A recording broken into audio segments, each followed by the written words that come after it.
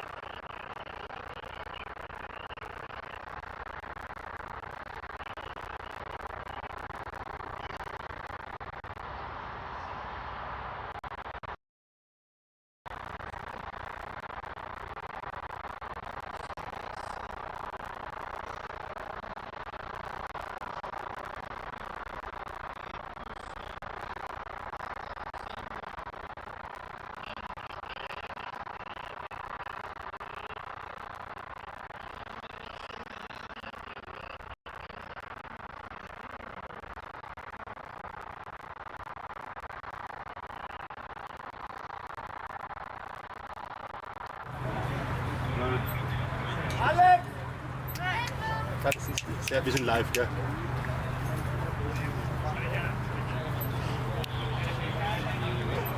Ja, aber.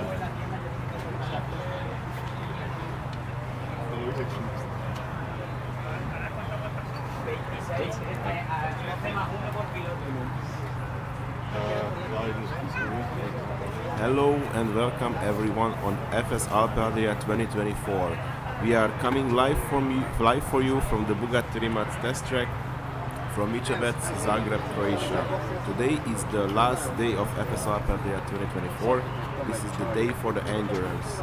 Today we're gonna see who's gonna take home the 325 points and we'll take a big step forward for the overall victory.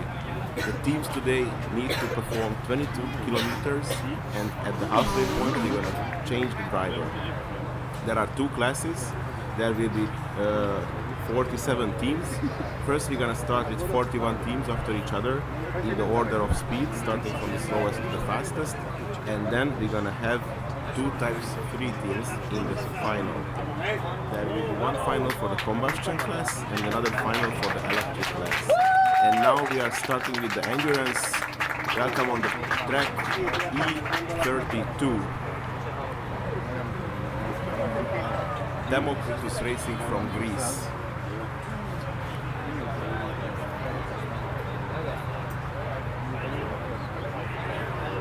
Ich glaube, deren Ziel ist auch einfach durchschauen.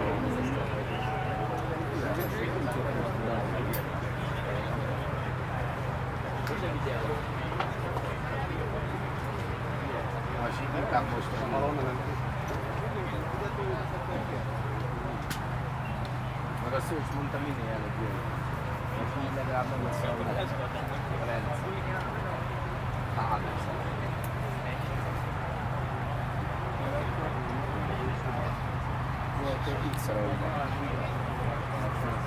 Easy way to identify an electric car is the flashing traction system alert light, the red light on the main hoop, and of course the E sign on the car number, and of course the lack of the noise. So yeah, we have on the track now Democritus Racing E32. They are the first team to run on the endurance today. Welcome on the track. My name is Thomas and I'm here with you in the cooperation of FS Alpe Adria and TU Graz Racing to create you this stream. We welcome you everyone. Please enjoy and have a great time.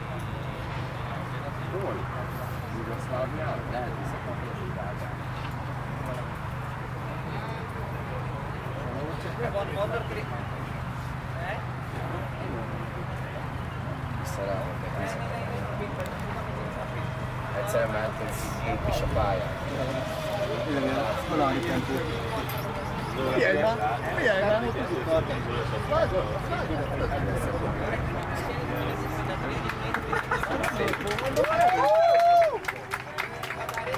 Nulla. Ez nulla. Miért nem megy gyorsabban, vagy mi? Tudtok, ezt így nem fog el.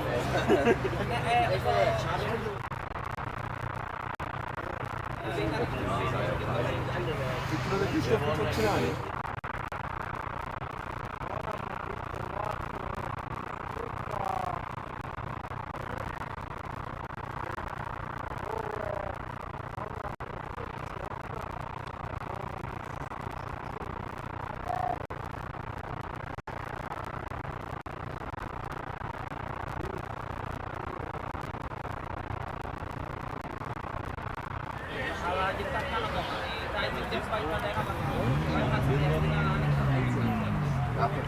Leírják a nőket. Ez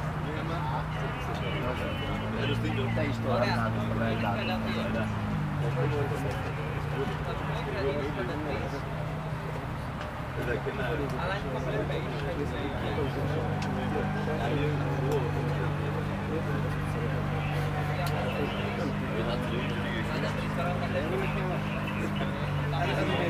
Mégis rajta felejtették a ekók, és 4 volt a keltek.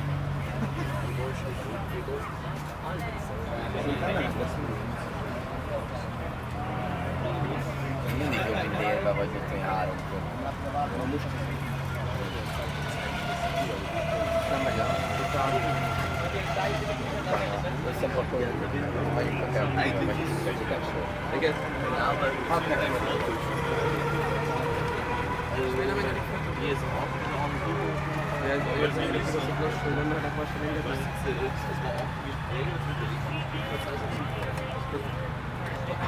Nem megy. 3,54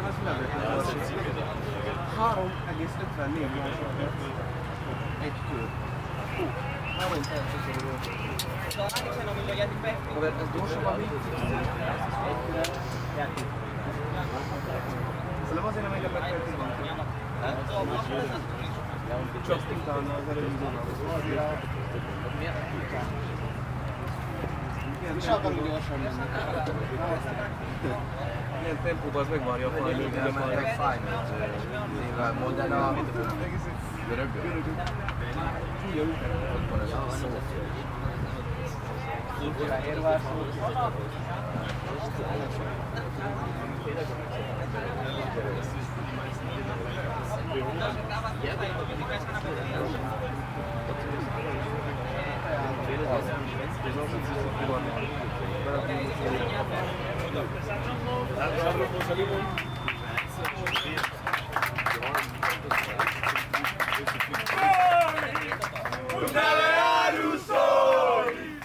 A donde vaya voy, quiero verte ganar.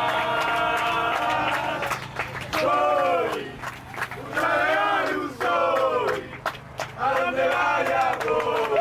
You can see that Democratic racing is starting with some steady, slow pace because in Formula Student endurance is all about reliability. The goal is to finish first to finish. So it's better to take it easy, make sure that everything is working on the car. But from lap to lap you can see that Democratic is going faster and faster. And in the meantime, the second team is going to join us. E92, Arus Andalucia Racing, the favorite of the comments. I see that there are plenty of team members cheering for their team here. Welcome everybody from Sevilla, from Andalusia, greeting the team on the track. Wish you all the best for the endurance.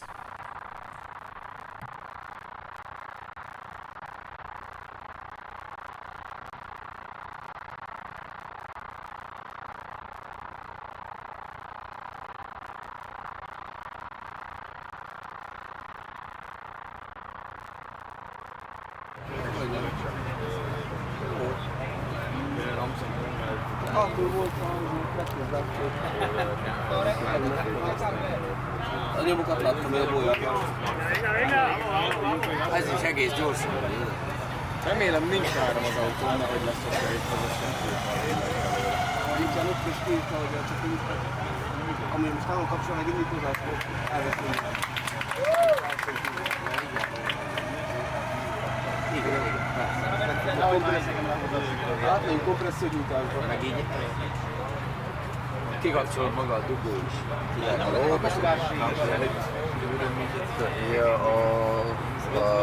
ich glaube, refokussieren, weil das andere bei der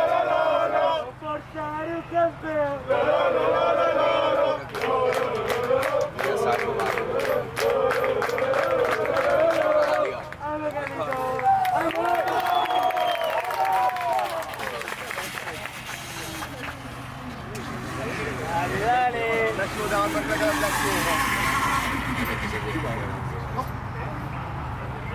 Something's wrong. Elteresztettek. De nem tudod, hogy ott át kell fűzni.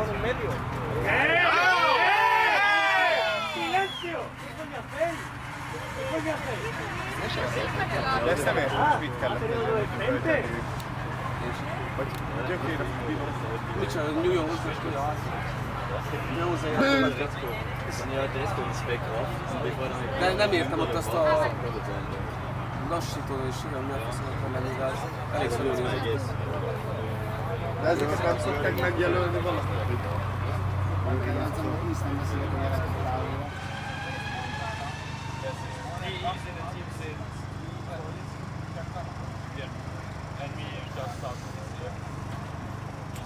Democritus Racing has completed 4 laps and Arus Andalusia has completed their first lap. currently we can see lap times of 1 minute 30 seconds roughly. Later in the day we expect this to go down all the way to the sub 40 seconds, so like between 4 to 45.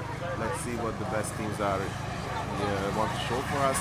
Currently we are starting with some moderate pace, focusing on finishing, focusing on reliable performance, and let's see how they are delivering it to us.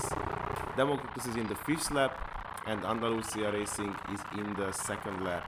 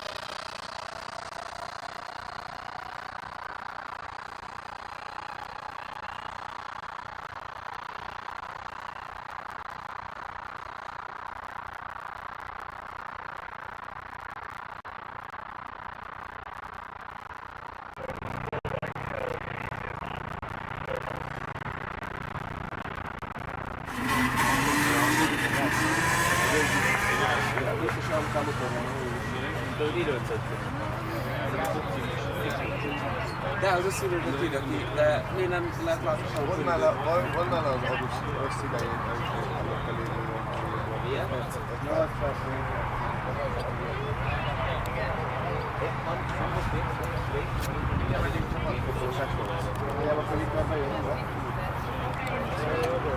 Elmegyek a pusztulatba. Ja, genau, sie fahren ziemlich sicher im Land, aber sie... Ui, behallgattuk a hangot, ugye?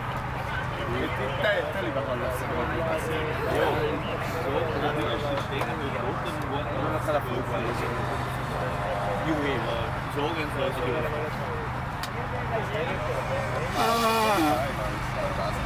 Hoppa! Renna, renna!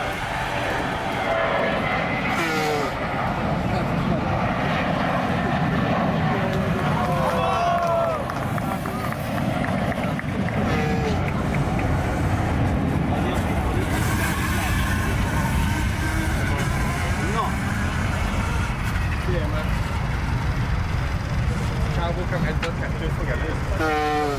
Igen, igen, igen.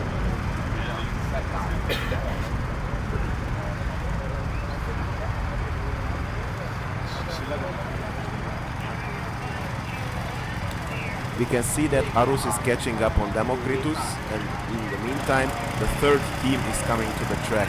It's from Hungary, Óbuda University, car number 121.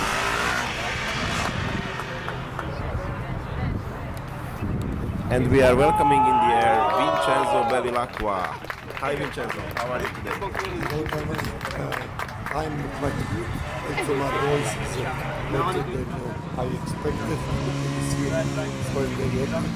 And I'm very pleased to see what our airlines doing because this team is running a turbocharged engine developed in the most year. I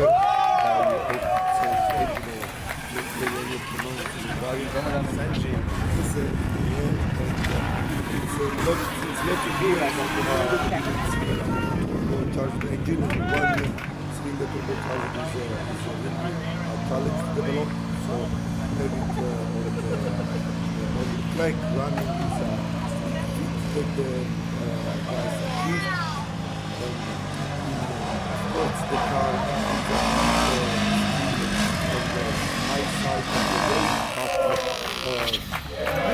fast on the super run on the track regularly, so I think it's good job.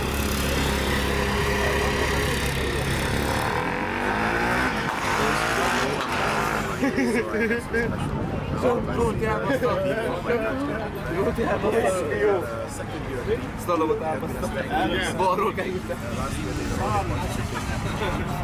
But today, this year, they are Tudatuk, van neki mikrofonod. Én amikor régen motoroztam, ugye mindig vagyunk So they are supplying for these two Hungarian teams. So they're gonna have 2 times to work today. Now they are cheering for Obuda, and later they're gonna cheer for Arabona. Yeah, this is interesting story actually because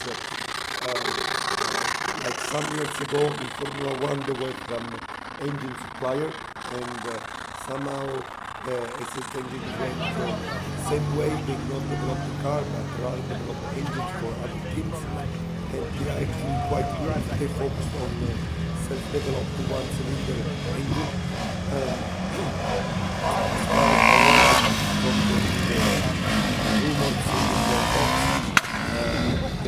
Next year, the main customer, Arabona, will not be able to get end of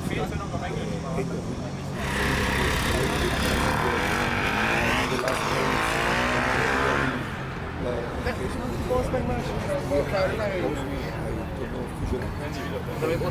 So, evidently, we should probably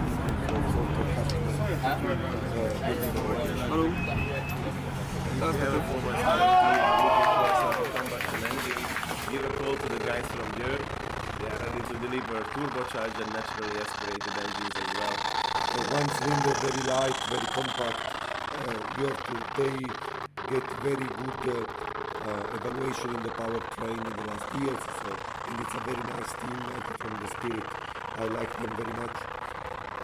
So the car is running. I mean, not super fast, but steadily on the track. What are the lap time? Around 1 minute? 1 minute 20 roughly. Okay. Which is already significantly faster than the previous one. The first guys were on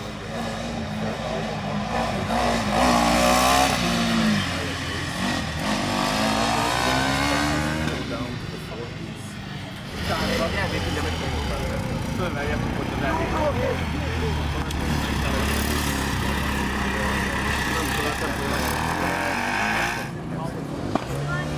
We expect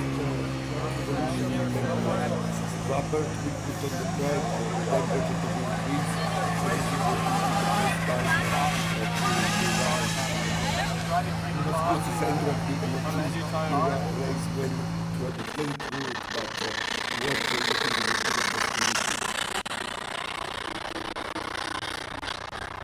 Pretty sure that there will be a lot of rubber rubbed on the asphalt. Even though we are testing here the Neveras, but still there is plenty to rubber to put on the track. I heard from the guys yesterday that it was a bit dirty in the beginning, so they were waiting for it to get better and better. Well, now there are gonna be a lot of cars going over and over it, so they're gonna put on the rubber. I expect it to go up. Temperature-wise, I'm not sure. What does your experience say? With the temperature rising, we expect it to be pretty hot today. It's gonna be 35 degrees. Will it help the car? Will it hurt the car? What do you think? First of all, so there are, I think that the component of the car that will be most influenced by the temperature will be the rubber, because driving, particularly in the hot hours between 11 and 3 will be hard would be, and also last year there was some drivers that at the end of the endurance they reduced the pace because of the physical strength. Also, we have seen last year that the lap time increased sometimes because a couple of gone by Aurus, I think. Yes, so I was telling that the experience showed that the lap time increased during the run, probably because the tires got hot or the cars got hot, or they reduce the power in the electrical side.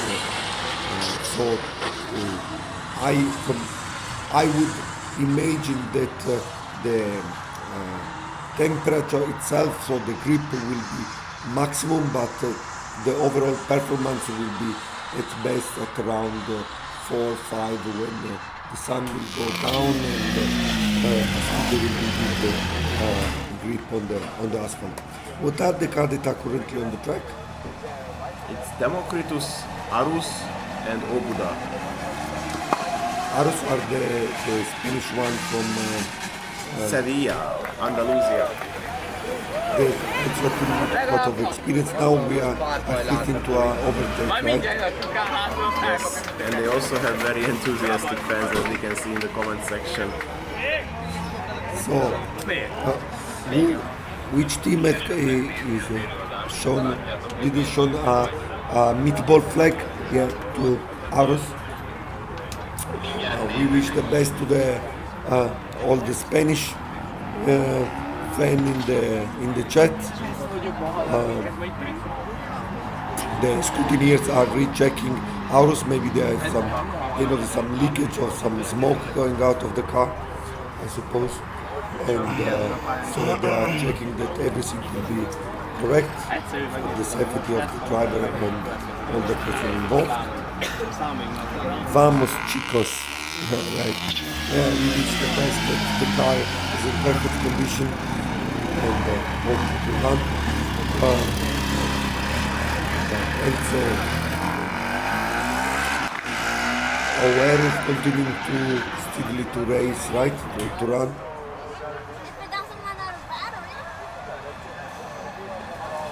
And the third car. Democritus, they are the Greek one, right? Yes. They are the ones who started, and they are on lap 12 already. They are going in a little bit moderate pace. I see that they are mostly aiming for finishing the endurance. Which is a good strategy, right? Yes. If you finish the endurance, that's going to also mean that you are having a really good result. There's been a bit of confusion for the driver where to exit the pit, and I think he went for the driver change. Yes, they completed 12 laps, and it seems like that they are coming for the driver change. They reached the halfway point.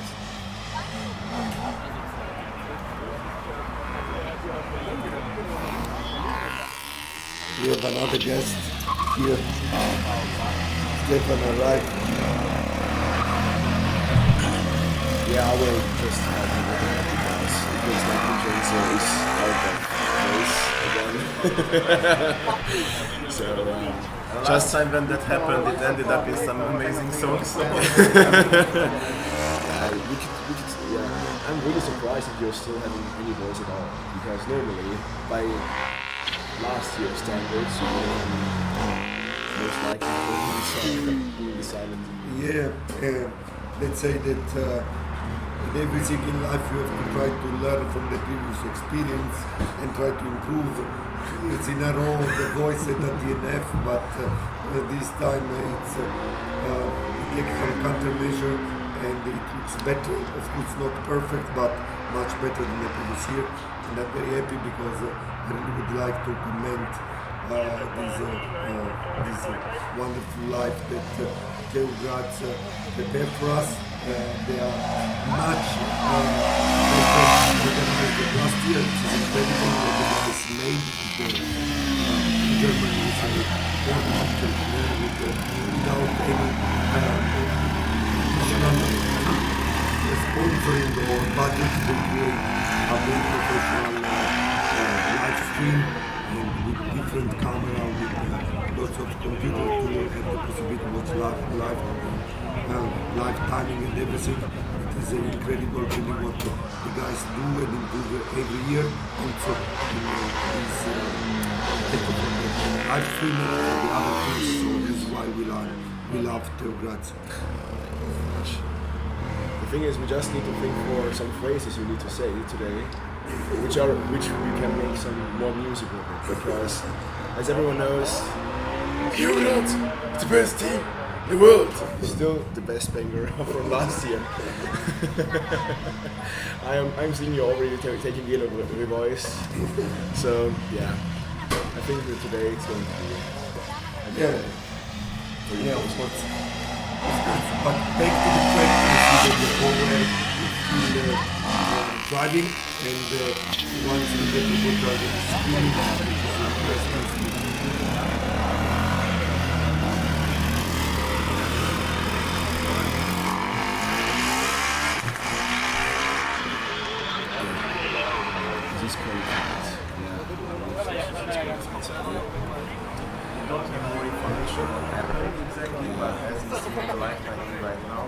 Alex is not continuing with the endurance.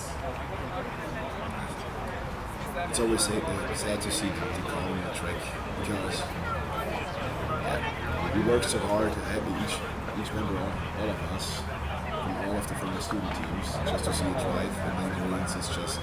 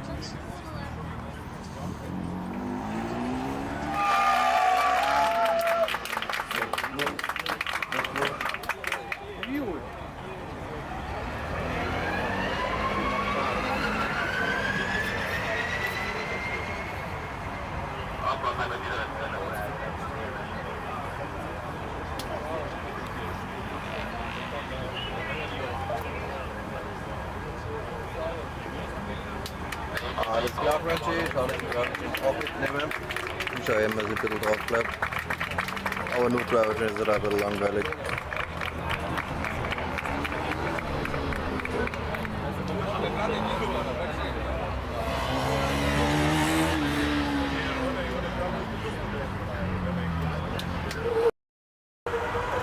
Has finished the driver change and now they are starting the second half of the endurance. But it looks like they're rolling, not rolling, but there's almost no power at all. I hope it's nothing technical. There are no technical issues there. But I just think that their driver is just trying to learn the track and just make a safe first round, and then do full power in the second one. They are also very cautious in the first half. I think their primary goal is to get through this finish, get the points in the table, and make sure that no problem should happen. They are taking it easy, collecting the kilometers, wishing them all the best. And at the same time, we received the fourth car. It's from Switzerland, Wallis. Yeah, let's see. They're taking a little bit more risky, as you could say. The thing is, I'm pretty sure they're going to be mad about their front runner because they're going to have a lot of blue flags there. So I can imagine that for sure. Croatia is really going to hold up the whole line with all the cars. What happens if you lose that? Blue flag, no. Many people, very great song made by Vettel, Sebastian Vettel. Blue flag, blue flag. Yeah, you see what is what happens right now. So they're going to get shown blue flag, which means he needs to let all the other cars go faster than him overtake. They are going to be mad. This is it happens. This is endurance. Yeah. Warum macht ihr kein Blue-Ding? Was mit das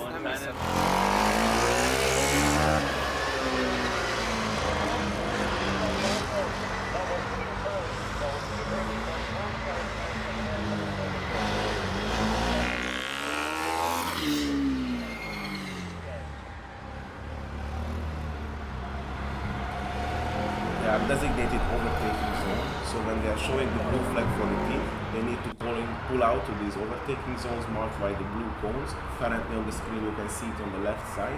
They are stopping there, wait for the faster cars to pass, and after that the track marshals are giving them a green flag and they can continue. Normally Formula Student cars are not competing against each other wheel to wheel, they are always fighting against the clock. The goal of this Formula Student is not to have exciting action, cars fighting for the position. And the goal is to get the fastest lap time. But on the endurance, at the same time, you have 3 cars on the track. And for ones that are faster, the slower ones around the slower ones need to be Yeah, Thomas, this is a very nice point. Of course. Did Oboda is finishing the first half of the they are coming for the driver change. a very good achievement to finish the first part of endurance. I wanted to say that yes, for safety reason, of course, it is forbidden to have wheel-to-wheel action on the racetrack for a student event. But we like wheel-to-wheel racing. That's why we have organized this winter virtual Formula Student competition on simulator.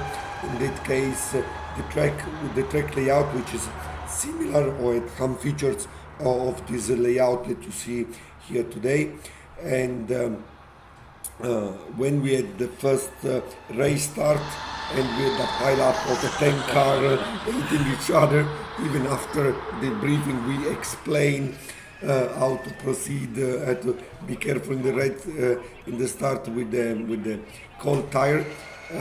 This is a proof that it will be very dangerous to allow overtake on the track in Formula Student. So I'm very, very, I support very much the blue flag rule. The thing that I think is at the online event that we made, we saw that a lot of people, when they don't have the car on the line, because there were two different groups, Group A and Group B, and Group B was the best drivers. They didn't have any problems because they still on the online event they were perfectly battling wheel to wheel and there were no incidents. But the first group, which were more or less the newbies and the fun drivers, yeah, everything was just total chaos. And I think here I think we could try once just to do a wheel-to-wheel battle with drivers where we know that they are respecting each other, because to build this car is taking the whole year, and if you crash it, there's no coming back. Absolutely agree. It is from the safety point of view and from the economical point of view, will be a very complex experiment to do.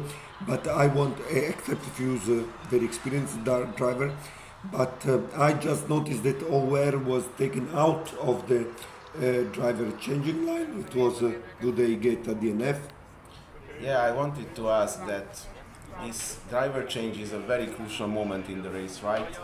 As a team member, what can you say about it? What happens? What makes it so challenging for combustion teams? What's making it so challenging for electric teams? A lot of DNFs are happening in these driver changes. Yeah, sadly enough, if there's just some car fluid on any part of it, it's already a reason to get disqualified. So a lot of teams always see that really, really critical, and I think it could be interesting to change the rule a little bit. One of our ideas that we talked about with other members would be that we make a normed, let's say a paper towel, a kitchen towel, and if it's heavier afterwards, like let's say 10 grams of fluid, after you collect it then over the whole car, then you get disqualified. Then you have a measurement.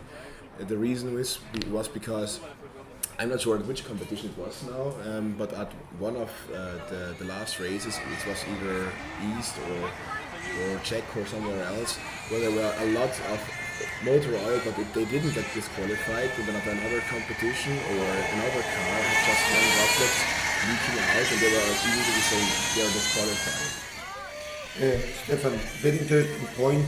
The things is these guys are running on the edge of the grip, and of course every noise oil on the track can be potentially dangerous, and the leak tends to increase rather than yield themselves in the typical case. Mm-hmm. This is the reason why the scrutineers are looking for possible leaking to guarantee the safety of all the persons involved. it is one of the main points that I looked at during the driver change. I still think that it's very important, but I agree with you that quantitative measurement could reduce the, let's say, variability that you have race to race. I mean, we have also in Formula 1, race to race is of course acceptable, and in the Formula Student. For example, as well, the team here, which got disqualified for the Excel run, just because they were 2 watts over the 80 kilowatt limit. And that is, it is the rule, it's only 2 watts, but it is important to have a quantitative measure, and you cannot like just say it was only 2 watts. The rule is the rule, and I think with something like the oil, like the fluids on the car, you really also need the quantitative measure just to treat everyone equally. In the meantime, one car stopped in the big corner, and Wallace is catching up to it. Which car stopped? Democritus or PRZ? So yeah, in the meantime, there are. We mentioned that Wallace Racing from Sion, Switzerland, has hit the track. They are collecting the laps nicely, and at the same time, PRZ Racing has also arrived from Poland. But there is some situation going on the track right now. Yeah, it's PRZ Racing, I think. It's also an electric car. Currently we have 3 electric cars on the track. Not so much noise, but indeed a lot of actions, as we can see. If we talk about noise, the driver parade yesterday, Rijeka had the greatest idea of them all and just removed their muffler. I think for the next year, all the combustion teams are not allowed. They are required to remove their mufflers just for the driver parade, because the emotions ran so high and everyone was so hyped about it. This is one of the biggest reasons why combustion cars have a place in Formula Student. That they are needed, just because engines are just emotion. Absolutely, Stefan. The engine are the emotion. I love combustion engine, and I get all the kids get the emotion high when the engine is revving.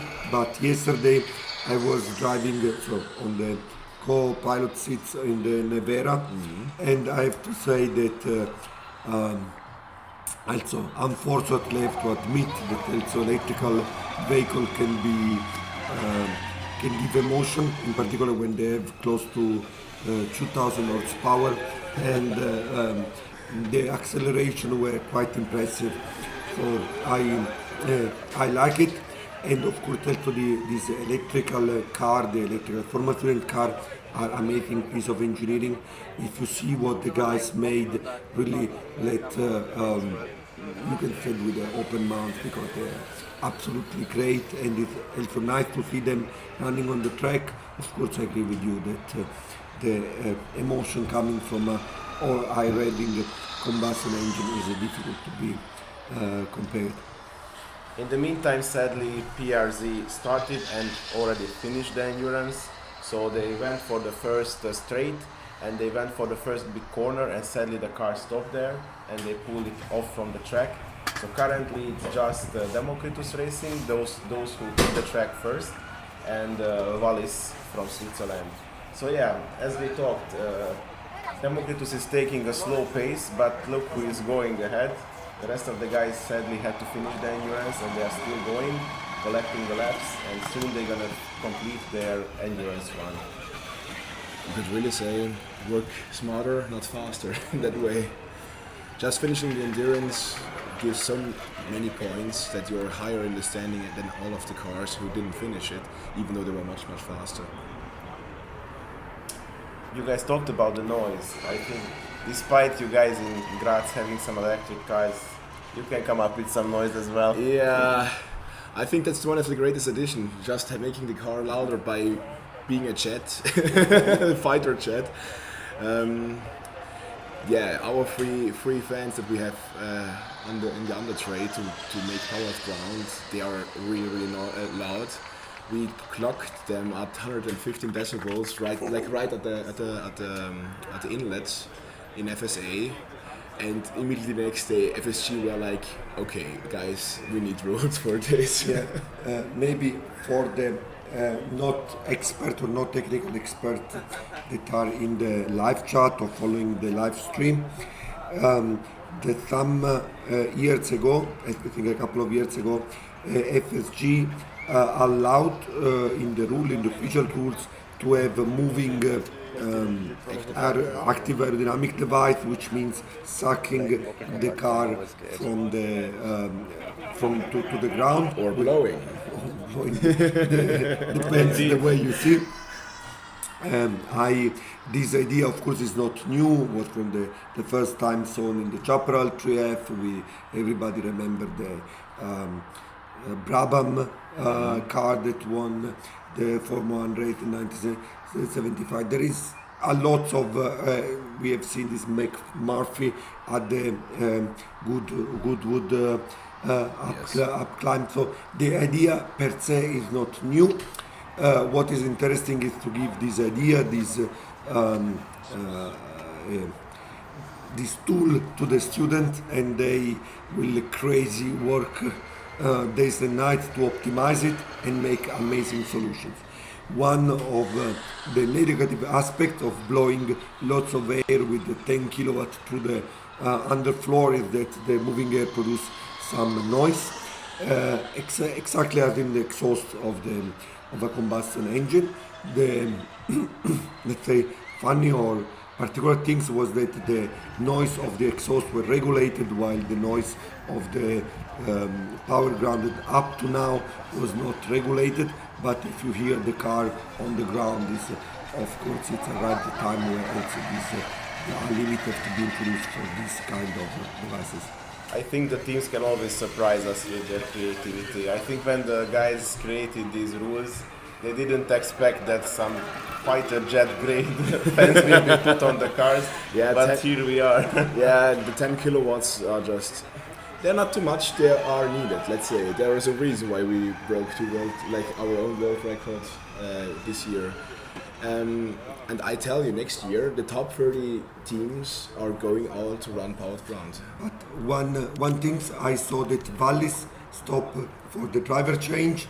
I don't know if there are people from Switzerland on the chat. Please let us hear your emotion. Let us hear the support to the team. And in the meantime, Pure Mannheim is also on the track. They are from Germany, and there is something going on in the slalom section after the first big corner. It's Democritus. They were going very rapidly so far. They are in one of the last few laps, but something happened. The track marshals have approached the car, but they are continuing. Yes, they are continuing. Nice. I'm really hoping that we're gonna see the first finished endurance. They came so far. It's going very well, collecting the kilometers. I really hope that they're gonna reach the finish line. Yeah, it's really important. Yeah. Like finishing endurance, I think every team. How can I say it without being emotional? It's the endurance is high and low for every team, and I always say everyone deserves to finish it because it's just after the endurance. It's the most intense 20 minutes for each team at every competition. You start, you go to the finish line, and your whole stomach cramps up, and it does not even release, even after in the driver change or something else, or even in the last 100-200 meters. You are just trying to get it over with, and when you do it, it's the greatest relief that you will ever experience, and it's just a beautiful emotion. Something is going on with Mannheim currently. They are in the beginning of the first big corner after the overtaking zone, and they have stopped.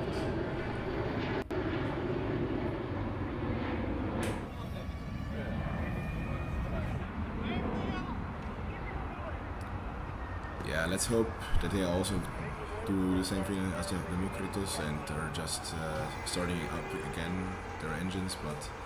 Oh no, it's Demokritos again, sorry for the misinformation. It's Demokritos is struggling.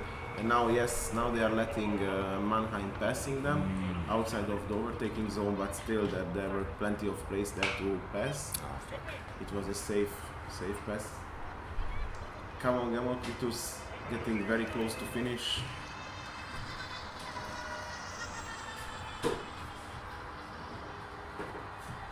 Let's hope for the best. Let's show them some love in the chat. Say our prayers. Yes, yes. Pray to the racing gods. The electrons needs to flow in those cars. Let the magic work. In the meantime, Cure Mannheim is reliably collecting the kilometers. They are in their 4th lap currently, and the Wallis is still in the driver change. But as I see, everything is going well for them. Hopefully they're gonna, and they are coming back to the track. Yes, driver change completed. They are coming back with the second driver. Just starting the second half of endurance is such a big achievement, even though it gives no points if you still fail it. But just going through there is, yeah, props to each team that does it, because it's really difficult. You see E32. So yeah, it seems like that they continued, but now they stopped again in the upper section. I'm thinking that they are maybe in the last or the penultimate lap. So they are really close to complete the endurance, but something is going on. The driver is communicating with the track marshals. I believe, I cannot say for sure, but I think the battery voltage in their car is already too low, even though they drove so slow. So because you see always in the corners, when they are decelerating and try to accelerate out of the corner again, the car shuts off, because most likely the battery voltage drops too low, and then shuts down the whole car. So I believe, I'm not sure, but it could be the possibility, which would be really sad to see. This would also explain why they are going it so slowly. They are trying to preserve the battery. Maybe they have some issues with it. Maybe the cells are not performing in the desired level. It could also be that they didn't have the time to charge it up fully to 100%. Like an SoC of 90 or 95 already is enough for... nice! Going on again, yes. Come They on. are getting very close. Take it slowly. In the rear big corner, they are completing it. I think he tries to keep like as much energy in the car. Keeping the momentum.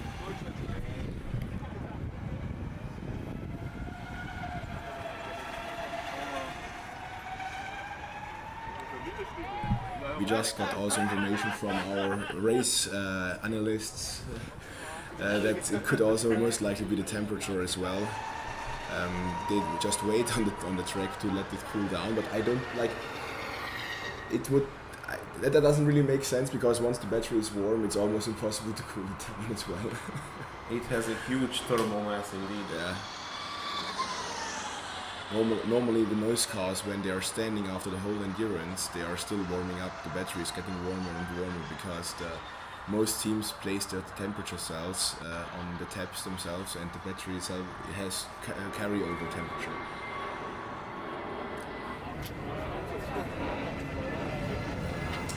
It's still running, so currently all the 3 cars on the track are running. Demokritos is again coming to the last big corner. I'm not sure if I saw it right, but in the previous lap they showed the meatball flag, but it still continues, so I'm not sure what happened there. Hopefully nothing problematic. Isn't the meatball flag normally just shown for mechanical damage? To be honest, in that one I'm not that experienced. Now they have shown it again, and the track marshals are guiding them out. That is... This is not the flag that they are waiting for. I think they are looking for the checkered flag. Yeah, I think they're doing try to do a little screw, like I hope they just let him back on track and finish the endurance, because even though you're shown the meatball flag, you can finish it afterwards if the officials and the track marshals decide that the car is safe to drive. You see? Yeah. Yeah. Nice. We checked it, let it continue. Nice. What happens if you avoid the meatball flag? Maybe you get some penalty? Most likely. Or you can also get disqualified. You can get shown not the checkered flag, but the black-white flag. And be Hopefully disqualified. this is not going to be the case. I truly believe that the poor driver is really focusing on finishing, checking what's going on with the battery, what's up with the temperature. Probably he missed seeing the flag in the first blink. But for the second lap, when it was shown to him, he was guided out, and indeed it was checked, and he's led back to the track. And now, hopefully, they're gonna reach the checkered flag. Yeah.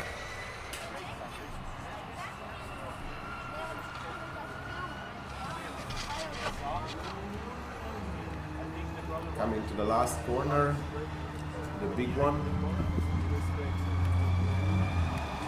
Completing it successfully.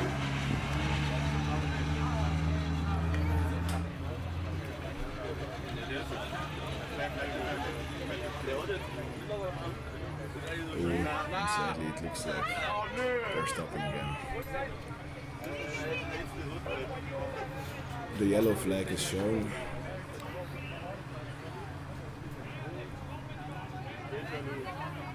The traction system is still active. You can see it from the red blinking line on the top of the main hoop. Maybe some restart needs to be initiated, but the system is still active. In the meantime, the track marshals are letting the Valais pass. What do you know about this Valais team? I started to see them recently on competitions. How are they performing? The first time I saw them now is at these competitions, and I'm pretty stoked for them to see them performing really well. If they finish endurance, they are going to have a great time. Normally, the most famous team out of Switzerland is ETH Zurich. Yeah, AMZ, Akademische Motorsportverein. Zurich. They are just also they always make also a beast of a car. And this year we had driving against them is really stressful, but really rewarding as well. Because if you perform against teams, Democritus has finished, but for some reason the driver feels like that if he went so far, he doesn't want to stop at this point. oh no. But yeah, I think he's so zoned out and such in the zone to drive to keep the car running. The extra endurance round, we also had that happen once in 21. going for the extra mile. Yeah. But yeah, back to the Swiss team. So yeah, IMZ is a very, very strong team. It's fighting. They are having the dominating season this year. But there is from Bern there is also BRS and also Wallis, and probably they are fighting with each other who is the second best in the country.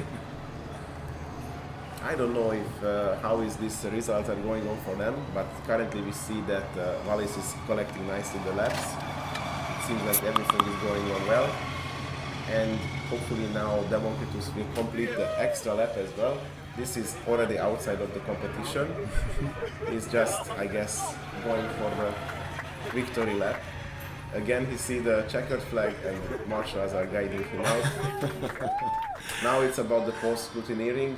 We hope everything is going to work well there. And then if everything is all right, we have the first car which has finished endurance. It was almost heartbreaking, some really tense moments when the car was stationary on the track, but in the end it managed to carry over and complete its laps, even go for the extra one. I'm pretty sure that the driver is super hyped up and really focused, and had some challenges on noticing on what the track marshals are telling him. Just because of that point of doing an extra lap, we have one of our members here who was a module leader for the data acquisition in that year, And I want to, because as a race engineer, normally you are the one who's the most frustrated when something like this happens. So, Christian Ablasser, could you just please go to the mic and just tell us your emotions at that time when the extra round was done? Yeah, it was basically like always, the endurance is always for a race engineer if you're doing the driver radio, always one of the toughest minutes or half an hour of the complete day when you do the endurance. And if then the driver radio is not working somehow and you cannot communicate with your driver and the driver is driving one lap more, it's then and you cannot communicate with them, it's like at the moment it's nerve wracking. Because you also don't know then what's happening from the road.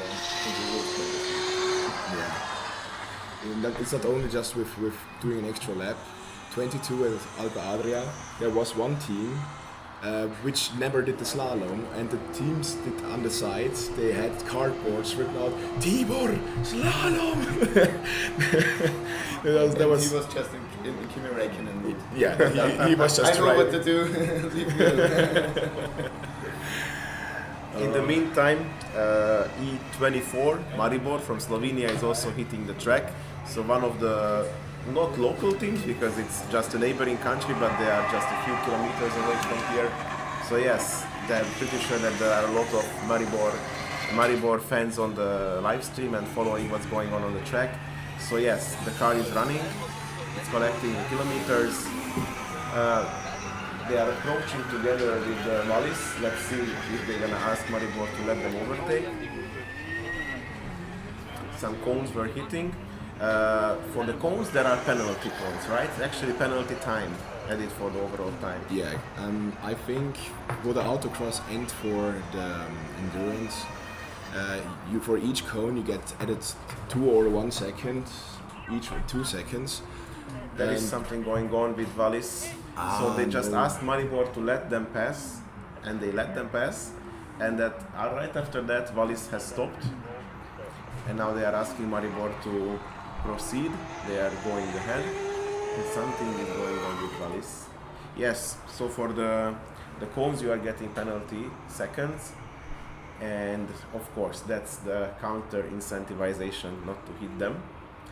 As I heard from the drivers in Alpe Adria, the track is pretty wide, so you have a lot of space to play around. They love it.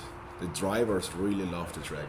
Having some long straights and high-speed corners, and just the possibility to drive how you want with your technique and with your car to your car's best abilities.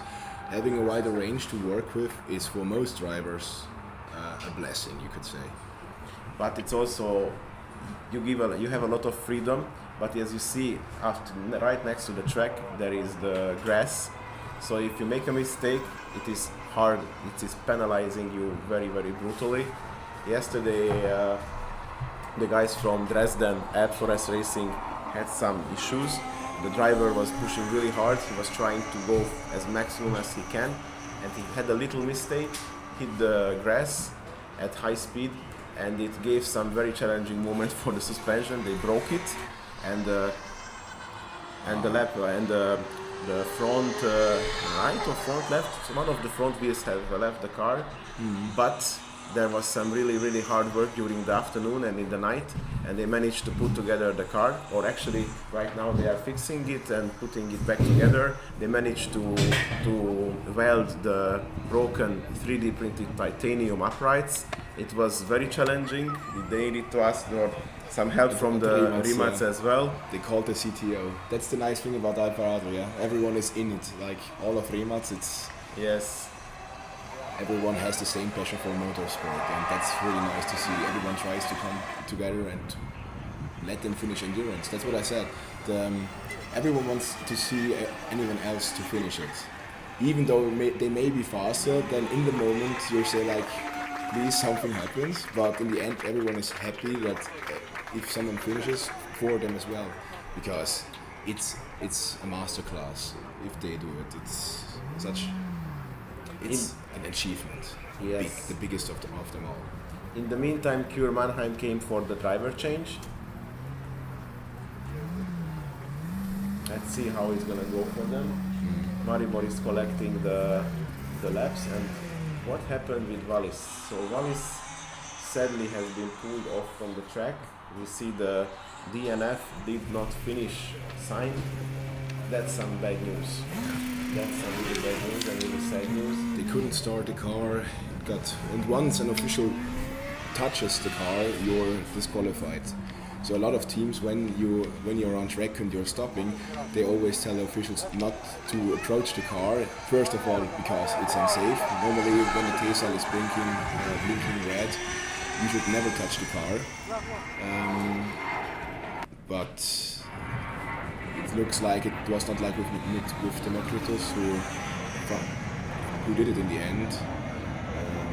They sadly could not restart their car and were disqualified.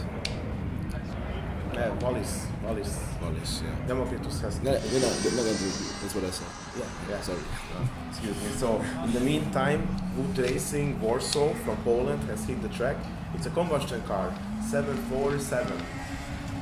I hope they're gonna have some flying laps. With such a car number, you need to go hard. Yeah. I was judging them this week, I was judging aerodynamics, but I missed to ask this question from them that do they have some affiliation for airplanes and that's why they chose this car number or not. But they did an amazing job with the aerodynamic package. Also with the rest of the car, it's also working very well. Now they are hitting the track and let's see if they are managed to achieve and finish the endurance. Wishing them all the best. Greetings for all the guys in Poland.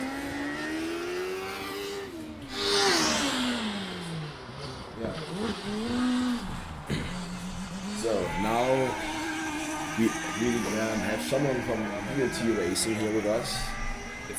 Marcin Płatek, team captain of Wood Racing team from Warsaw.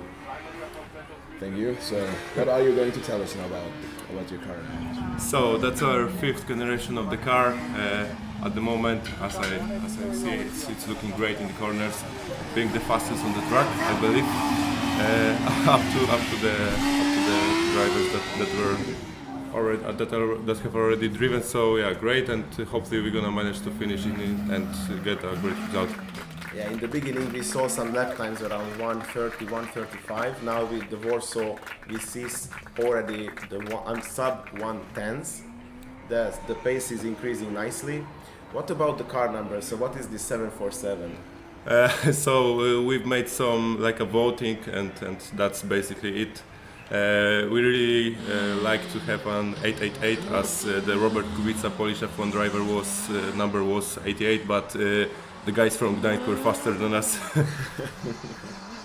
Yeah, a lot of the numbers are always getting competed with. For example, our 53, a lot of times it's taken as well because it's an homage to Herbie, the bug, the beetle. Yes. And so a lot of people want to have it. I think if we finally make a driverless car, most likely next year, I'm not sure if we can make it. We finally have the real Herbie now with us because it's driving by itself. It's not going to save people, but it's going to save ourselves. I would like to ask you, how is your season progressing? How is Alpe Adria going for you? So yeah, basically I think that we developed a lot comparing to the last season. That's our 2nd competition this year. We also attended FS East and managed to finish 2nd in the endurance event. So that was a great achievement for us, and we believe that today it's gonna be not the worst, maybe better, but the main goal is to finish as fast as possible. I'm happy to see that our driver is overtaking someone for the first time in like many years, so that's a great, and game is game and game is on, as our motto says. It seems like that he's a bit stuck behind the electric guys and he's using his chest to warm up the tires. Do you have some tire warming issues? Is it some hard compound and you need to put some energy into it to make it work? Our main problem of the season is too high forces on the steering rack and steering wheel. We have some struggles with the steering rack that affects the driver's feeling of the steering wheel. They struggle a lot after some laps. So we send them to the gym to train as much as possible. And yeah, we had to put some higher pressures than we would like to, due to make car easier to operate in tight corners. So that's basically it. I saw some big roasting meme in a Formula Student East. It was like that there are the track drivers driving for 18 hours and they are not complaining, they are just going 100 miles an hour. And at the same time there are these Formula Student guys driving for 22 kilometers and tiring out a lot. But of course they don't have servo. So yeah. Engineers can say that they can do is to design some friendlier forces in the friendlier mechanism, which is reducing the forces needed. But you need to put the forces in. You need to turn the wheel. So yeah, the guys need to and the steering wheel is really small. So from our analysis, from our simulations, we have like a double of the forces on the steering wheel than. Much more than Formula 1 cars have, so yeah, I guess that's a real struggle. And you can see our drivers going out of the car really sweating, especially in a weather like that. They are pushing hard. As soon as they are catching an electric car, they want to overtake. Track marshals are helping with that. It's really visible that the electric cars are taking it a bit easier, probably preserving the battery, and want to make sure that they finish the competition. But you guys in Warsaw, you guys are pushing hard. You are going for the time, not just for the completion. Yeah, of course. So our first driver, Michael Milaniuk, is doing a great job, and another one is, as we call him, Rudy Bayerant. He's gonna be the second driver, and yeah, hopefully there will be some fire on the track. But fire of the lap stop, the time.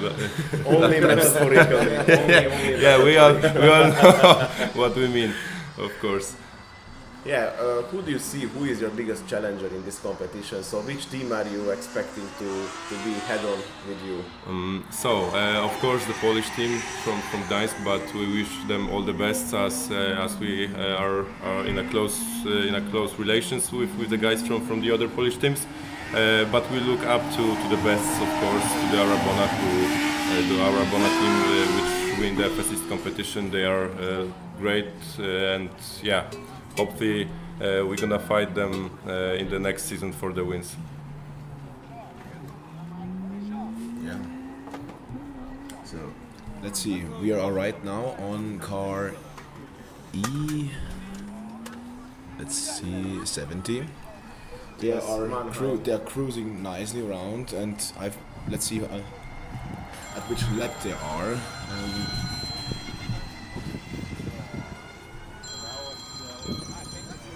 Mannheim with lap 16, so yes.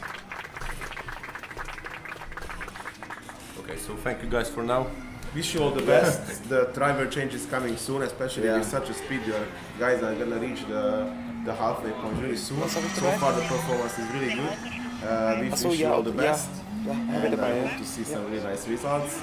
Yeah, Arabona, DME, they will the type competition. Also the guys from Australia. Of course, but we look up to them. So maybe a 5th place or like top 10 finish. Of course, it's our like the lowest point of expectations, but top 5 would be nice in that event. So yeah.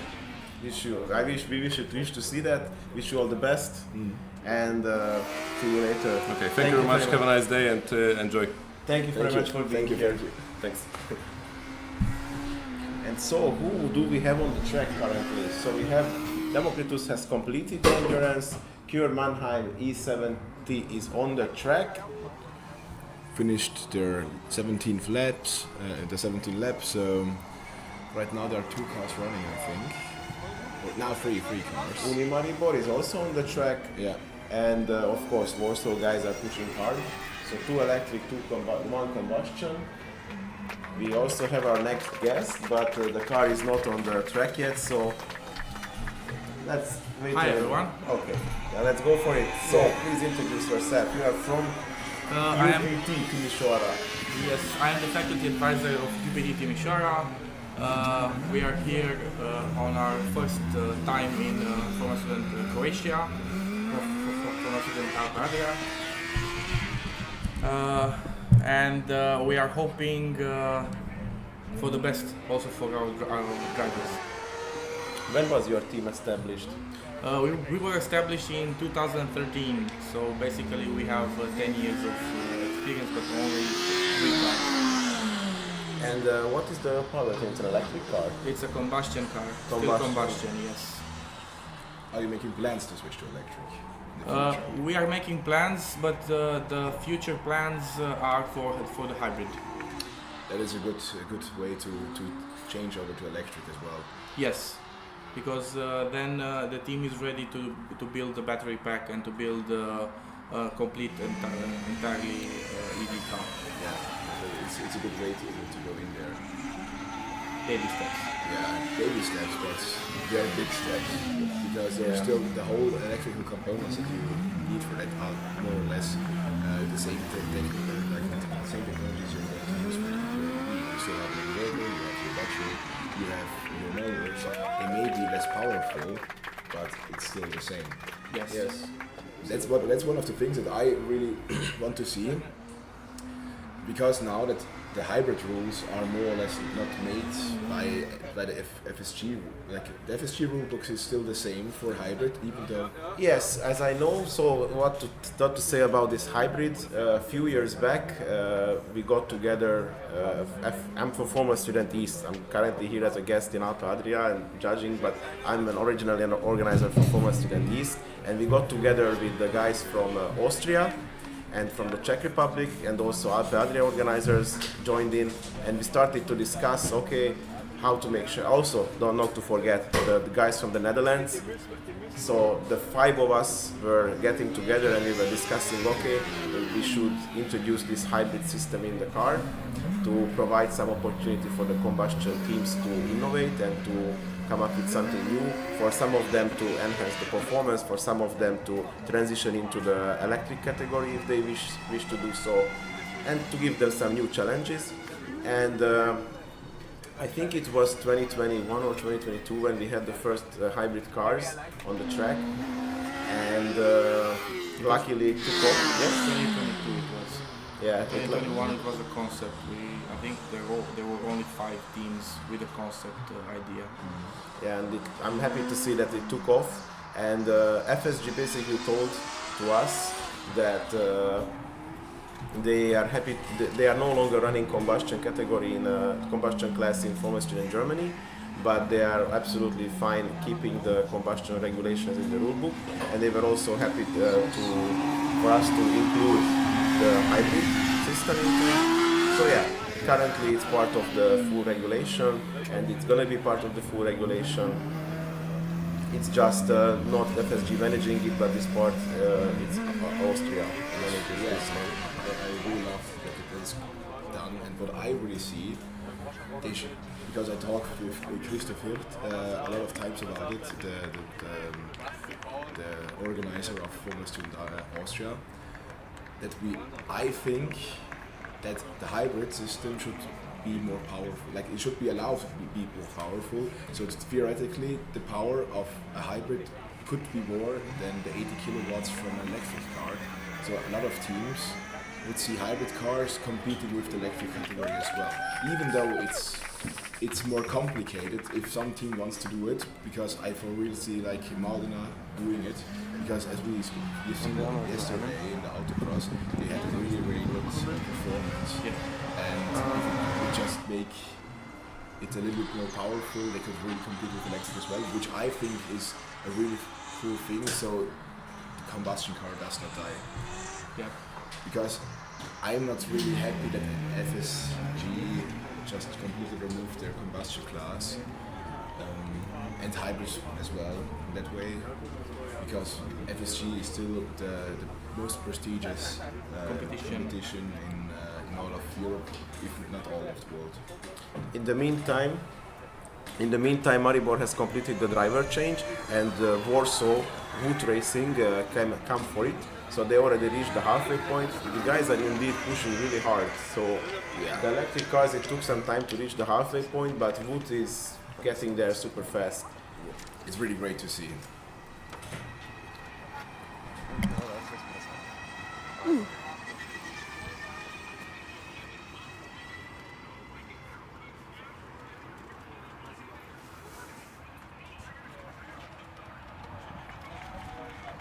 Also die Kamera wird die ausschalten. Ja, normalerweise mit Traffic in die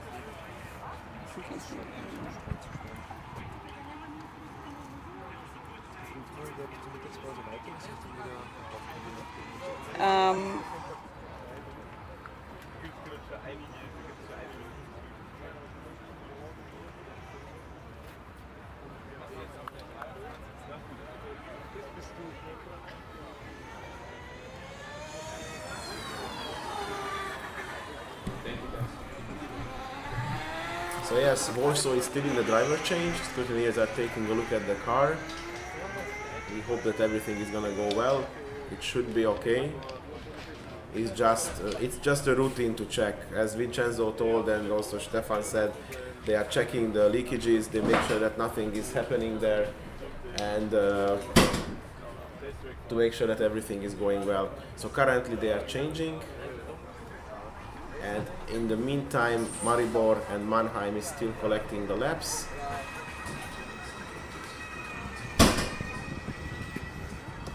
Actually, Cure Mannheim is approaching the end soon. So they are gonna complete, finally we're gonna have the second completion of Endurance.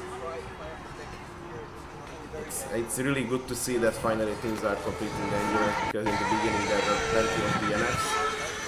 Luckily now we're gonna put some time on the board. Okay. I really hope that everything is going well in the post-scrutineering as well. That must be really heartbreaking when you're completing the endurance and then you go for the post-scrutineering and they find something which is resulting in a disqualification. Yeah, that's why we always say it's not over until you're through post-scrutiny. But once you are getting over the radio normally on our team, it's done. It's just the emotions run so high and everyone is really hyped, and it's just like we said before, it's one of the best feelings you can have in the whole competition. Yeah, indeed. When I see teams with a completed endurance and completed post-scrutineering, they are extremely happy, and I'm really happy to see the emotion rising high at that point, and all the achievements, all the hard nights during the year, all the challenges, all the issues are being rewarded with such a victory. Yeah. Even if it's not like a super fast time, just completing the endurance is already a huge achievement. So in the meantime, still Warsaw is in the driver change. The second driver is in looks the... good. Yes. Already that was a really fast driver change. Yeah, they are coming back to the track now. These Warsaw guys really push hard. But as we saw, the enthusiasm is there. They want to beat the best ones, and they are on to do that.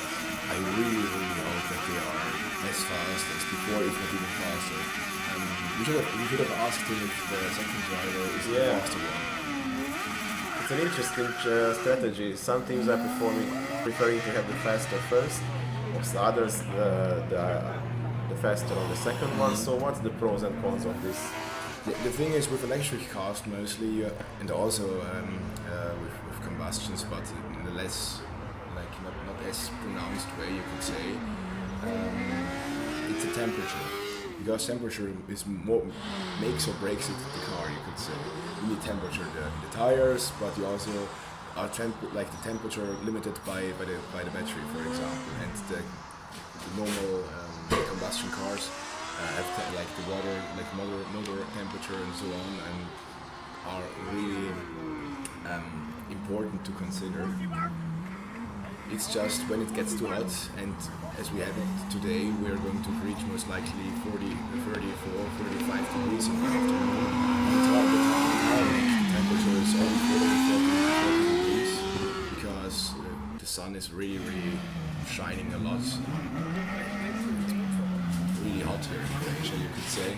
Yeah. The Croatian sun can be deadly.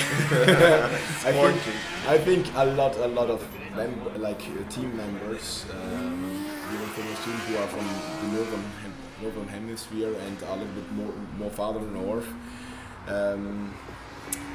they really feel it. They say it. They say they are just dead. It's really hard to go. This is why I'm so impressed. I'm just getting told it's going to reach 36 degrees at 5 p.m. which means the track temperature at that time is really going to be like 43, 45 degrees, if not even hotter. Perfectly for the tires, but really, really bad for the members who are looking and for the driver as well, because he's going to be sweating in the race suit. It must be really hard to focus to deliver your best in these very, very challenging conditions. But also the ergonomics guys and the chassis designer guys are trying to make sure that you have a comfortable area. In the meantime, the last lap sign was shown for Pure Mannheim, so they are getting really, really close to finish it. That's really good news. There were no really big issues, anything. So with the other cars, there was from time to time stopping, continuing. With Pure Mannheim, we didn't mention them so much, but we didn't mention them so much because they were delivering bringing the laps, doing everything very, very well, and now they're gonna finish their That's 2 laps to go. I'm pretty sure they're going to make it. That's amazing. That's a really good performance from them. So now we're gonna have 2 electric cars, hopefully. Yeah, let's not jinx it, but we're gonna have soon, hopefully, 2 electric cars completed endurance. From combustion side, we still don't have anybody completing. Actually, the only team who completed is just Democritus, and Wood Racing is on the track right now for the combustion class. The other combustion was Oboda with the single-cylinder turbo engine. So yeah, there are roughly 66% of the teams are electric, the 1/3 is combustion, so that's why you can see this disparity. The biggest change, if you think about it, before Corona and also before 2017, 2018, most of the cars were combustion cars, and then like a little bit, you could just say, let's see, it's the last lap. I think Pure Mannheim has finished, but I'm It's not not sure shown. if I saw it right, if they actually left the track or they did the move of Democritus. Oh no! I hope not. And they're standing now. But is it worse over there or? Like not standing, they're rolling, but yeah. 747 is slowing down, Warsaw is slowing down. Oh no! And yeah, you need to wait for the car to. Yeah, they most likely are going to get let past. Yeah, we see it now. Yeah, the car which is green overtaking, flag. it's Maribor. So Maribor now overtook. This is going to be really Warsaw. difficult because if they've already finished, but didn't make it into I'm not sure what is the rules out here. I think they went to the right place. So we missed to see that they completed, and they went out to the post-scrutineering, and currently it's Warsaw, which is facing some challenges. Yellow flag for Warsaw. What's going on? The track marshals are there.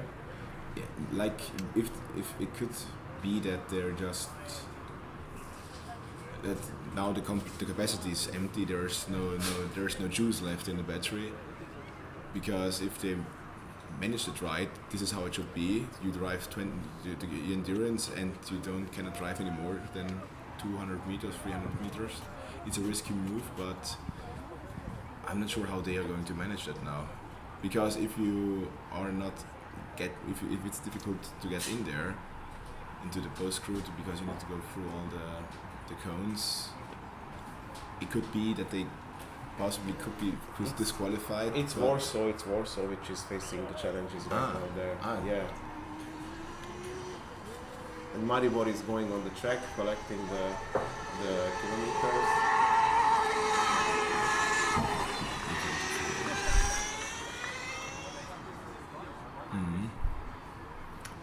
Maribor is also getting close to finish their turns. They have a few more laps to go.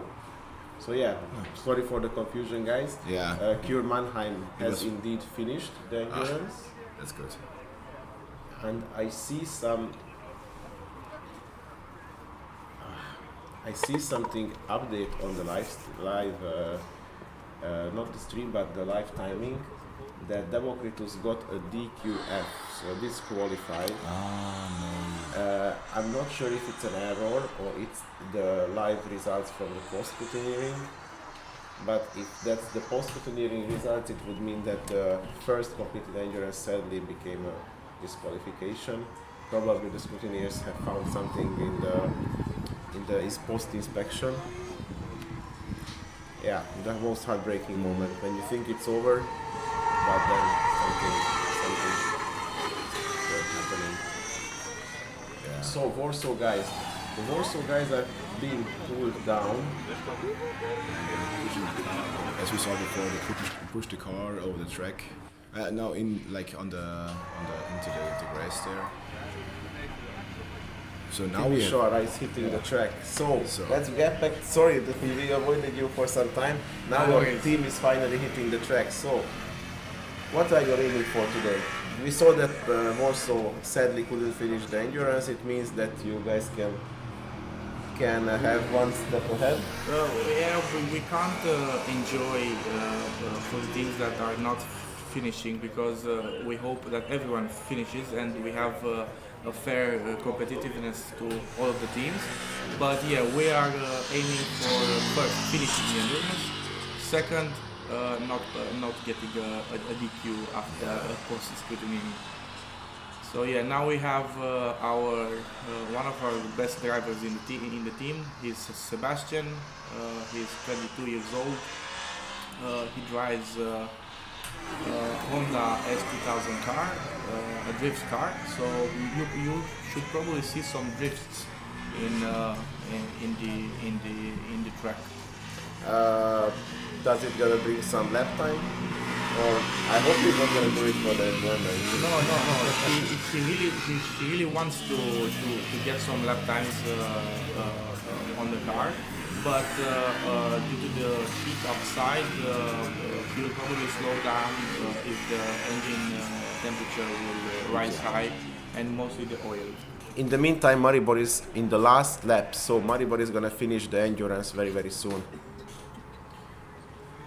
Yeah, so as I said, if we are seeing that the car is slowing down, so probably that's causing the oil temperature to get into it. As we can hear them cheer. Maribor is on the last few meters. It's coming in. Fingers crossed for the guys. And it's done. It's done. The cheers are there. Very good job, Maribor. Maribor GPE Grand Prix Engineering. Having some fierce competition with Ljubljana, the other team from Slovenia. They call Superior Engineering. Just yesterday I met a good old friend of mine, because Adalba Adria 21, their tent was right next to us, and they always loved to party as well, to have the good Balkan music. We love it. It's the Croatian vibe. When you're in Croatia, your culture is getting changed to Croatian, and you need to accept it. That's the thing. This year in the German, Yeah, in the meantime, Deggendorf Fast Forest has hit the track, and they started their endurance. So currently the cars on the track are Fast Forest Deggendorf, Timisoara, and who else is there?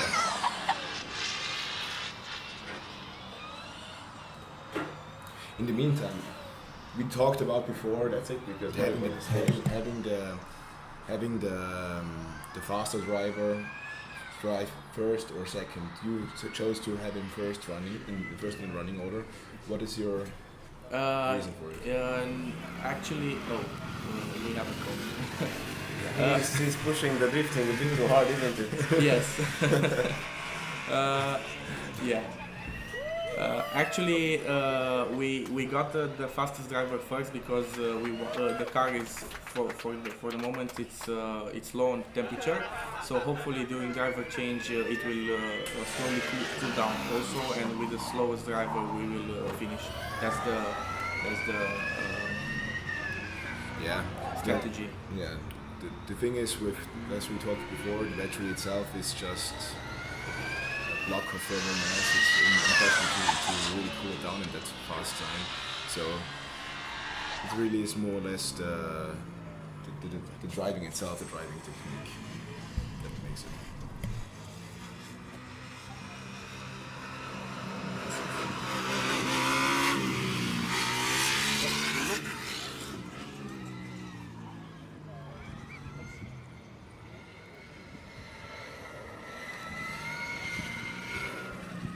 So yeah, your choice was to first put down the fast, push up the temperature, get the car go fast with the fast driver, and then to coast down with an easy second half, right? Yes. Yeah, because the temperature on the track and also outside it's very hot. Yeah, getting temperature in the tire is the most important thing, because I got told by a lot of drivers that the track is slippery, but I'm to only believe that the drivers themselves always want to have dragster tarmac to drive the car as fast as possible. So I'm pretty sure for street cars this car is good, like the track is good enough, but for Formula Student teams we need more grip. Thank you for being here, because in the meantime, thank you for the fast interview, wishing you all the best. And what is your team cheering? Thank you guys. Yes, I will say it one moment. Thank you that you're also doing this live stream for everyone. So again, a huge thank you to Tag Racing. And yes, our cheering is, I would say it in Romanian because it's in a Romanian one. Do it. So it is O Bacula. Cheering for O Bacula. Wishing you all the best. See you later. See you guys. Cool. In the meantime, what's going on the track? So Ruhr University Bochum, Rub Motorsport has hit the track, E48. So Kürmannheim has completed. Fast Forest came just to the track, and also Rub Motorsport. We have Tobias Stiegelbauer. Yes, from Fast Forest. Please join us. Hello. Hi Tobias. Sit down here with us.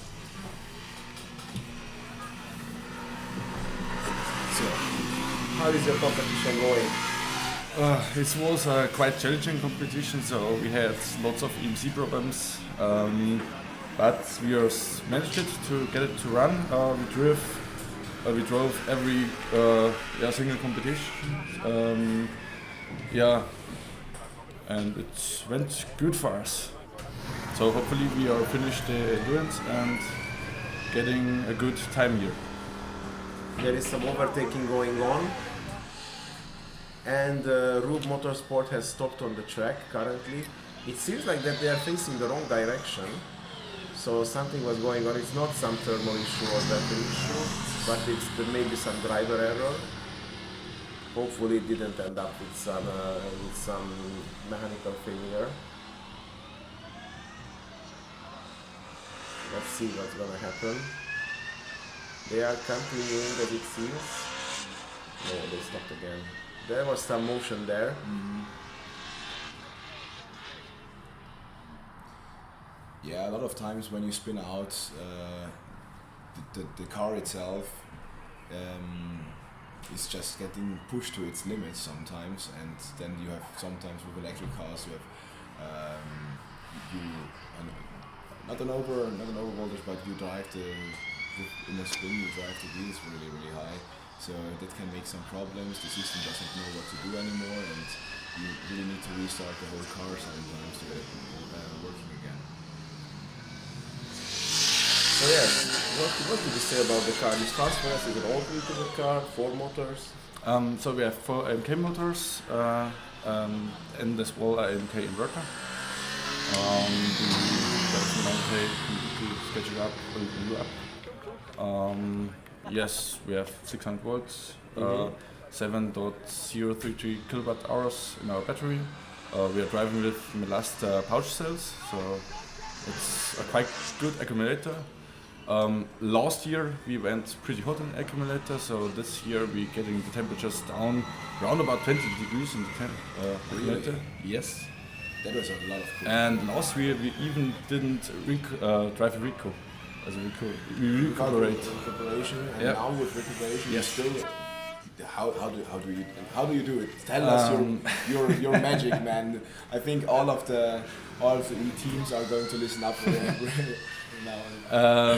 Yeah, it's interesting. So we have under the cars some mega ducts, and in there the air is coming into the battery, going through the bottom of the battery up to the cells, going through the cell tabs, and then pushing out behind the car with a fan.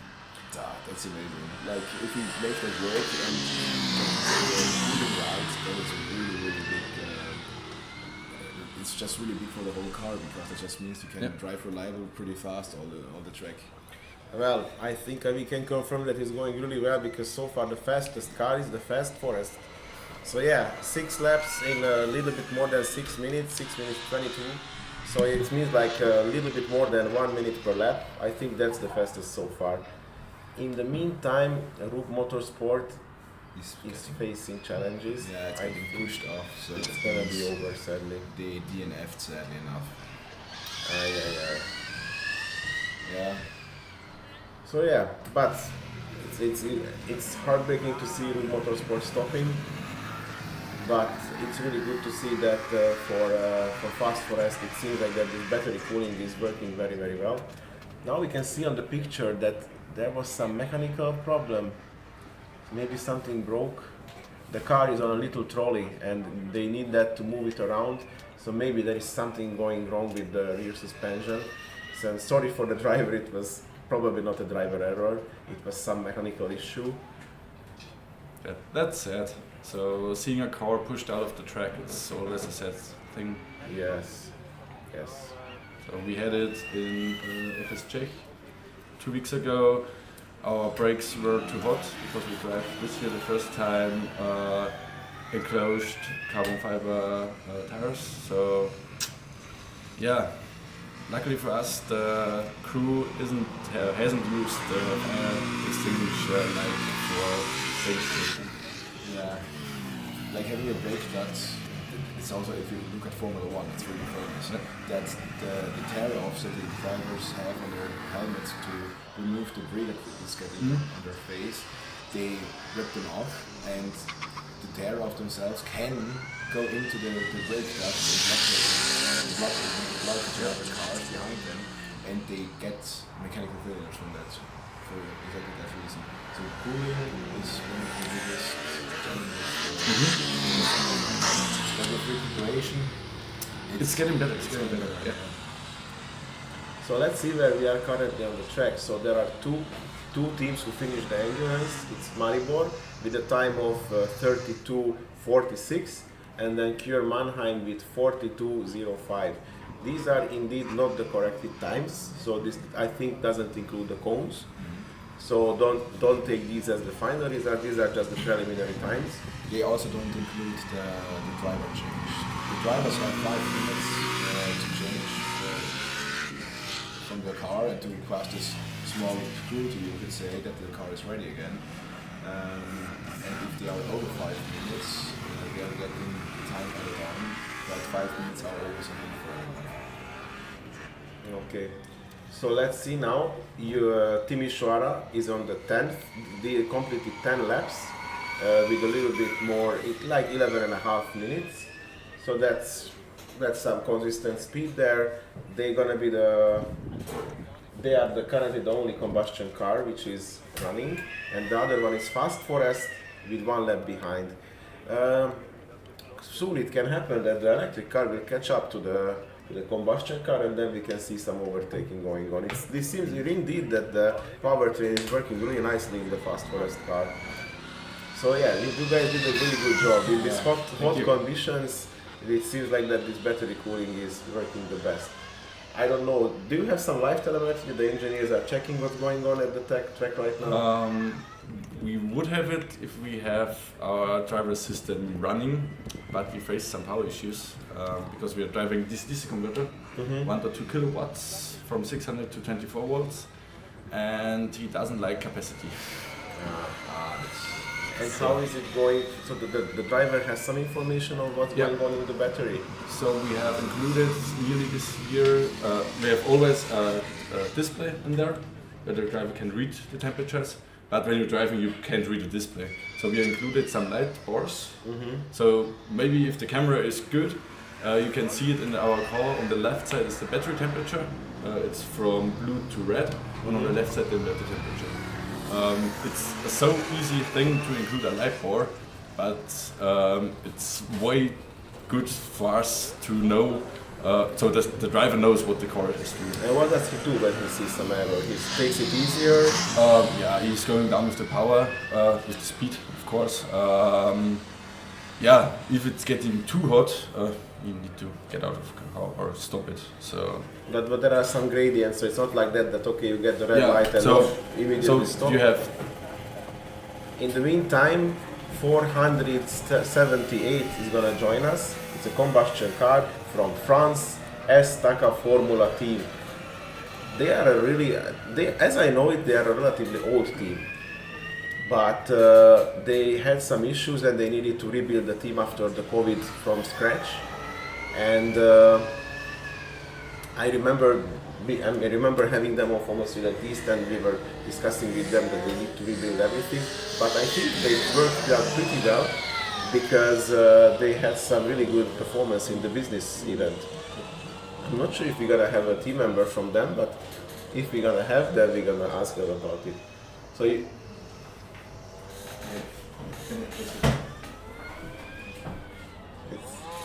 So now.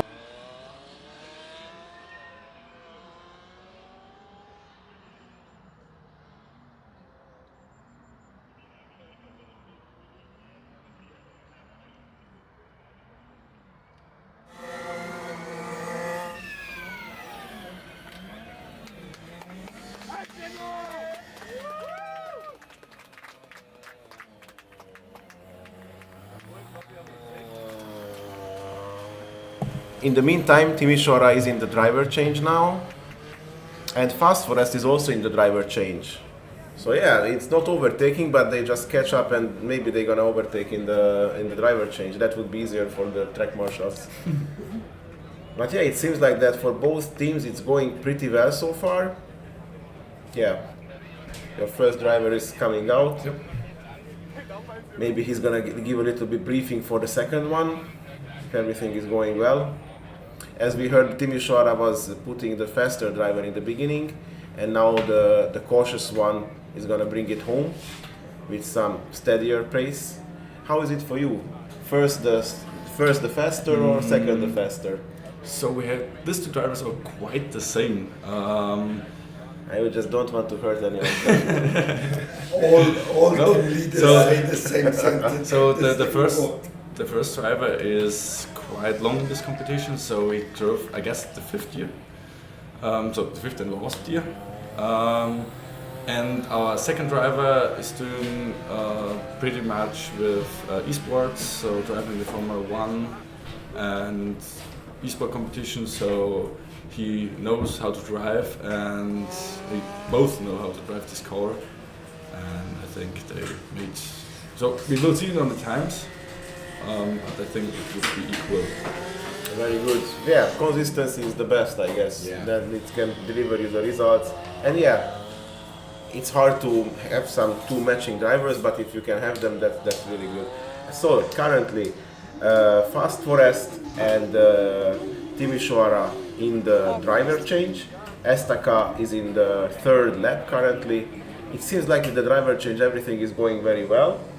No issues. Scrutineers are doing their routine checks, but nothing problematic has appeared.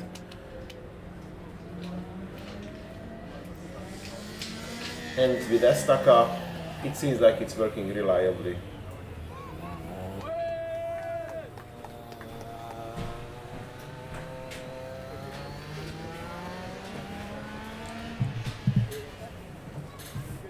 Tobias, thank you very much for being You're here. welcome. Wishing you all the best for the second half of the endurance. Thank you.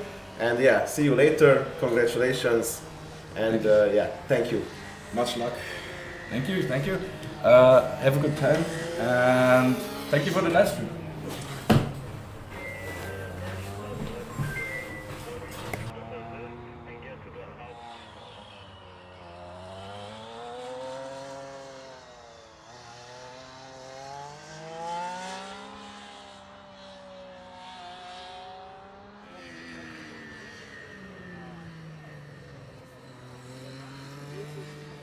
So with Tobias leaving, now we have a new guest here, new car on the track, new guest in the commentator booth.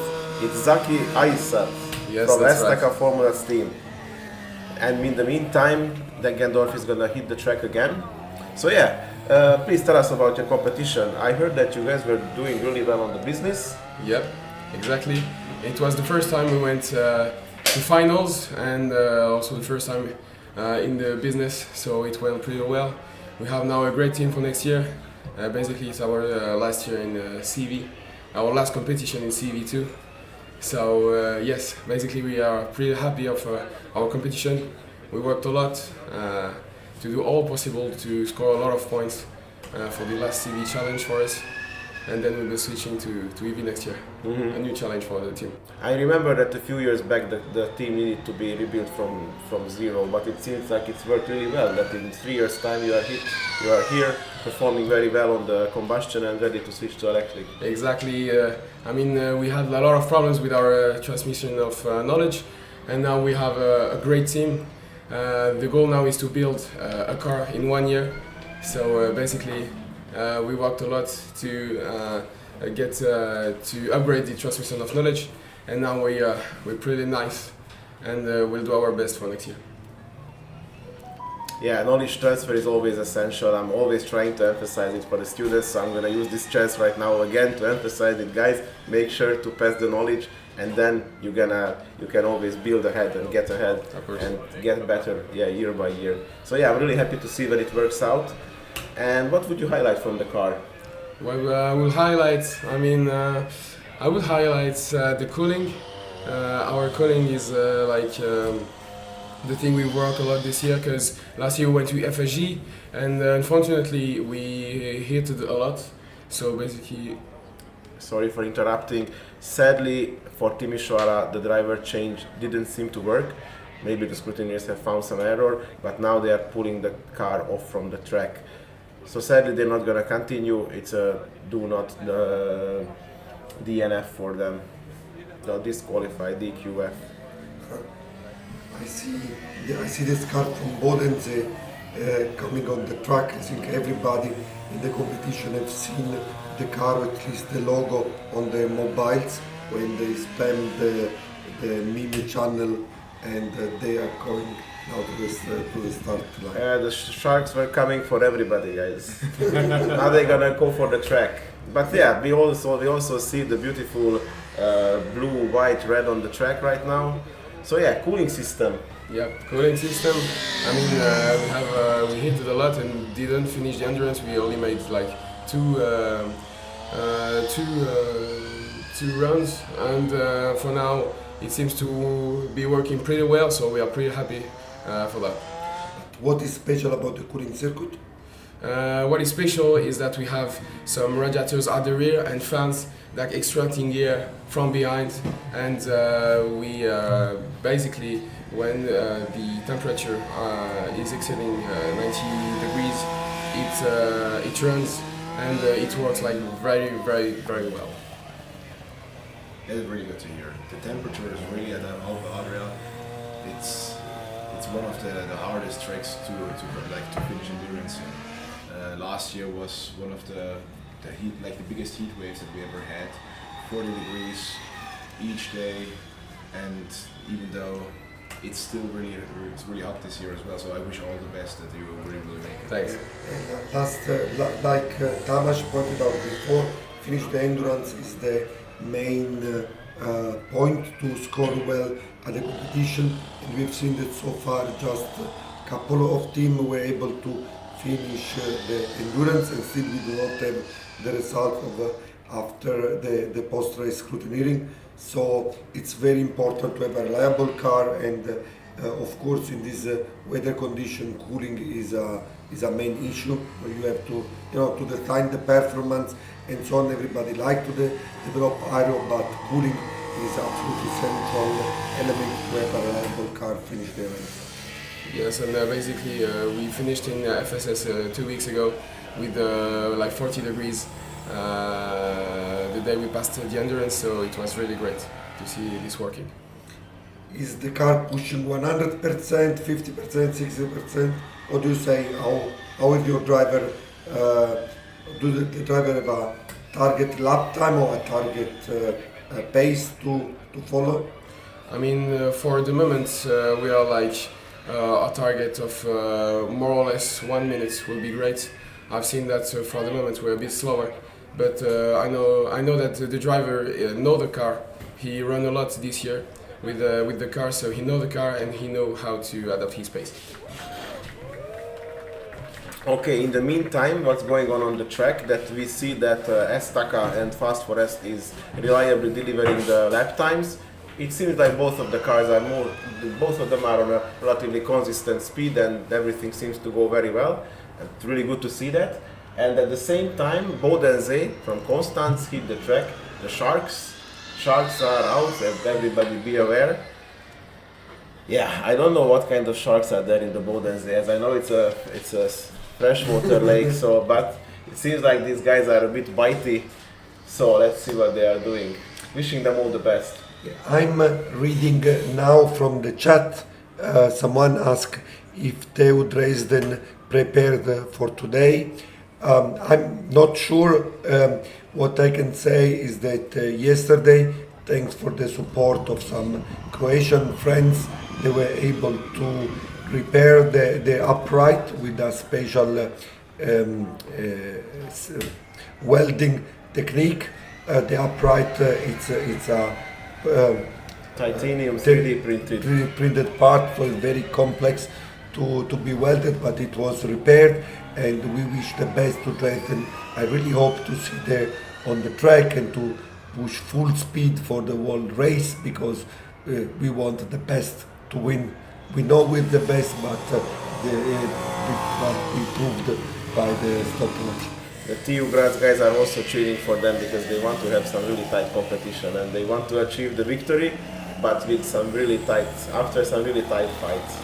Yeah, I think that from what we saw yesterday, Dresden, TU Graz of course, but also Green Team and Esslingen are absolutely fast at the top level in the world, and we want to see the great competition on the track. I'm really looking forward for that final three because it's gonna be Stuttgart,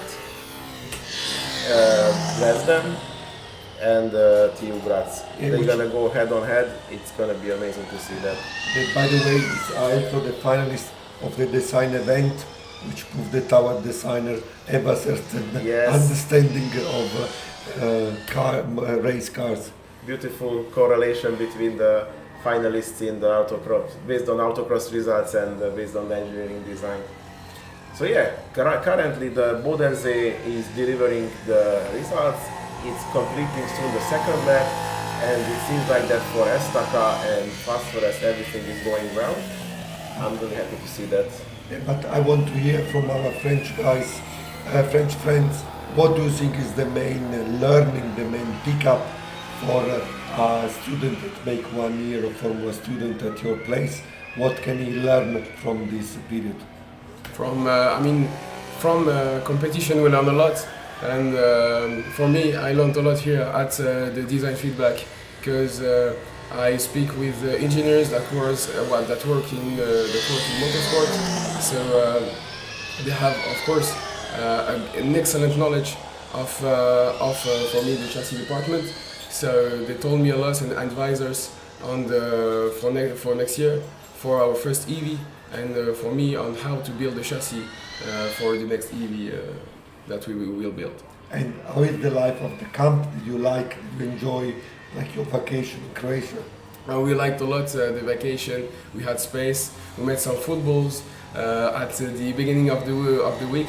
but then we had some issues with our ball joints, some free play, and so we worked all day long to fix that with the help of a lot of teams. So I want to thank them too here, Spanning and FSB, for their help, and it's thanks to them that we are here at the endurance running now. It's very beautiful to hear, and this is the real spirit of Formula Student. Of course, you push to the maximum, you want to beat everyone, but not stepping on their shoulders, but helping them, supporting them, having fun and create relationships that will last forever. It's the spirit of Formula Student, and in particular Formula Student Alpe Adria, and we are very happy that French friends enjoyed it. Yeah, I think your driver is slowly approaching the driver change time. Yep. And I wanted to ask that for a lot of years it was like that there were not many teams coming from France. But lately we see that you guys are picking up, some other French teams are appearing, there is now competition in France. So what happened, what changed, how did it happen that finally Formula Student is becoming popular in France? Yes, finally, because it's really hard for us to get some visibility on that. But FS France was the first competition, and it went from last year. We went to FS France and we told them some advices on the competition, because we were accustomed to go to some competitions, and we gave them some advices, and they told us, okay guys, thank you very much. And for the competition in France that is going on, I think next week, they told that they used all our advices, and we see that clearly FS France is clearly developing in France, and it's something really enjoyable for us. I'm happy to see that, because France is having a huge automotive history. A lot of amazing cars came from it. Also Pinnacle, Bugatti, but also just in the customer cars, Citroën, Renault. So it's a huge automotive tradition in that country, and for some reason Formula Student was not happening there, but finally it's there, and we are really happy to see that. Yeah, in the meantime your team is in the driver change. So far seems everything is okay. How much are you stressed to see your driver at the driver change? Is it an emotional moment for you? I'm in a bit stressed, but it's a good stress. We've worked a lot to see the car at the endurance. We fixed everything the judges told us. So the security told us now we are ready, and hope to see the car cross the finish line. The scrutineers are giving some really tough pulls for the car. Something is going on with Bodensee. They slow down in the slalom part. But what's going on?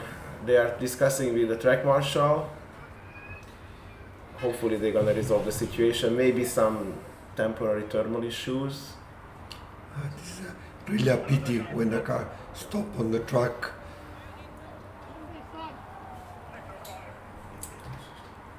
And also there is something going on with Fast Forest. They also stopped. So suddenly there are two cars stationary on the track. Everything seemed to go very well until now, but there is some drama evolving. In the meantime, Estaca is still in the driver change. So currently no dynamic actions, but the tensions are just keep rising despite the speed not coming. Let's hope that everybody can resolve the situation. In the meantime, Zaki, thank you very much for being here. Wish you all the best. We wish to see the Estaca hitting the track very soon. What is your team cheering? How would you cheer for the team for the second half of the endurance? I mean, I can cheer just only with one thing. Let's go with Vision Vitesse! Vitesse! Let's go, guys. Very nice. Thank you for being here, and wish you all the best. Thank you, guys. So in the meantime, Bodensee is still off the track, or stationary on the track, and Fast Forest is being pulled away, sadly. I think that is a DNF, yes. So yeah, sadly our bad luck streak is continuing. Yeah, we keep saying that this endurance is a super high challenge, and sadly we are proven wrong, but we are proven right. I would be happy to be proven wrong. I would be happy to see a lot of finished runs, but sadly so far it's only Maribor and only Mannheim with a completed run. And yeah, the Degendorf car is now sadly left in the test track area. They're gonna pull it off when the first part of the endurance will be done. I don't know if there are some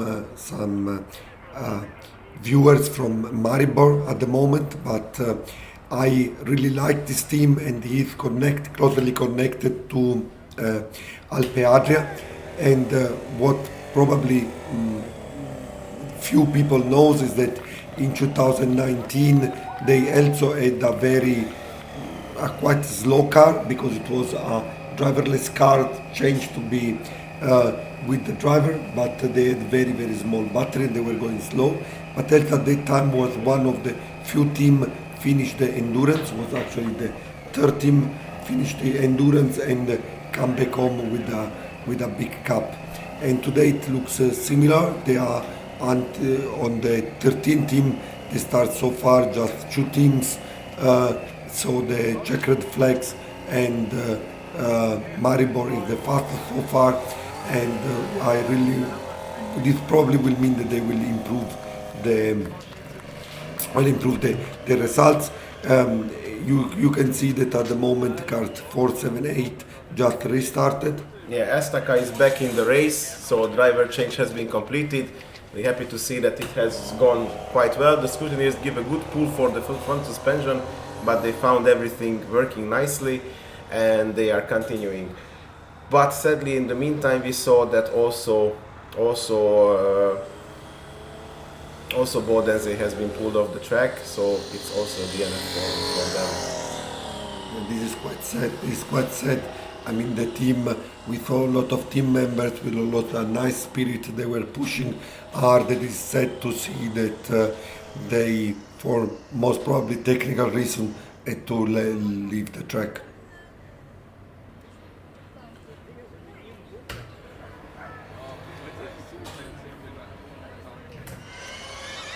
In the meantime, we have a new car on the track.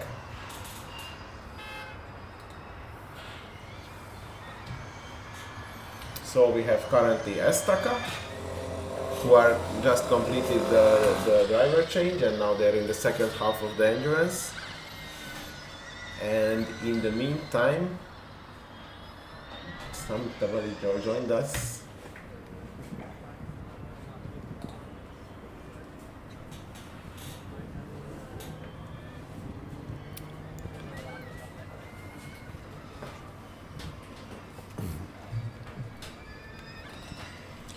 It's the, wait for it, Erlangen high voltage motorsport. So high voltage motorsport is hitting the track, E49, running parallel with Estaca. Yeah, this is a team which also switched from combustion in the last few years. Yeah, they were quite good combustion engine, making a nice car. You can see, so we assist in Germany to this continuous swap, and which is of course also due to the fact that car 225 is now ready to start. The others, our Spain friend from Manresa, Dinamis UPC Manresa, which represent the Escola Politécnico Superior de Ingeniería de Manresa in Spain, and we wish them the best of the luck to finish this endurance run. Yes, I want to say that we are assisting in the last years to the moving from combustion to electrical to most of the team. This is due to the fact that in Germany at FSG combustion car not allowed anymore to race there, unfortunately, but the new hybrid rules that have been published a couple of years ago, they revitalized somehow the field and give new opportunities to the teams. We saw like great drift from the Spanish driver. Manresa guys are pushing hard. So yeah, Erlangen. Back then it was called high-octane, but with the powertrain change they had to do something with the name, and they went with the obvious choice and went for high voltage. So yeah, they have re-established the team, at least with the name, and it seems like that it's going very well for them. I remember a few years ago they had some really wild front wing concepts. It was that 90-degree curved wing. It was, for some people it was called the cone eater.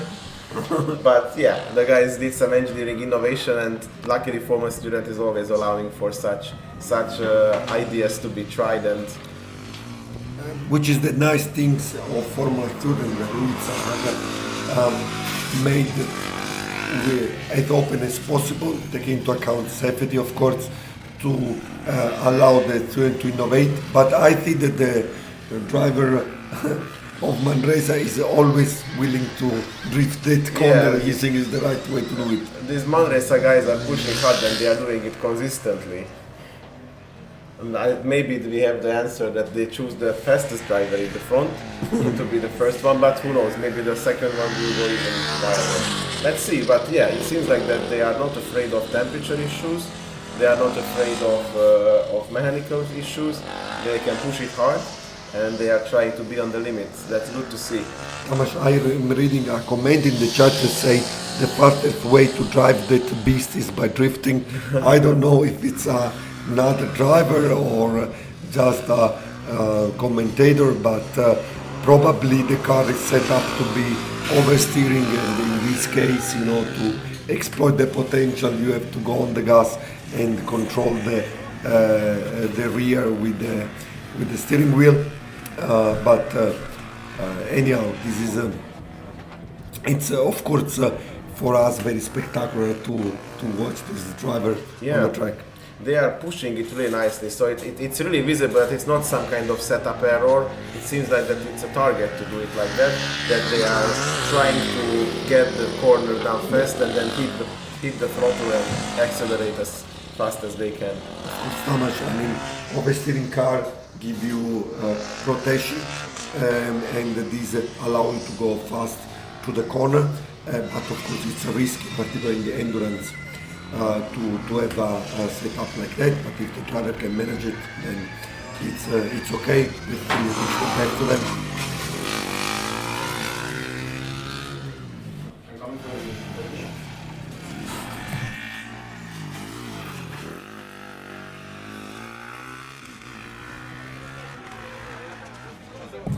So we now have Josep Sukaratz, and I'm sure I messed up that. No, quite good, quite good. With us right now. So yeah, representing Manresa. So yeah, we see that the car is very agile, and there is some drifting going on, and there's some very aggressive driving. Is it by design, or you guys the driver is going a bit too wild? Maybe the driver is a bit too crazy, that is a fact. But maybe he's going faster than he should, but well, at the end of the day, it's his decision, and I hope he's doing his best to achieve the best time possible. We discussed with the guys that it's an interesting question, that you put the faster driver first or the faster driver for the second. What was your choice? We actually put the fastest drivers on the second place. Also, the faster, it's gonna be even crazier. Yeah? Let's see. Well, they have something like different manners of driving. Maybe this one is more aggressive, more edgy, and the other one maybe is more continuous, not so edgy, you know? Some cones are being hit, so it seems like that they're trying to get to the limit. But yeah, the time is going really well. And right now, high voltage has been asked to let them overtake. No, it was actually Estaca. Yeah, so it seems like that it's delivering very well. The lap times are really good. That's the point, I guess. Yeah. How is your season going? How is Alpe Adria for you? How are the rest of the competitions going? Well, the season is going to finish, as you may guess. This is our last competition right in what I'm going in the season. We've gone to Netherlands at the first of the season, then Spain, and this is Alpe Adria, our last competition. Again, a huge lift. Again, it's really pushing hard. He'll try. I guess he's trying to choose his limits and know how's the car going, I guess. Let me explain a bit. On Netherlands, we managed to take a first position overall on the combustion class.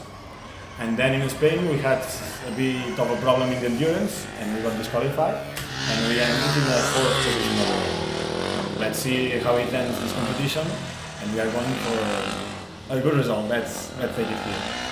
We are hoping for it, but the most important first to finish the endurance. Yeah, well, and then that's the point. Let's see. But I can see that if it's going to be finished, probably it's going to be finished with a good lap time because the driver is really pushing hard.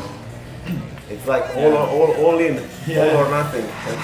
Well, it's kind of a visual thing because this driver may look faster because, as you were saying, the edges and all those things like that. The second driver may look slower, but may do some better time. Like it's pulling it on the string. It doesn't seem that exciting, but the clock is showing the truth. Well, maybe. Maybe the first one does 10 seconds faster than the other one. Whoever will be the fastest should receive a beer from the slower one. Yeah? I'll take it into account, Are the guys are competitive with each other? Are they pranking each other, or they are trying to encourage each other? How does it work? At the end of the day, not only our team or our drivers, everyone or nearly everyone in this competition is competitive. So the competitive part, it's always there. But I'm really proud of that, and in our team, it's like a lot of jokes, a lot of team building, a lot of things like that. And it's like, of course, they are like, I'm going to do better time than you, but always in a pranky way and some kind of joke, you know. That's really good. This kind of chemistry is really encouraging for them. I'm really proud of it.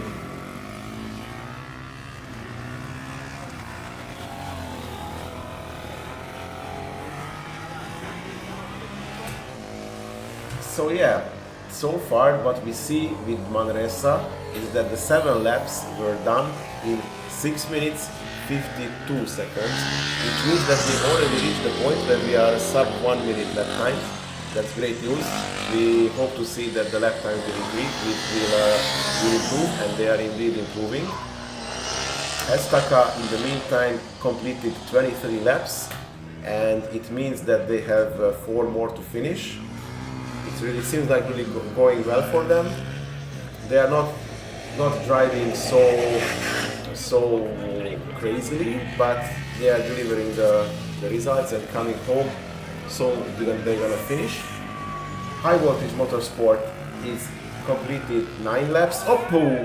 This driver is pushing really hard, and it was really getting really close to the penalty grass. So yeah, as we said, the track is really wide.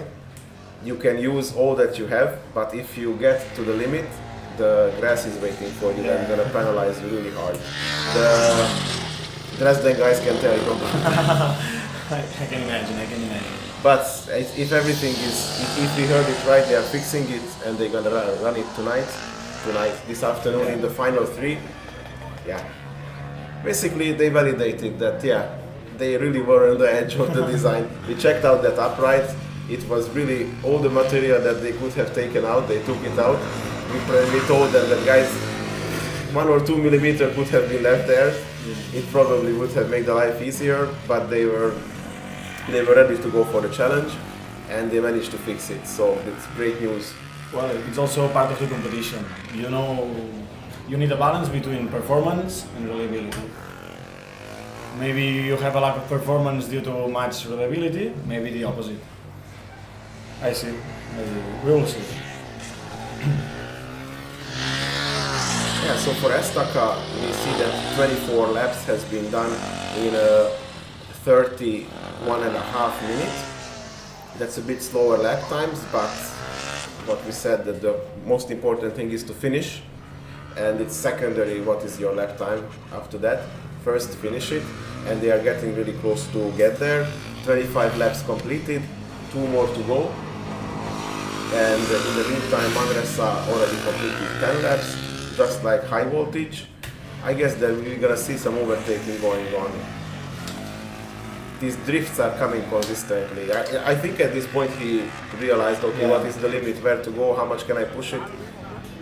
Probably he got that warning with the grass, and now he learned that, okay, this is much I can go. Hopefully he finds the balance. He has a few more laps to complete, and then he's gonna hand over and then they're gonna see who's gonna get the beer in the evening from the other one.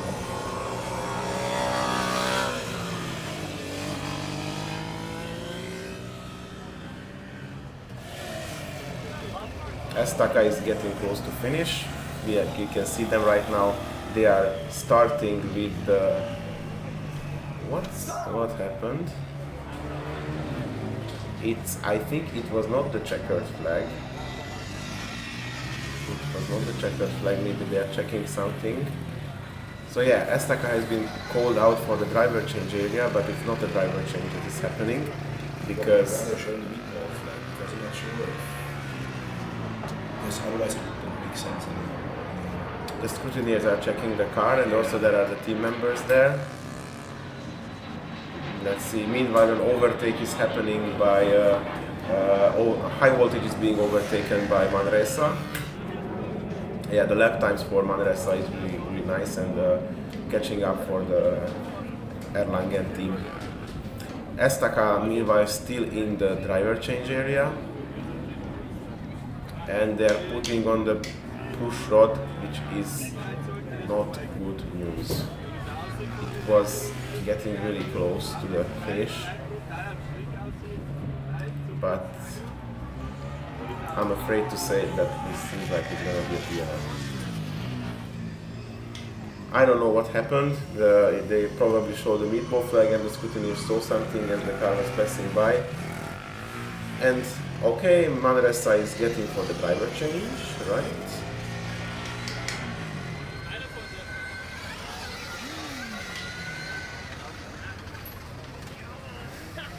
Yes, it's the team members, the scrutineers, and the second driver approaching the car.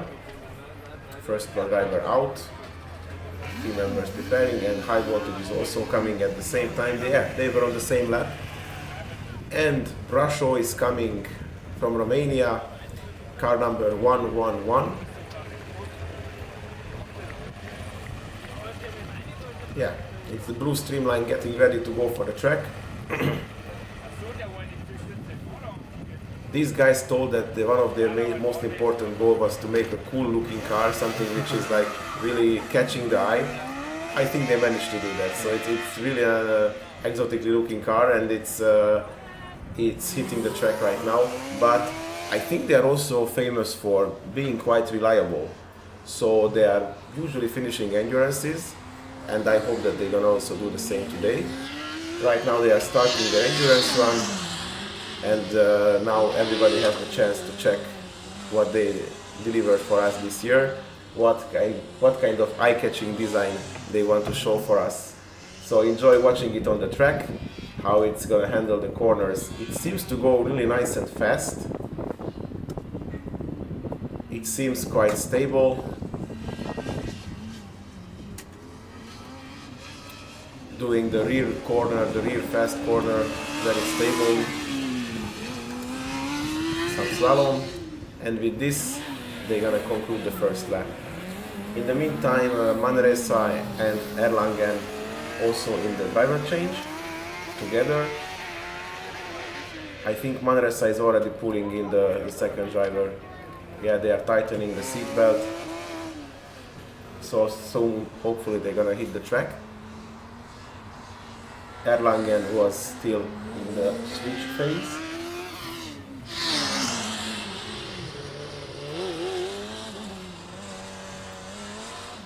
Blue Streamline has the good chance now to use the track as much as they want. They have nobody else on the track, so they can push for themselves, enjoy the width of the track completely. And it seems like that they are using this chance very well. Let's see the lap time. First lap, 1 minute and 4 seconds. That's a good lap. That's a good start, and probably it's going to be even faster because it's just the first lap. The driver is getting familiar with the lap. So yeah, let's see how we'll do the second lap. Manresa coming back from the driver change. That's really good news. Thank you very much. Scrutineers didn't find anything. That's a relief. And it seems like that they are hitting the track. Let's see. So this one should be not that flashy, yeah, but very good very good drive. Oh, alcohol. Okay, I'm not gonna jinx Don't it. talk about it. Don't talk about it. Yeah, let him do his job nicely. So yeah, currently on the track we have blue streamline. They're gonna complete they are completed I think 2 laps. We're gonna see the timing very soon. And they are coming for completing the 3rd one, yes, in the rear corner. Yeah, it behaves really well. Some slalom, and with that concluding the lap. Turning to the start-finish line once again. Yes, the 2nd lap was 1 minute. Almost completely 1 minute because it's the same 3.9 seconds after that, so it was 1 minute round. It's improving. 3 seconds in the 2nd lap.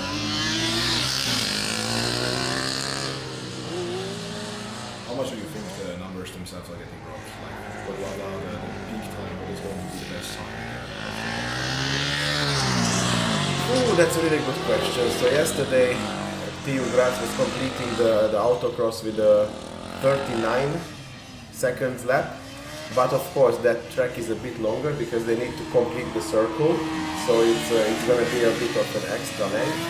And we know that in the power ground effect cars are on much higher performance on autocross because they can push the system on the maximum, while on the endurance they're just maintaining it on a bit of a reduced volume. Reduced perform. Oh, this guy is pushing hard as well. It seems like your guys really want to find the limit and really want to achieve the best times. And yeah, the times are pretty nice so far. Erlangen hitting the track. So yeah, let's see. We could make some kind of bet. For sure, for sure, it's not gonna be sub 40, but I think it's a really good question if it's gonna be sub 50 or not. Erlangen guys, they got the green flag. Now they're gonna get it again. Maybe there was some restart. Tractive system active. This you can see the red flashing, but the driver is gesturing something which is not so promising.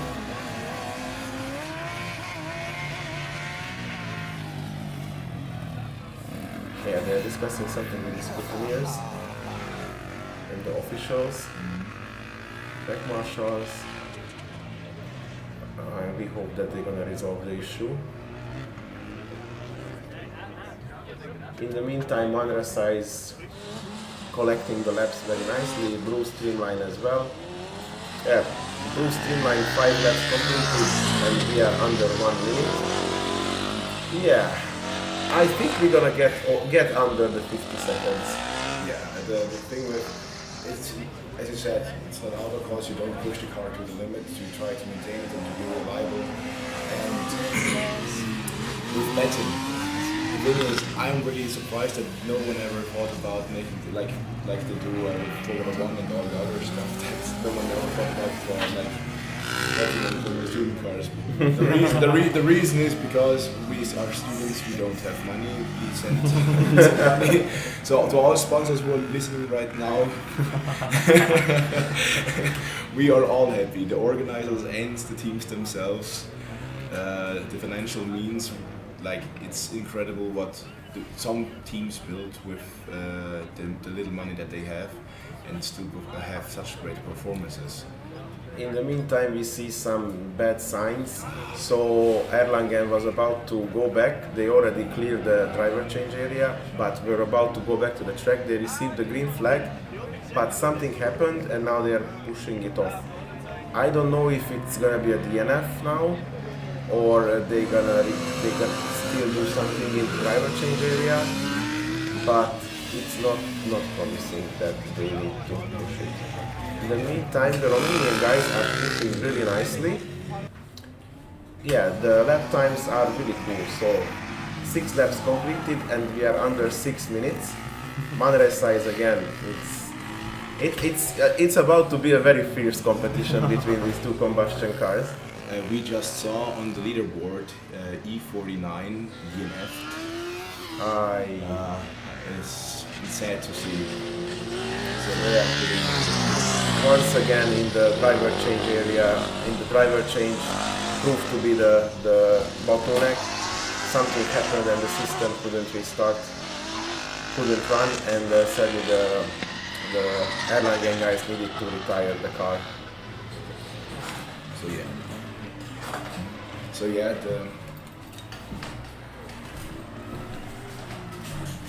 we have 25 more minutes of run time before the lunch break of 1 hour. So let's see how many more cars we get on track. In the meantime, you guys could remember that the first Slovenian team has completed the endurance. Now their big rival, but also big friends, the Ljubljana guys, have also hit the track.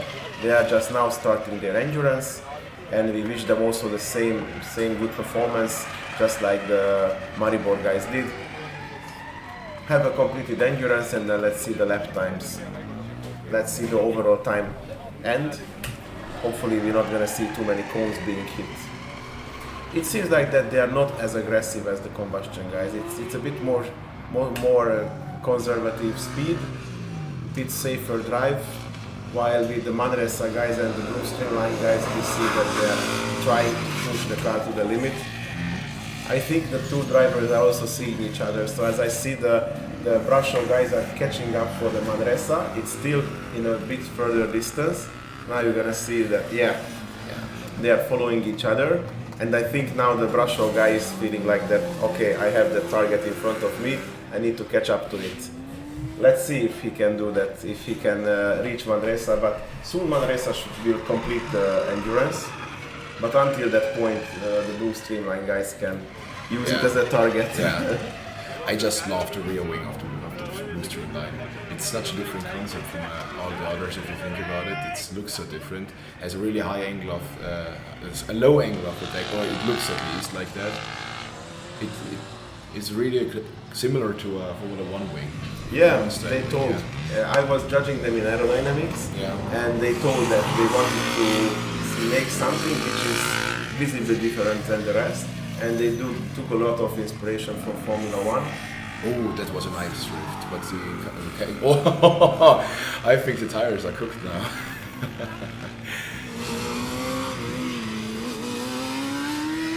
So yeah, Brasov guys, also on the front wing, they have you can see it here. It's wavy, and also it's like a wedge shape. And also the upper flap is some areas of the shape. They should be sponsored by McDonald's.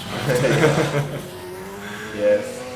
You should ask them. But yeah, it's really important to have to make new designs. But now we see on track. Ljubljana is slowing down. Not sure what's the reason. It's still rolling, but now the Manresa guys must be furious that the lap times are being a bit ruined. He's showing the green flag, so he could overtake. Yes, I believe he just doesn't see. Exactly. That's the big advantage of the wide track, that they don't need to move any cones. They can just wait that okay, go. Exactly. And then he goes. Also, Brasov guy cleared the Ljubljana, so both of them lost a little bit of time there. And now it seems like that Ljubljana is still continuing. It's going on. That's good news, but it's a very slow pace. Yeah, I'm not sure. It's sad to see, but it happens a lot of times. The brake light as well, like it's really from the rear, it looks like it's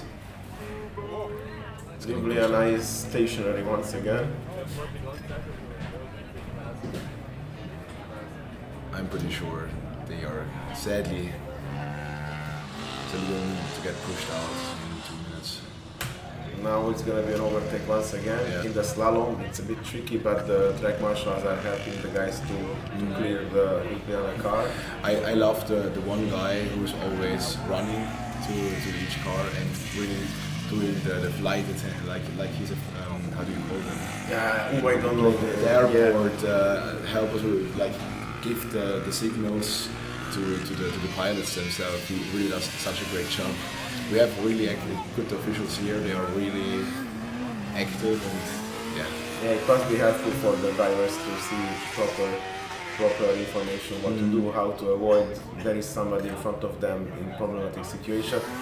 The sad part is that we see a lot of cars being in problematic situations. Yeah. We would be much happier to see chases like the Blue Streamline and the Manresa. But sadly there are some cars who are facing challenges. But good news, Ljubljana is rolling again. It seems like everything is going well. Not really high pace, but it's going.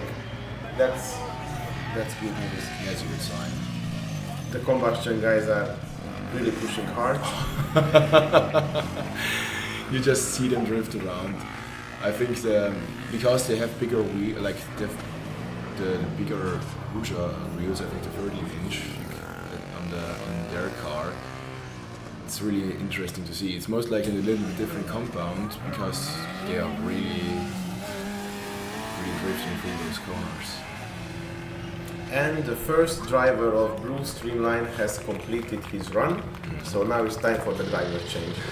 Yeah, he saw the Manresa guy in front of him. The Manresa was about to finish. He's soon gonna get also the checkered flag, but the checkered flag came for the Blue Streamline faster. 12 laps, 12:26 minutes and seconds. So yeah, it was in the end a bit more than 1 minute per lap, but there was a lot of overtaking in that. Yeah.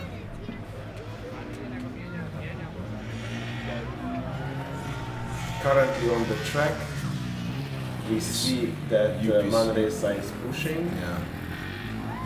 The crowds are the crowd is cheering. It looks they are really pushing hard.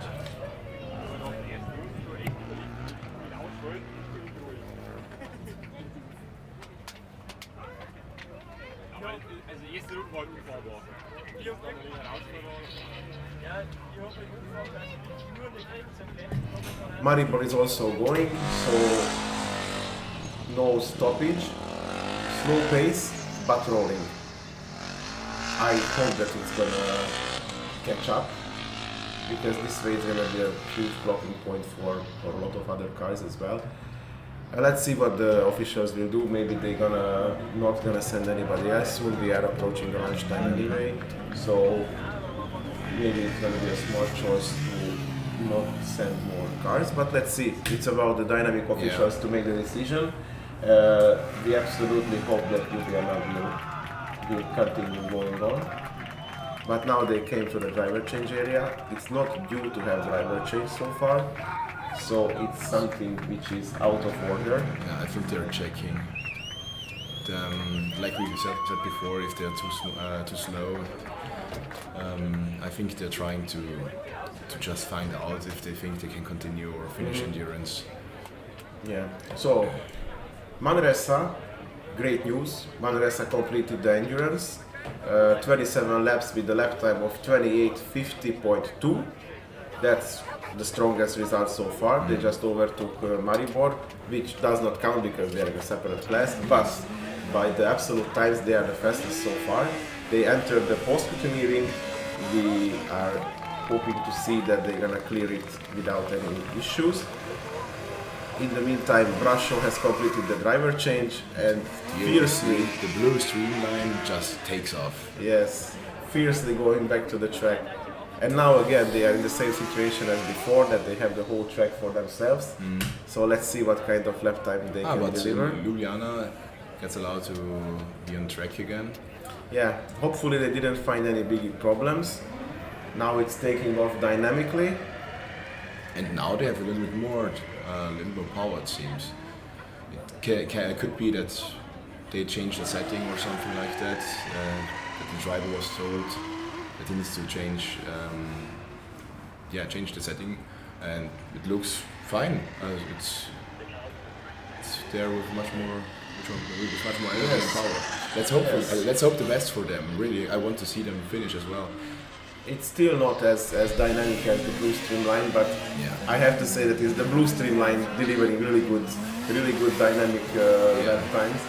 But yeah, from the Maribor it's going.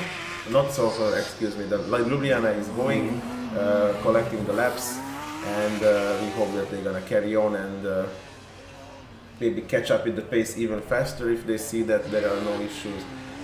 Right now, as I see them, they are quite dynamic, so it seems like the things are getting together quite nicely. A little bit slower starts, but maybe those recalibration restarts manage to clear the errors, and now it's going on quite nicely.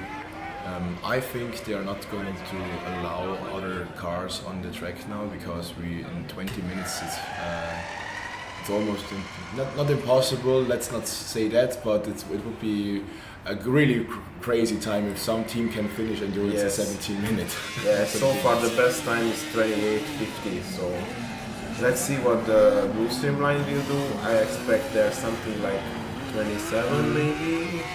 They look 27 something. Yeah. They are so far, I think it's a bit tricky. It's 15 laps and 17.15. Maybe it's gonna be a sub 28, but it's gonna be tight. Yeah, but it looks good. I think it could be even less, so because it's 10 laps. If they do it at each minute, yeah, it would be really crazy if they do a sub 28. You're right.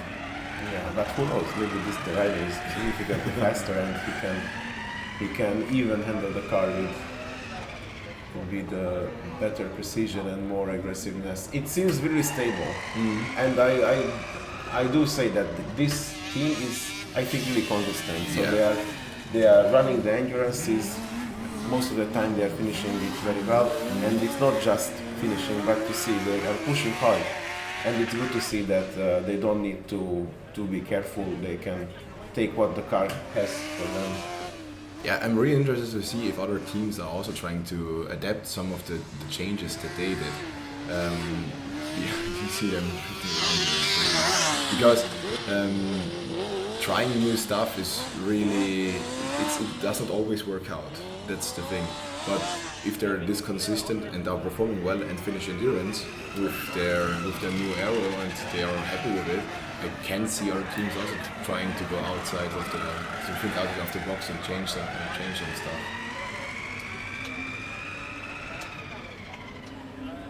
Yeah, the car seems to behave really well. It's stable, but you can see that the yaw inertia, the turning of the car around the vertical angle is really agile.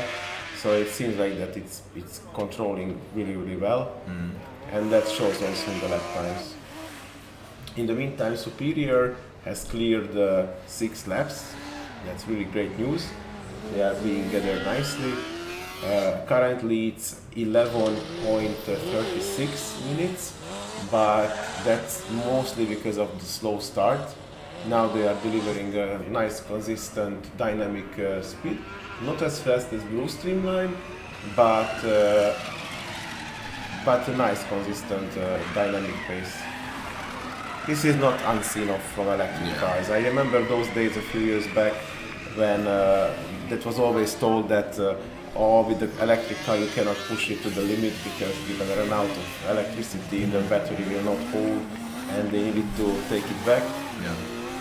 For some teams it seems like it's still there. Luckily the top teams have reached the point and they can push to the limit, almost to the limit in the endurance as well. We discussed that the power ground effect cannot be run with such a 10 kilowatt performance for the whole 20 minutes. But other than that, the powertrain can go for pretty much 100%, right? Yeah, and for if you think about it, 10 years ago, Tesla, also one of the sponsors of Alpe Adria, really showed the world that electric cars can be fast and can work and can have a great range. And with that also I think the whole hype around electric cars that we see and deserved electric cars are amazing. Each big company just completely shifted their way from saying no, we are only making combustion cars around 2016, 17, 18. No, we really need to get involved as well. And the capacity of the battery, most of the teams run, I think, around 7-8 kilowatt hours in the batteries for their cars, and it's completely enough. And the thing is, you can really push it to the limit, but we're not capacity limited right now. It's only power wise. Yeah, that's really good that now they get to the point and they can push it. It's really good to see that they can take the potential, because these are really sophisticatedly designed cars, and it would be weird to say, but a little bit of shame not to have them on the maximum performance. But luckily we can see them pushing really hard and going well. And it's going to get faster and faster. Right now the energy density is going to do big jumps in the future. And I tell you, in 5 years, all the batteries, it could be that they are 40% lighter than they are right now, because they're going to be a lot of changes the next year, a lot of innovation, and once those products are reaching the main market, we are going to profit the most from it. Yeah, and Formula Student was always good in being the early adopter. Yeah. So whenever they come up with some new cell chemistry, it's gonna end up in a Formula Student car much faster than in a road legal car. Also the development cycle. For the road legal car, you are developing it for 4 or 5 years, and Formula Student car, you come out with a new one every year, just like in a motorsport. Maybe Formula 1 is going to change the rules and also implement powered ground. No one knows. It would be interesting to see. They could take some inspiration from Formula Student for sure. That these brilliant young engineers are really delivering some great designs that even the top tier could learn from. Yeah, I always say that in motorsport you are always bound by rules, which tries to make sure that competitiveness is there. They are trying to limit your engineering freedom, and Formula Student is anything like that. An overtake now by Brasho, I think it's not a problem, so Ljubljana is pushing hard, but simply boost streamline is just faster. No, but if you see, like, I think the driver that Ljubljana has in there is more of the hunter type. Yeah, maybe he needed somebody to be ahead of him, and now he was, overtake me, I'm gonna show you what I got. Yeah, because as we know, from Formula 1, there are people who love to be hunted and people who are the hunter and really perform well. Because if you look at it, yeah, they are a little bit slower, but it's only by, I think, through the whole round, maybe 1 second, and that is not that much. The driver just needs to make an error, and he's completely on his rear again. We're not going to be able to see this for too long, because Ljubljana is in the last lap before driver change. Yeah. But who knows, maybe the second driver will get back. But most likely by that time Blue Streamline will complete the endurance, because they have completed 23 laps. Now they are in the 24th. So it means that they have, with this lap altogether, just 4 laps to go. Now they're going to complete this one as well. In the last corners, this is turning towards the main straight line. Ljubljana just behind them, but they're going to now turn out for the driver change. So yeah, Ljubljana once again the driver change area, this time on purpose. Yeah. This time as it should be by the rules. The first driver got the job done, with some problematic starts and challenges in the beginning. After that he managed to get confident, managed to get the car running, and by the end it was actually pretty strong, pretty fast. Props to superior engineering. Job so, yeah, well done. Hopefully now the second driver can jump in and continue from where the first driver left it for him. And in the meantime, Blue Streamline is on the 25th lap. They're not gonna get the last lap sign, but it's 2 laps left. Yeah. Still pushing hard. We don't see any change in their driving behavior. I think they're getting faster by each round. So they really made it to as a push car. You could say they are not conserving anything. They're just pushing out there. We were discussing if it's gonna be a sub 28 or not, but it's currently 2 laps to go, and it's 2 minutes 5 seconds left. So if they deliver the sub 1 minute laps as they did before, and they have the chance to do that because there is nobody else on the track, we can see a result which is under 28 minutes. It's really close. Like for the current first position, it's really close because he's driving consistently more or less 1 minute time for each lap, a little bit faster than that. So let's see by the next result.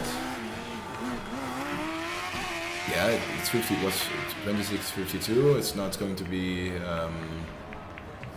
most likely 27:50. So if he can keep up this pace, he will be. Yeah, he will beat Manresa. Yeah, let's see. Let's hope for it's them. It's not gonna be a sub 28, yes, but with Manresa it's gonna be a really tight one. There, then the driver change is the difference. Like then, but there is just how long did it take? Was Manresa faster in the driver change, or well, they from Bluestream? So let's hope for the best. This is a close battle. Yeah, you see, three times shaved off. So he's driving 57s right now. So if he keeps the pace next round, he's the current first place. Yes. And they finished. We're gonna see the final time when the system updates. In the meantime, Ljubljana is getting back onto the track. Props to them. It's great. Nice, and they're gonna have the freedom that they can use the track for themselves completely. Yeah.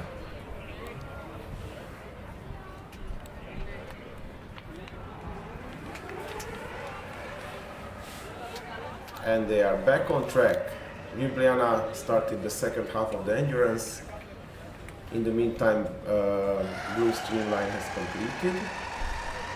I still don't see the final. Now it changed. Now it's there, yes. So Blue Streamline took over, and it's 2.2 seconds between Dynamics Manresa and Blue Streamline. Crazy. That is really crazy. Now the driver change is all that matters, but still a really great time. Like really great time from Bluestream. Amazing car. Looks really cool, and as it seems. Now the post scrutiny needs to be done. Hopefully they will pass it, and afterwards, I think they're going to have a really good lunch break. Yeah. Yes. I think that the food that they are going to eat is going to be the tastiest of them all. Yes. Yeah. As I told, this car was doing really well. It seemed like that it behaved really well, and it finished the endurance. These guys are really good in making reliable cars. Yeah. And reliability is all that matters. In the meantime, Superior is going alone. But I would like to say that I hope that we're gonna see some boring second half of the endurance, because it would mean that he's doing very consistent, not so aggressive, but quite agile and fast laps without any issues. But it looks pretty good, like easily doable. I think because they are also famous for finishing endurances before, so wish them all the luck. Let's see some lap times. So it's 15 laps for them and 23:13.6. Let's see how fast will be the 16th lap. I think like it feels slower than the Bluestream. Somewhat, not much maybe? Yeah, I think it's a 1 minute too, because Bluestream, and now it's... Let's do the math. 24:13. 24:13.2, which means? One like 59. 59.6. Yes, 59.6. So they're a little bit slower, just a little bit slower than because Bluestream. The last lap was more or less 1 minute, but before they were driving 57, 56. So props to them, making a great car.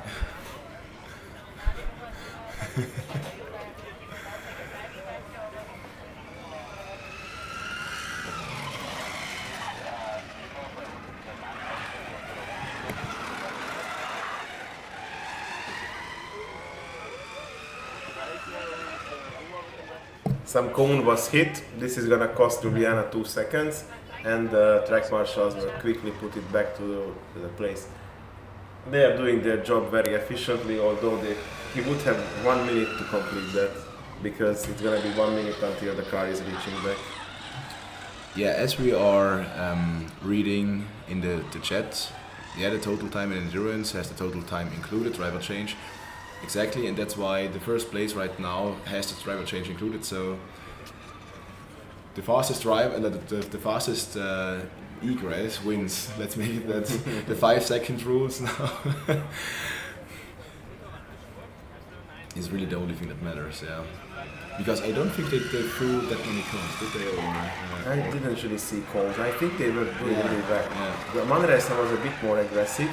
Yeah. And but I also don't remember them seeing too much cones. There was an issue when he was hitting the grass, but there was no cones there.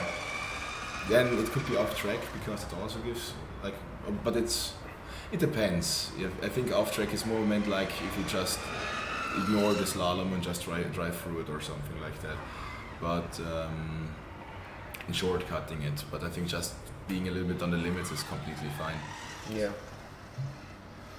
Yeah, there was no intention. Actually, they lost a little bit of time off the drifting, so there was no gaining any advantage. It was just like that the driver was pushing hard and a little bit overstepped the limits. Exactly. A driver should never be punished for to push out. It depends. If he breaks the cars, he's going to get the blame, but as long as it's just doing the lawnmower, it's no problem at all. We are ready for that with some news. But I hope that we're not gonna need to use them. No, I think autocross yesterday was completely normal that we're going to see them, but now the drivers know the track, and if you do 2-3 laps after that, it's not really likely that they are going to end up in the grass. So. And now we are hitting the lunchtime. Yeah. Bye guys. A little bit of overtime for us. Ljubljana guys, please hurry up.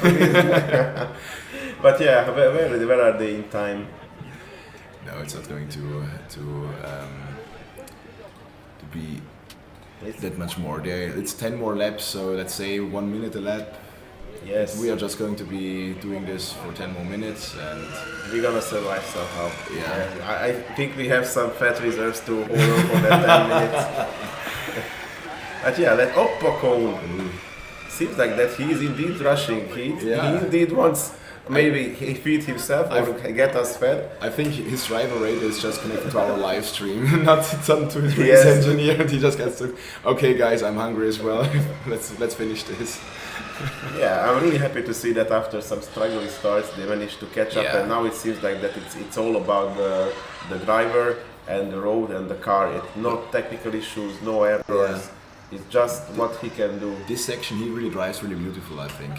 He's carrying a lot of speed through the corners, rotates the car really well, so I think it's good times that he's driving. I would be curious of the powertrain layout. So it's an electric car, but it's rear-wheel driven only, or maybe all-wheel driven? I don't remember that. Let's try to. Yeah, it's going to be different. No, it should be all. It should be all-wheel, I think. It's the live stream. And again, the same cone, yes. He seems like that he got a bit too confident with that corner. I think he lost that just. It's just a little kiss each round. Yes. For good luck. I mean, he's gonna pay for 2 seconds with that, but if he feels that comfortable. Yeah. But really props to the marshals. It's really scorching outside. You see them with their umbrellas. But it's, as we see, going fast to be competitive. Going fast to get to lunch break. Yeah. I could pull out my famous sentences like 5 minutes left, 5 minutes left. Hey, and again. That poor cone is gonna be damaged so hard. Yeah, for real, you can say that. draw 25.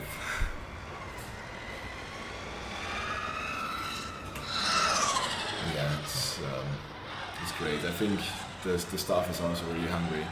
Yeah. Surviving this heat can only be done with a lot of energy.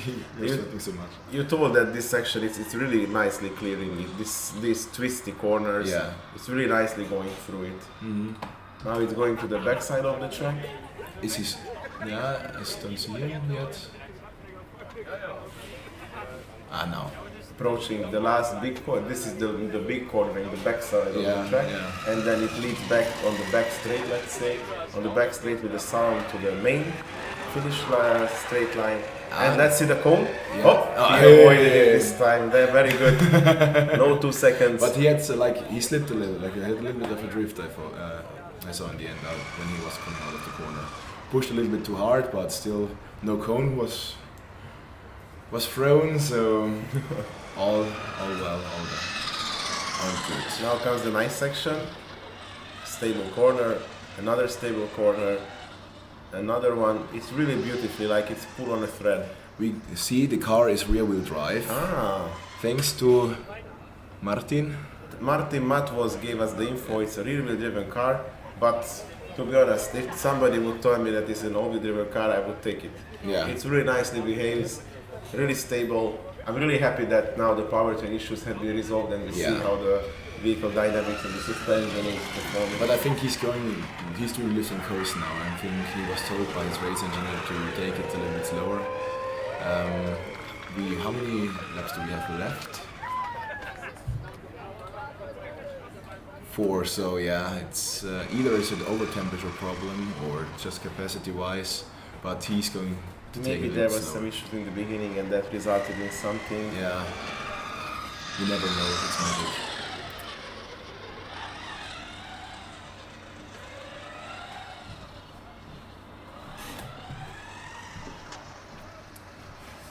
So right now we are 31:58.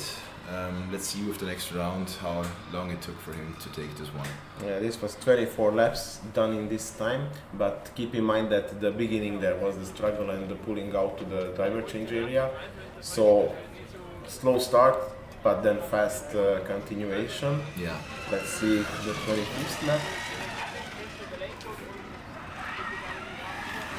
Also, big props to the camera operators. They are doing their best, and it really looks. Those shots, they are our Formula wonder.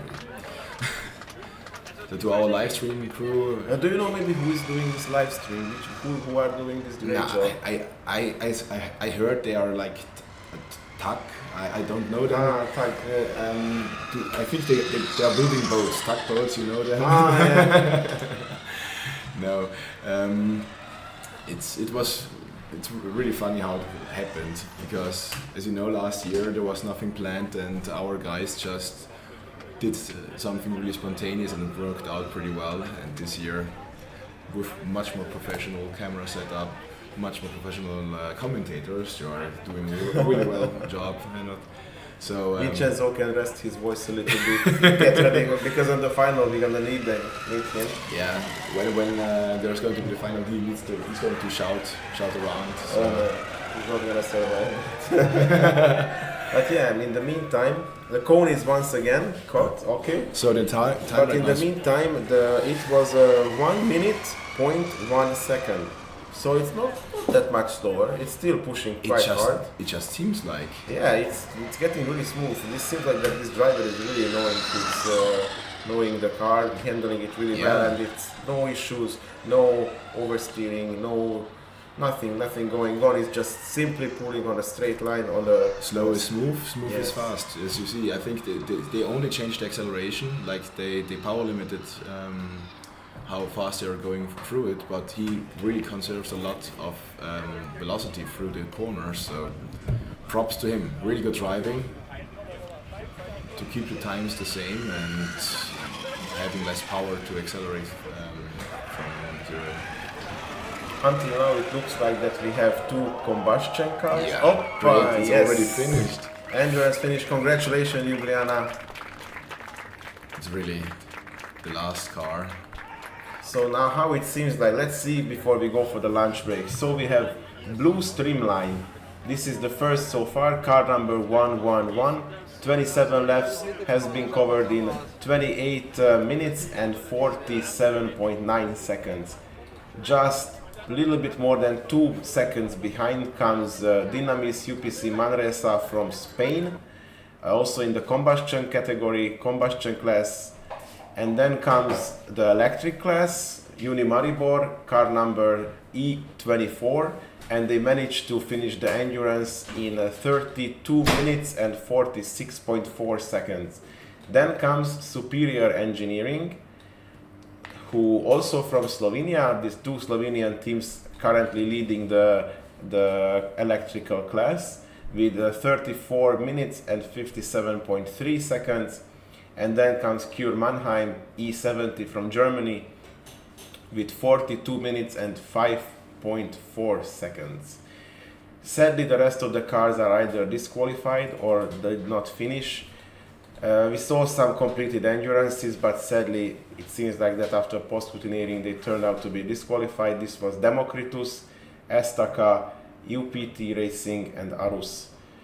Arus didn't finish the endurance as I remember, but also UPT stopped during the driver change, but it seems like that Estaca and Democritus on the post-scrutineering they lost it. Mm-hmm. It's so heartbreaking, man. Yeah. Completing the endurance, going then to face the scrutineers, and then they give you the bad news. It's also hard for the scrutineers to make these tough decisions, like, but yeah. You need to be fair. Rules are rules. Rules are rules, exactly. If you are soft-hearted with a team who made some violation, it means that you are hurting those who did comply to the regulations. So tough decisions needs to be made sometimes. But yeah, wishing all the best for these teams. They did complete the job. Those issues that they found in scrutineering, fix it, and then it's just the last few push to complete the car. Yeah, thank you for being here in the morning session. Now we go for a lunch break, and in the afternoon we continue with the rest of the cars. It's a lot to be done. It's 17 being done, and altogether we have 47. Not everybody will drive, but I expect 20 cars at least. So we're gonna have a busy afternoon. Indeed. For sure, but we will make it work. Thank you very much, and see you later. We will be back.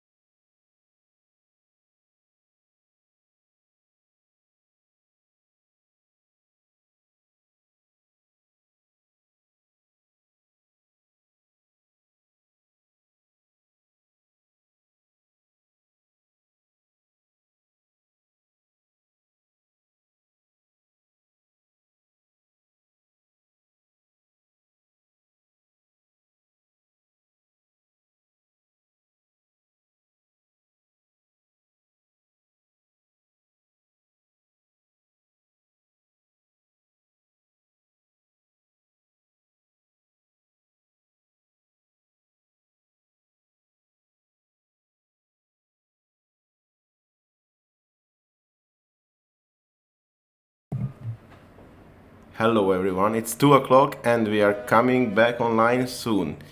Welcome to FS Alpe Adria Endurance on the second afternoon session.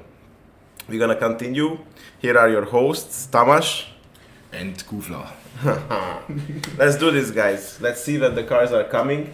We are seeing that they are gathering and we're gonna continue shortly. And let's do some quick recap on the results. So currently, Blue Streamline is leading the endurance with a 28 minutes 47.9 seconds time. Manresa from the combustion class also is the second place with just 2 seconds behind. Then comes 3 electric cars. Maribor from Slovenia with a 32 minutes 46.4 seconds. Then comes Ljubljana Superior Engineering 40 minutes 57.3 seconds and Kur Mannheim 42 minutes 5.4 seconds. That's where we are so far. So we have 5 endurance finishers and then we're gonna start with the afternoon session.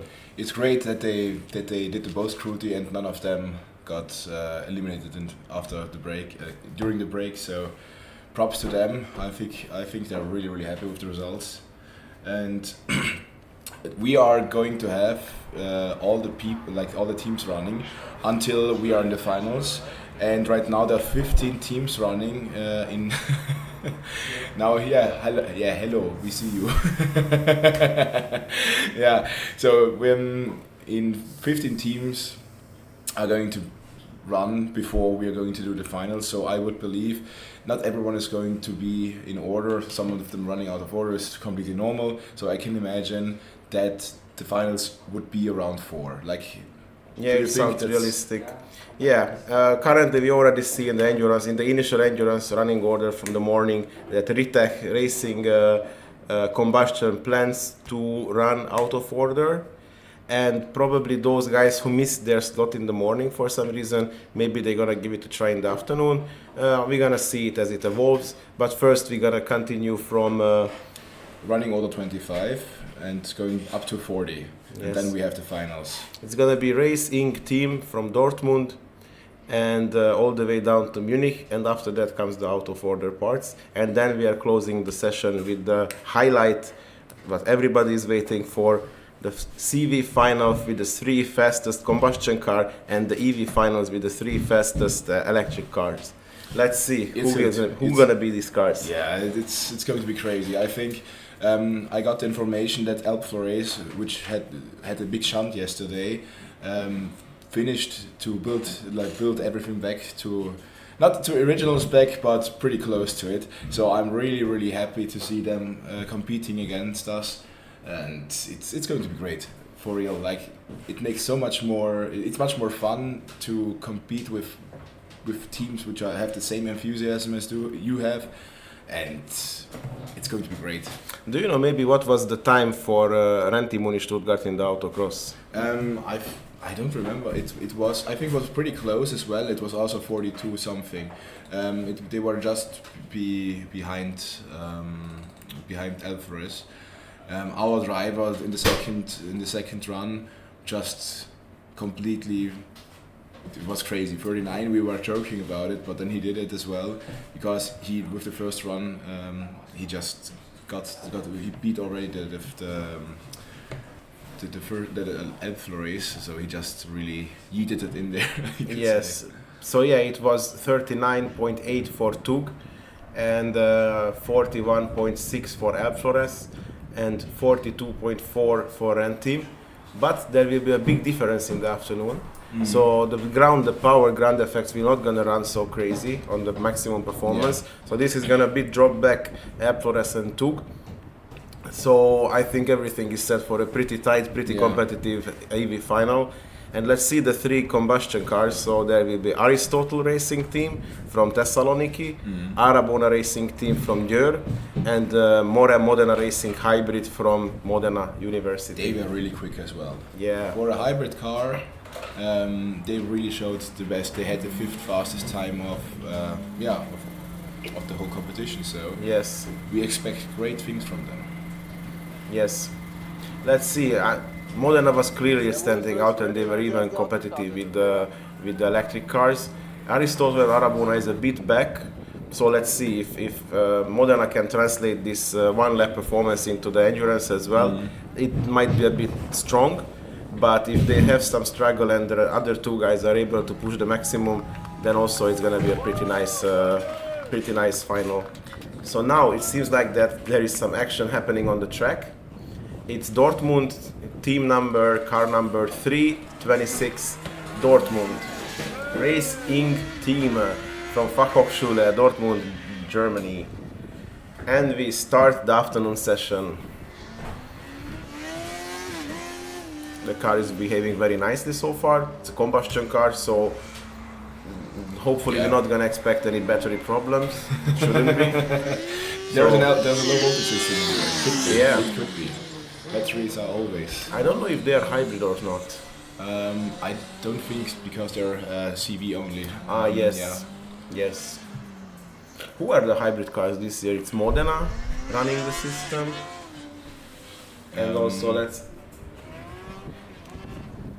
the Ostrava has, but I'm not sure if it works for them. I was talking with them and they designed, but maybe they didn't put it in the car. Yeah. For BMW Motorsport, they also designed it, and I think that should be inside the car and should perform.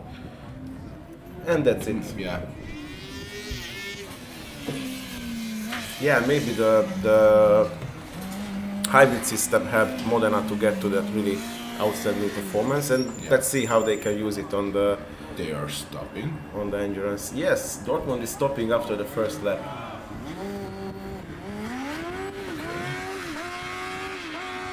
Interesting. I don't know what happened there. I think the driver didn't understand the track out of the right-hand corner. Yeah.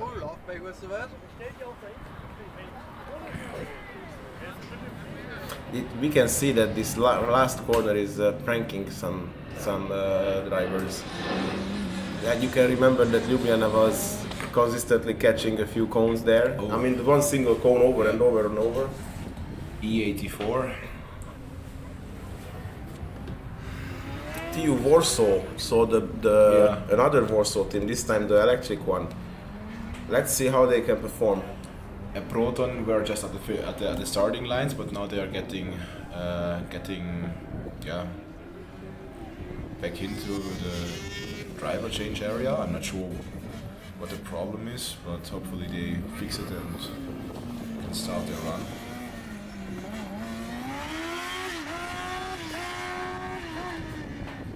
But racing team, they are doing well. 326.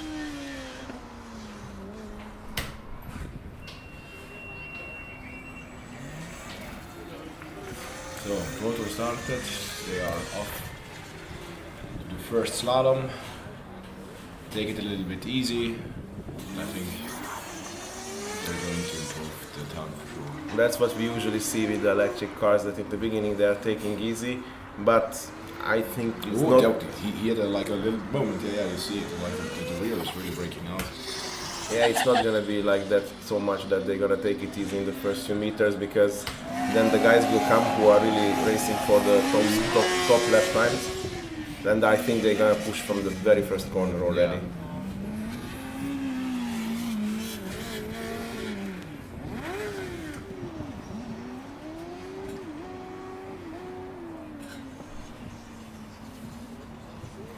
It's going around nicely and pretty cool, pretty stable. I think after the first rounds, he's going to get more confident, and then we're going to see some faster times. But I still think this is going to be 1 minute 5 or something like that. Yeah, the running order is we're right now with race engineering team, Proton and FSP Racing are going to be next. So we're at running order 27, or no, 20. Yeah, 27 started, and 28 gonna be the next one. Yeah. Then 29, BME Motorsport combustion from Budapest. Formula TU Ostrava, also combustion class from Ostrava, Czech Republic. YTU Racing from Istanbul. 340 car number, and this is on. So we're gonna see some one more electric car from Zagreb, and after that a few combustion cars. It's going to be pretty fun, I think, because as we saw in the morning, we had a lot of DNFs and only 5 teams finished. But I do believe that the cars that we are going to see now are more have more test time under them, so it's less likely that they are going to DNF. Yeah, fingers crossed for for this to happen. In the morning, let's say a bit less experienced teams are running who already struggle with the autocross, and it's more likely to have some DNFs there. I really hope that in the afternoon we're gonna see more completed runs. Yeah, the temperatures, but yeah, it's going to be the temperatures that are going to make or break it. So yeah, for the drivers it will be really challenging. Yeah, the heat as well. I'm so happy that this year the queuing tent has a lot of shade, so the drivers are completely fine. Now the hometown heroes have hit the ground, so Zagreb team is running on the test track. If I'm right, they are also coming here for sometimes for testing. So yeah, welcome on the track the FSB racing team from Zagreb.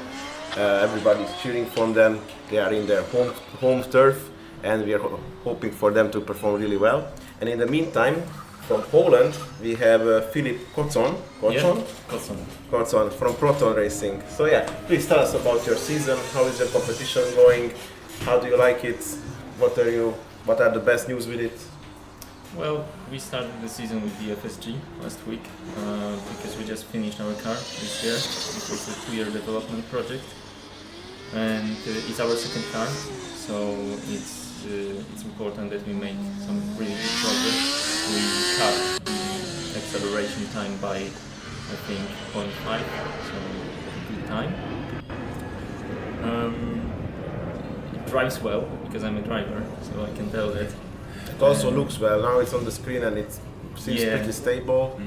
Yeah, we have a sticker on the back, which is probably not as good as visible, but it says like we are gonna start testing in March, then it's May, July. Yeah, that's always like that. I always tell to the teams that try to come up with some backup plans, and because the optimism is good, but expect that things not gonna work out perfectly. Yeah, I would like to ask you, there is also the boot racing. Yeah. How are you guys working together? Is there anything connection between you guys, or how does it work? Well, we are from the same university.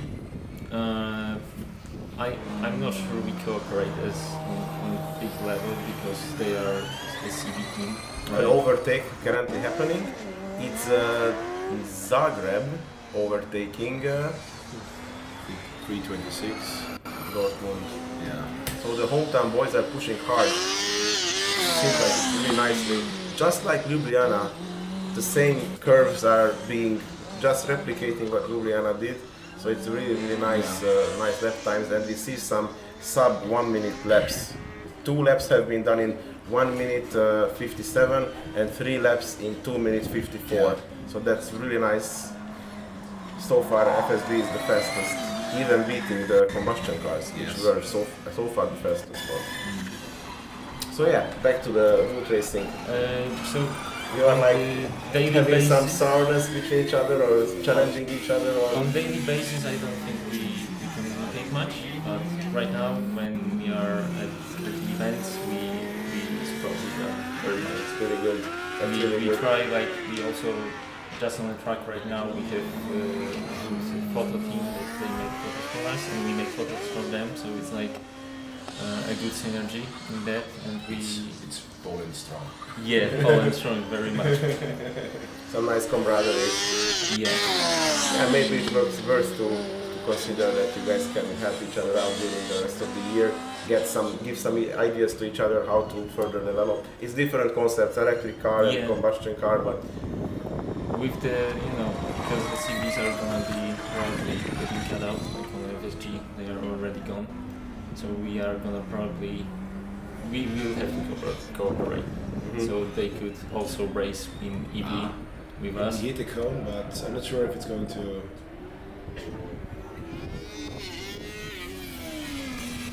It's going to count, but yeah, he touched it. So. Yeah, Dortmund is delivering some, like on average, 1 minute 3 second laps. Proton is delivering some 1 minute 6 second laps, and FSB is delivering some somewhat under like 58 second laps. We are, as we expected in the afternoon, we are seeing some stronger times, and I think we're gonna get to the point when we're gonna see some sub 50 lap times. Yeah. If there's like time and energy to do one push lap, I would believe that sub 50 is possible. Yeah, I mean, maybe even on average, like consistently. Yeah. Let's see. Let's see. No, I'm not sure, but like consistently that would be crazy because yeah, they have really good lineup. So I expected that from Elf-Race and also from Rentin. I believe they will for sure do their best. They have really good drivers and but we as well. So no one knows what's going to happen. Yeah, really good, really experienced drivers. I talked yesterday a bit with Elf-Race guys, and yeah, they still.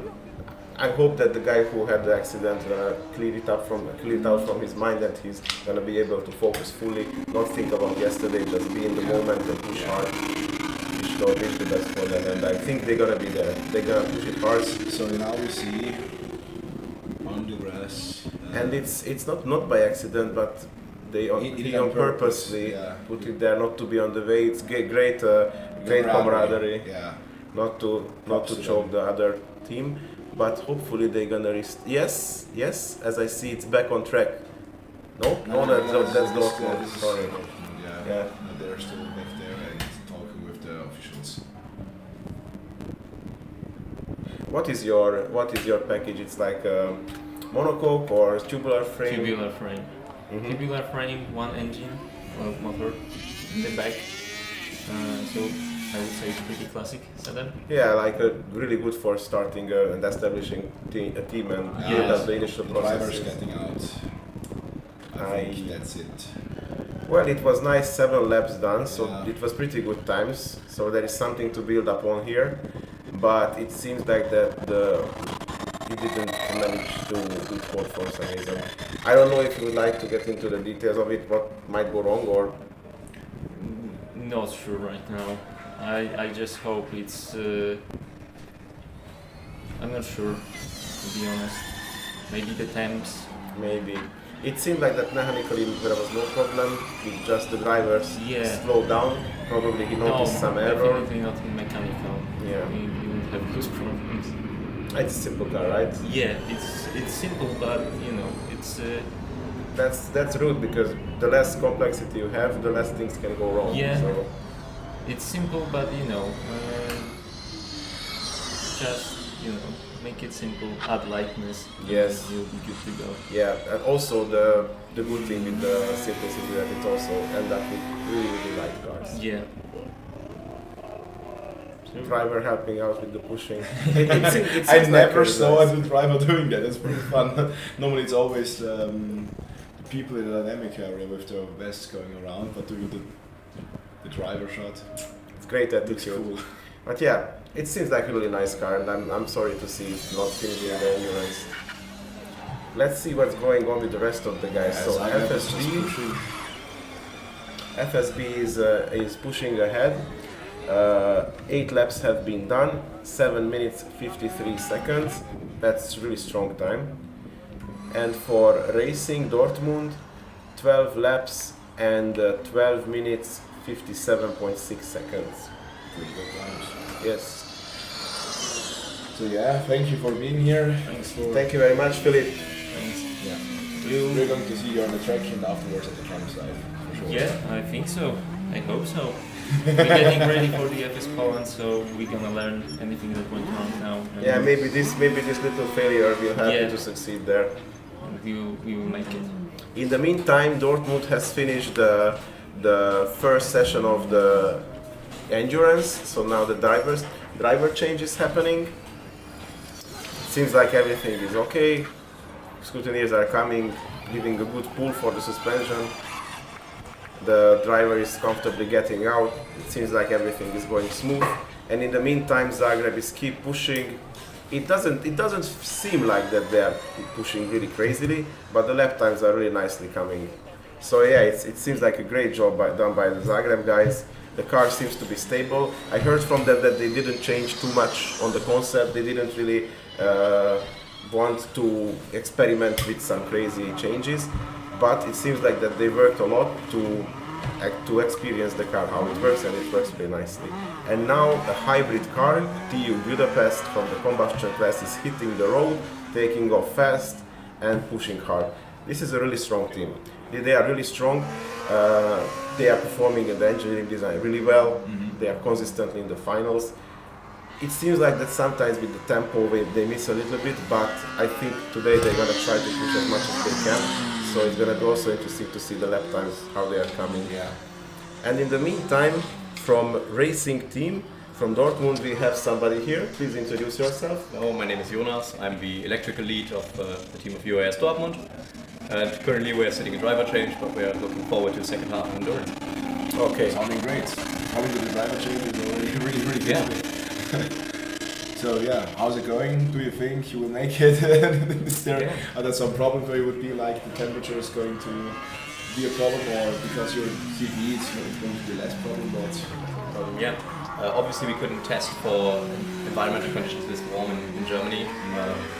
We did finish endurance at FS Czech, which was almost close in temperatures, but not quite where we are now. So we don't quite know, but we're pretty confident about the cooling system. Nice. That's the key, to have the good reliability. Yeah, it was something that we really focused on this year. As you can see, we don't really run a giant aero package, mainly because we are quite a small team. So we put all our focus onto having a running car that performs well without the aero. So we run a really low center of gravity. We really try to get the best out of the suspension kinematics as they were. Not really changing everything about the car, but only the small things that really mattered.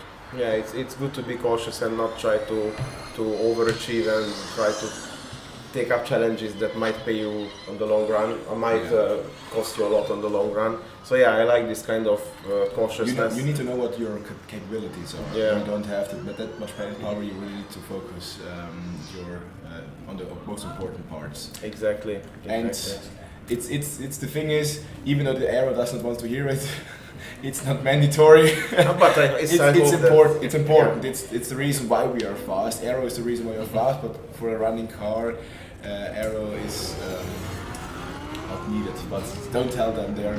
I'm In the meantime, Zagreb is finishing the first section, so they come for the driver change. Very nice job so far. So the first half is done. Just another half to be done, and then the home team, on the home field, they're gonna have a completion, hopefully. So yeah, aerodynamic package. I hope that they are still working on it though. Yes. We've been working. I've been in the team for 3 seasons now, and for all those 3 seasons, we've been working on simulating, constructing, and really figuring out all the aerodynamics, but we've never had the people to figure it out, but we do have a full aero package planned for next season. Very good. Also try to experiment with some manufacturing technologies, how to turn the CAD into reality, because a lot can change there. The whole thicknesses of the carbon, etc. etc. So yeah, if you're having this good baseline, you can get to the point when you're gonna go for the performance, and at that time you're gonna need the good wings. So get ready for that and put it on the car when you guys are ready for it. It's basically, we arrive home. This is our last event. We already did FSA and FS Czech. So when we get home, we're gonna basically instantly start up the mill and make molds for the first parts of the wings. We left ourselves a week or something that we need to start. So we can really validate the simulations on this current car, because that's the spirit. It's a new monocoque for us. The new rules force us to discard the old mold earlier than we'd like to, but this one's also a bit more optimized towards the aerodynamic package. In the meantime, BM is delivering good lap times, slightly under 1 minute. So they completed 3 laps in 2 minutes 59.2 seconds. Yes. Good. It's. I think the 50s are close, man. Yeah, I really fucking hope it's like going below that. Not bad. I think the first from the CVs, I think the one that really can deliver that as well is Modena. I do believe that they have the potential to really run them consistently. I'm gonna be really curious because we saw some thermal issues with the electric cars. With the combustion cars, I seems like they are pretty confident. Yeah. I'm gonna be really curious when Modena get there and push it hard. How will it be? And that might be something surprisingly strong. Yeah. So FSB Racing team is still in the driver change. We are waiting for them to come back. Dortmund is pushing hard. 15 laps are done. Seems like everything is going well. The car is stable, no issues. The driver seems comfortable with it. And BME Motorsport also really nicely, without any issues, without any crazy drifting. He just going very smoothly, very reliably. I know that the guys had some issues with endurances before. I really hope that today on BME they're gonna be able to finish it. The guys told that they try to make sure everything is checked, everything is gonna be ready, and the results should come. I really wish the best for them. So thank you for being here with us. Yeah. And thank you. I wish you all the best. Yeah. Continue with the development of the team and of the car, and bring it home. Yes. Yeah, we'll try to. We'll try. Thank you very much. Thank you very much. See you later. Meanwhile, BME has 5 laps completed, and the team, the car, and the driver is getting faster and faster. When it was just 3 laps done, it was a little bit under 3 minutes, and now after 6 laps, it's almost 6 seconds has been saved. So it is catching up. Zagreb. I think they were delivering then 54 second laps maybe. Zagreb is off. Yeah, Zagreb is second half. Back to the racetrack. Driver change completed nicely. I'm pretty sure that the home crowd is happy to see that. Yeah, they're going to perform well, and that's the thing. You need to show the home crowd. Rimac, one of the biggest sponsors of them. It's more or less as you said, their main event. I have a lot of colleagues in the company in the team before. Almost all of them immediately go to Rimac. That's really crazy. Yeah. Also other sponsors, a lot of them go to AVL, but I have some really good colleagues from the team. But also from other Formula Student competition, Formula Student teams as well. It's actually quite diverse in the company, and we have some really great guys. That's really cool. Also, I guess that for the Zagreb guys, there are some family members here. Yeah. How is it for you guys when you are in Austria? Yeah, for sure. Like at the endurance day and also autocross, sometimes a lot of family members of our team members come and visit them and watch, and it's just really nice to see, to show your family that what you look, Mama, that's what I'm doing. Yeah, this is the reason why I'm not coming home for fucking 6 months. And this is really like that. I think all of the Formula Student members here are going to be really happy after the season ends, just to go home and just to enjoy being with family again. But the thing is, we have our we have our family in the team. Like I have to say, Formula Student. Zagreb had some error. It seems like that the guy became a bit too confident, but he managed to recover it nicely. Just a little bit low mowing. Okay, maybe he saw a patch there and wanted to remove it. Okay, but now he's back on track. Seems like it's okay. Hopefully he now calms down a bit. Maybe the heat is a bit hitting him. Yeah, I would like. It's no wonder with like the carbon fiber, the car itself, if it's not cool dried, the driver itself can get temperatures up to 50 degrees and they can have completely heat strokes. I think the Finnish would be fine with it. It's like being in the sauna. Yeah, we have one Finn here in our commentary box. I'm not sure if he agrees with you. He's not really that happy about it. Typically Nordic guy doesn't want to comment on it. No comment. Doing the Kimi Räikkönen. In the meantime, let's see. So FSB Racing team had with that little error, they are now 16 laps done, 18 minutes 55 seconds. BME Motorsport 9 laps, 8 minutes 54 seconds. So, ladies and gentlemen, we are having consistent sub 1 minute laps. Yeah, Zagreb doing well. The driver was not moved by the lawnmower, you could say. Still confident and still the same times. I also don't see them slow down, so that means they are well in the limit for the battery temps. So I'm pretty sure they are confident that they can make it. Yeah, I'm pretty sure that every fingers are crossed outside there. I see the red t-shirts lying in front of us. They're watching the car, cheering every single time that it's passing in front of them. Yeah, you see a lot of family members with them. Just normal people from the crowd. Yeah, it's photographer. It's important for the support.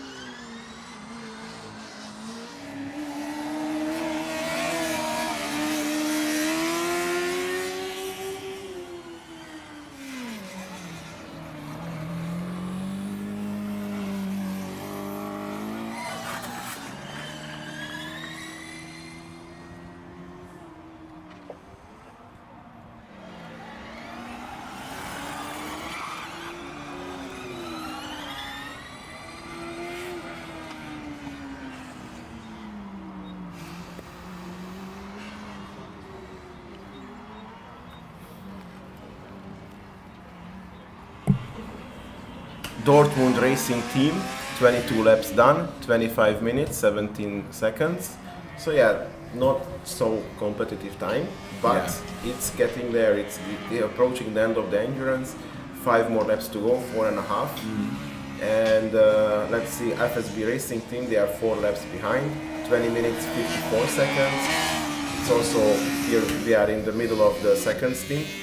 And BME Motorsport, they are in the completed 11 laps, they are in the 12th, and it means that they're gonna come for the driver change very, very soon. Zagreb is turning for the start-finish line. The chicane, which is tracking some guys here, ranking them badly, but this time FSB cleared it perfectly. It's a little bit catching up on Dortmund, as we can see, but there is the big radius corner behind them, so between them. So I think it's not gonna catch up. By that time, Dortmund shall finish the endurance for sure. BME Motorsport, I don't see them. I think they are on the other side of the track and they are performing really well.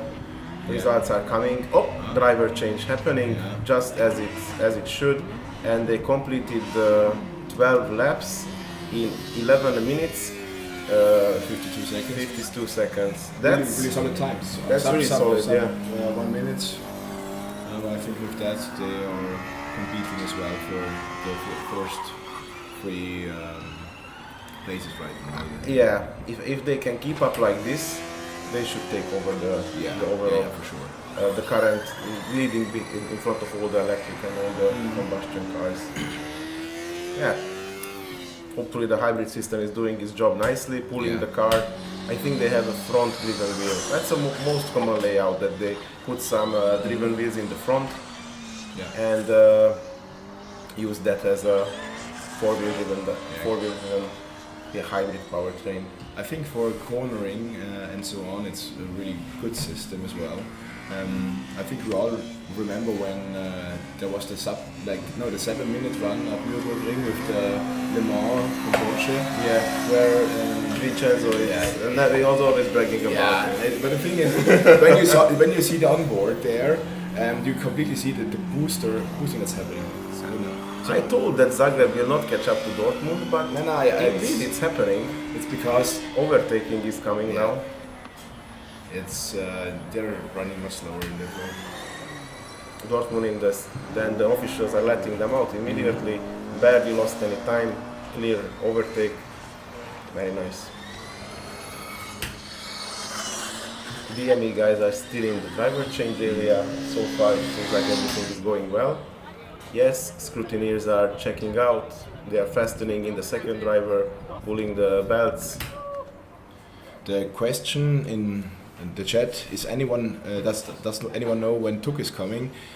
No, because as we know, schedule is never fixed. We had the prognosis for 4 o'clock, but let's see. I would say that don't just come for Tuk, come for the 2 finals, because that's gonna be really like fireworks. So if you think about it, with BME is in running order 29. So we have 10 more cars in front of us before the finals will start. I'm also not sure. Are CV finals first? Is EV finals the second?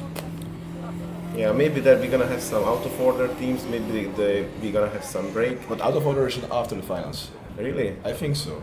Possible. Okay, Dortmund has finished. Great news. Dortmund guys have finished the endurance. Now they are heading to the post-scrutineering. Congratulations, guys. Really nice job. It seems like a good, simple, reliable car. Delivers the results. Very good. Zagreb guys are pushing hard. 22 laps are done. 5 more to go. Now they are completing actually this lap, so almost 4. A little bit more than 4 laps to go. And BME is coming back. They are clearly finished the driver change and they are ready to hit the road again. They are letting. Oh, that's gonna be interesting, because then they're gonna need to have an overtake. If I would be the BME guys, I wouldn't hurry to get out from the pit. Yeah. But it's also taking a safe, like. But we're actually 4 laps left to FSB, so maybe. He's gonna catch up. Are you sure about that? Let's see. And in the meantime, TU Ostrava also come from Czech Republic, pushing hard. This is also a very nice car. They told they have a hybrid system, but they choose not to use it this time because it's not working as they expected it. So it's only that like conventional rear-wheel driven combustion car, but it's really nicely designed. It's a quite small team, so they face a lot of challenges, but it's a very compact team with good camaraderie, pushing hard. Doing hybrid is really complex. Yeah. People understand you're doing combustion car and EV car combined. Yeah. It's not as like that complex like the EV powertrain, like from the hybrid is not as complex as the one that we use in normal EV cars, but it's still so difficult to do all of that. So if you don't have the manpower, it's really taxing them. We see the Ostrava guys on the track, and we see a huge Czech flag waving next to the track. Did they finally find it? Oh yeah, they were looking for it for a long time. They borrowed it from the university and they need to give it back. Cool, so yeah, Zagreb is going, BME is going, and Ostrava will complete the first lap very soon. So far it's not in the logs, because it takes some time until it processes it. And Zagreb gonna finish in 2 more laps. 2 more laps. BME is a bit behind them. I don't know. They're not catching up. I think they're losing time to them. Because, now the thing is, I think they're either it's the driver or let's just try to keep it a little bit.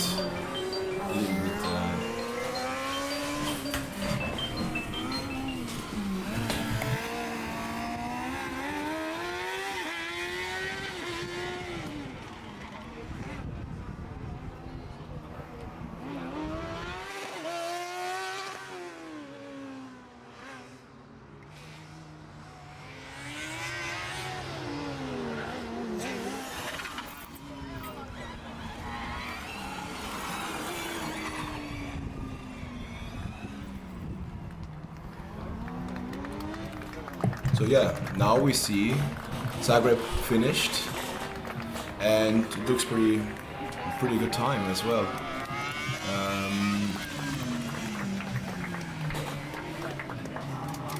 Here with BME.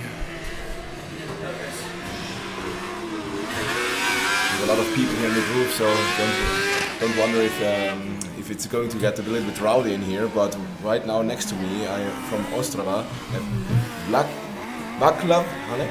Václav Hanek. Yeah, so thank you for being here. Tell us about your car. So this is our 9th car that we've built. We began as a team in 2014. The car has a 600cc Yamaha Phaser engine.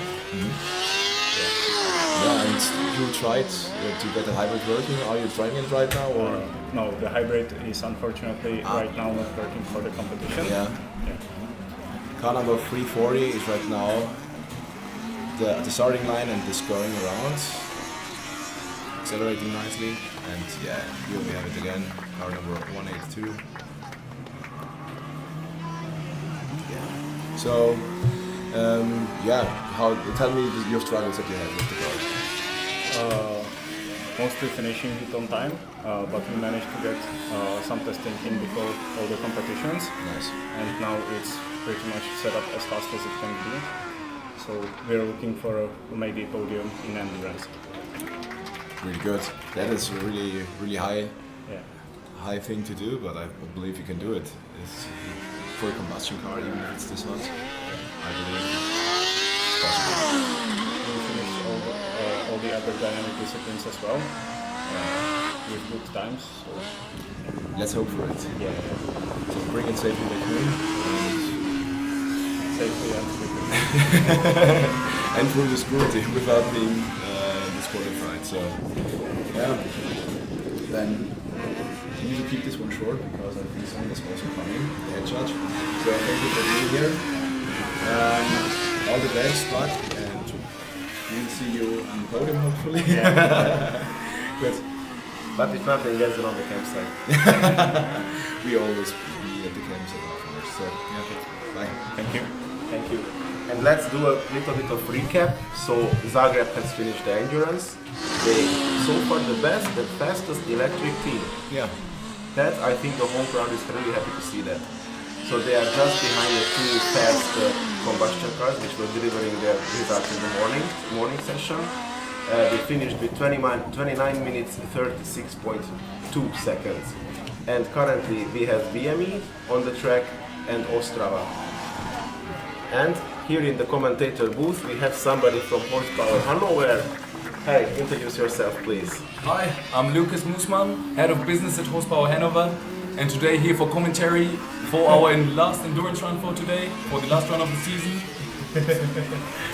Why did they send the business guy? Because you are the biggest blabber or what? Yeah, because I can talk, you know. I'm also here, I'm Florian. I'm the future head of electric next year. Yeah, we brought also the technical expert as professionals. So, when is your car running? So it was now queue number 1.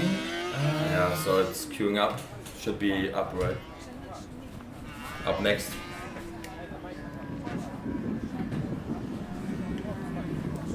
Okay, let's see, but in the meantime BME is pushing hard. And I also see that Istanbul has completed 2 laps already. So it seems like that you guys came a bit too early, isn't it? You were so eager to join us, huh? Yeah, we thought he would start right now, but we wait, then we come back. We didn't want to be late. Yeah, you really punctual, even a bit early, isn't it? But let's see, so far we are watching how Istanbul is driving, and there are currently 3 combustion cars. BME Motorsport, they are approaching the end of the endurance, but they still have like 7 laps to complete. And Ostrava has completed 6 laps, very nice. They are halfway to the driver change. And Istanbul is just taking off, completed 2 laps. It seems like that there is some crowd forming, and yeah, indeed the overtake is happening right now. So Istanbul got the priority and they can push ahead. Which car was asked to be? It was BME, right? Yes.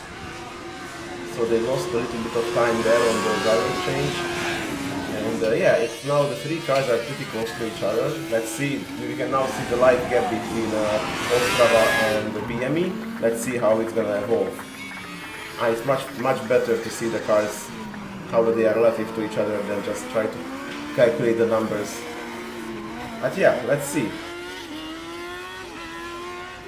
BME is taking the slalom and then going for the long corner, and Ostrava is coming right behind it. Both of the cars seem to take the corner very consistently. Istanbul is also quite reliable. All of them seem to handle it very nicely. Not so crazy driving as we saw it from the Manresa guys. Those guys were really on some high adrenaline stuff.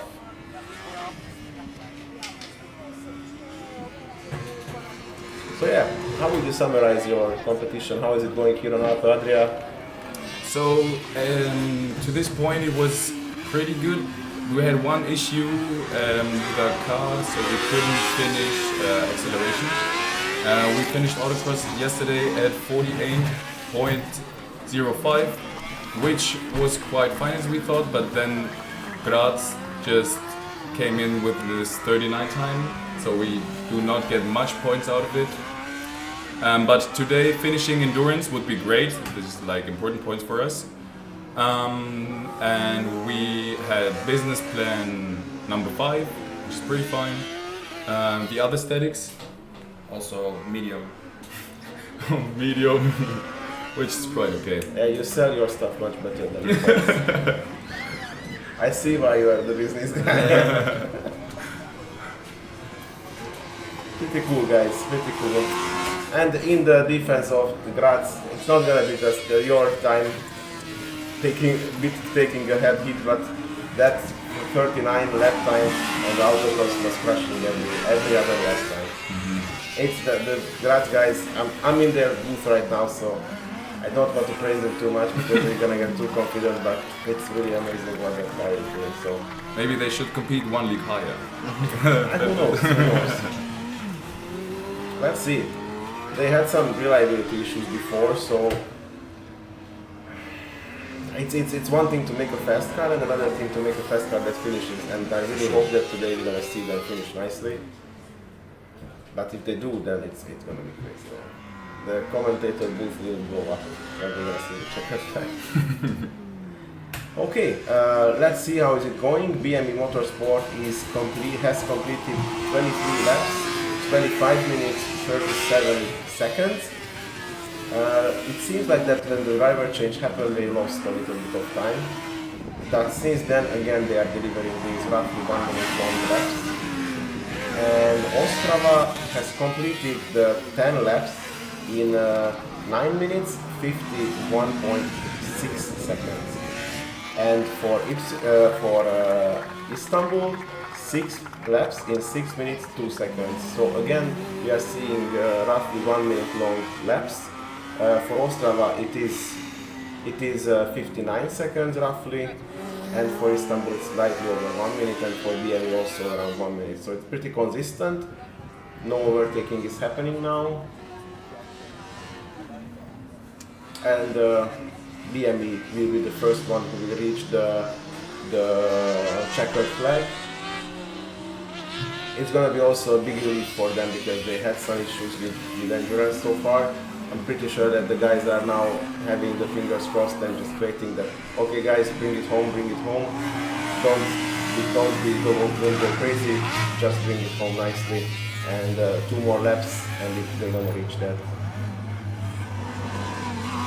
Ostrava guys gonna soon come for the driver change. And I guess when BME guys are off, then you guys gonna come in, right? Yes. Yeah, probably. Yeah, because 3 cars on the track, they're not gonna push more. And BME is starting its last lap. They hit the cone, again the tricky cone. That's a tight corner in the end, pranking a lot of drivers. Yeah, because they get used to the wide track and suddenly it tightens up. They need to take that turn and then they are making some mistakes. And they're gonna pay you the 2 seconds for that. BME is going smoothly in the last lap. Everything seems fine. Ostrava also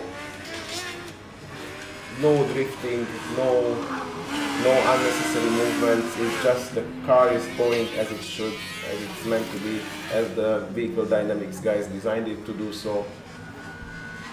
BME taking the big corner in the back straight, and Ostrava comes for the driver change, and BME is about to do the last corner. The tricky one now, checkered flag, you can hear the cheering from the back. The big relief came for the Budapest guys. Finally they managed to get to the checkered flag, and they must be all really happy right now. Now they are going for the post-scrutineering, and you guys gonna come up the handover, right? Yes. Now let's see the handover guys coming.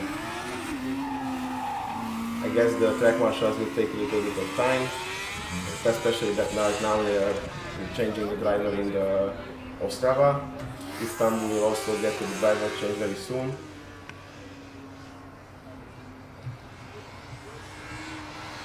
I see some track marshals running. What's going on there? Now we're coming up. Nice, okay. And our driver, Jonah Benini, starts. Perfect. E53, yeah, but now we are coming to the point when it's not just simply rolling out, but pushing it from the very beginning, right? Yes. So we are driving with a little less power to finish. So it should be easy driving for him. I see it back. It is not pushing crazy. It's just coasting it nicely. Yeah. Easily. Easy Sunday afternoon drive. Yeah, in 50 degrees, but probably getting cooked up in his suit right now. In the morning we were talking about this, that how do you choose? If first you put the faster driver, or do you put the faster driver for the second slot? I think our car is limited by the car, not by the driver. Our both drivers are more capable than our car is right now for pushing in endurance. So we put our, I think it doesn't matter for us. And then what, if not this one, then what do you take into account when determining who goes first? Our first driver is the more experienced one is technology. So is the one with the vehicle dynamics background. So I think he's better to manage everything, to manage the battery, and give the next driver only to drive and not to manage so much. Istanbul, in the meantime, starting its last lap from the first half of the endurance. They are clearing the slalom, taking the big turn in the beginning. Fast corner, then another slalom.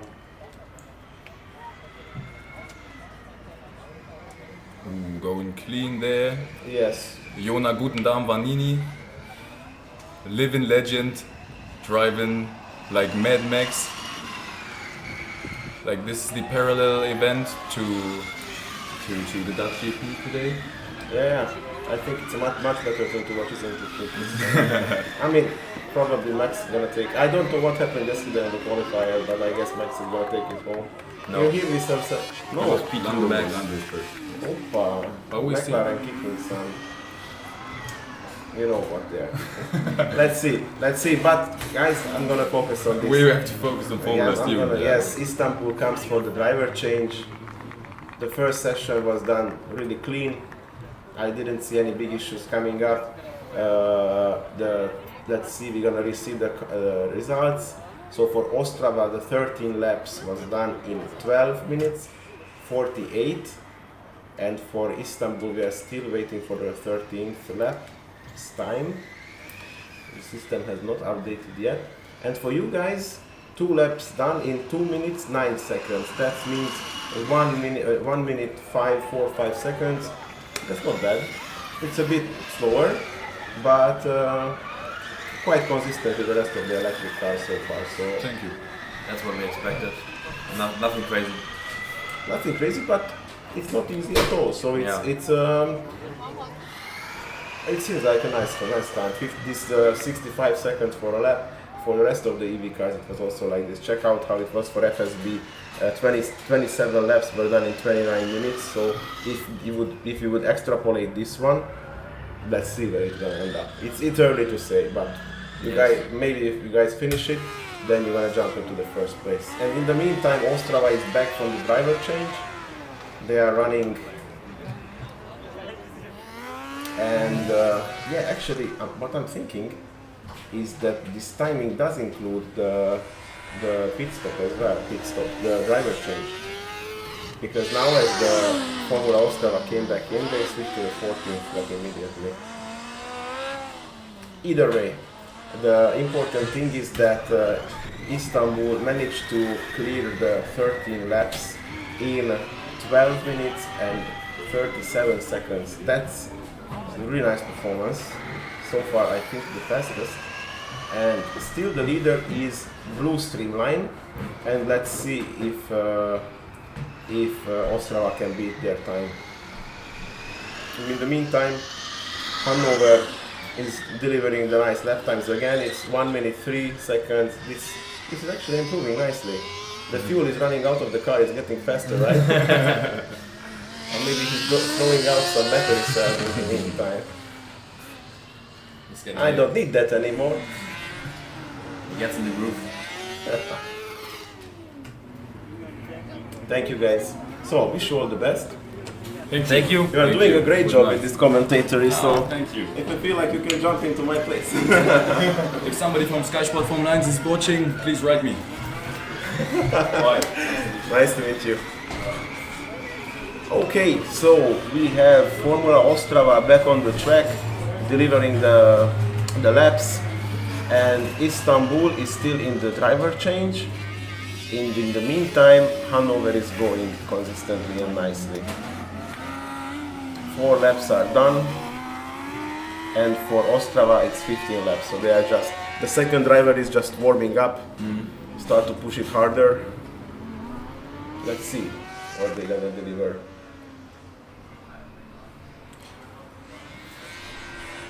It's interesting team, this Ostrava. They told that it's really small. They have just a few team members.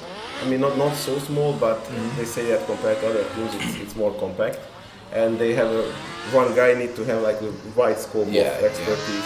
So it might be quite challenging, but they're gonna be really amazing. And as you said, hybrid is like if they are really that's one of the team. It's really impressive that they choose to do hybrid because, as you said, you get a real. You need to do all of the parts, and you need to know how to work the car all around. Like it doesn't matter if you are from a low voltage guy, if you are for the powertrain or the electric powertrain, you need to be always doing all the stuff. Yes. And also you are involved in the design, manufacturing, testing, you get the full experience. Yeah. It takes a lot of time from you, but you're gonna be an amazing engineer. Yeah, exactly. So you see Ostrava 17 laps completed. I'm wondering, I think the driver change is included in the time. Yeah, it is. No, it's they don't stop the clock. Oh, okay. So that's why afterwards, that's why I also said it's the race between Bluestream and Manresa, who had the faster driver change. Yeah. Okay, but then this, those times we're gonna round it up for 5 minutes, right? 3 minutes. 3 minutes. So if you are over 3 minutes, it's going to penalize you. Not penalize you, but the time the clock is just starting. Yeah. So you can have a max of 3 minutes. E33 is about to hit the track. That's Prom Racing from Athens. Yeah. Yes. The Athens guys are coming. This is also a good team. Yeah. A few years back they had some really great results. I remember them being in some engineering design finals. It's a strong team. Let's see how they're gonna deliver on the track.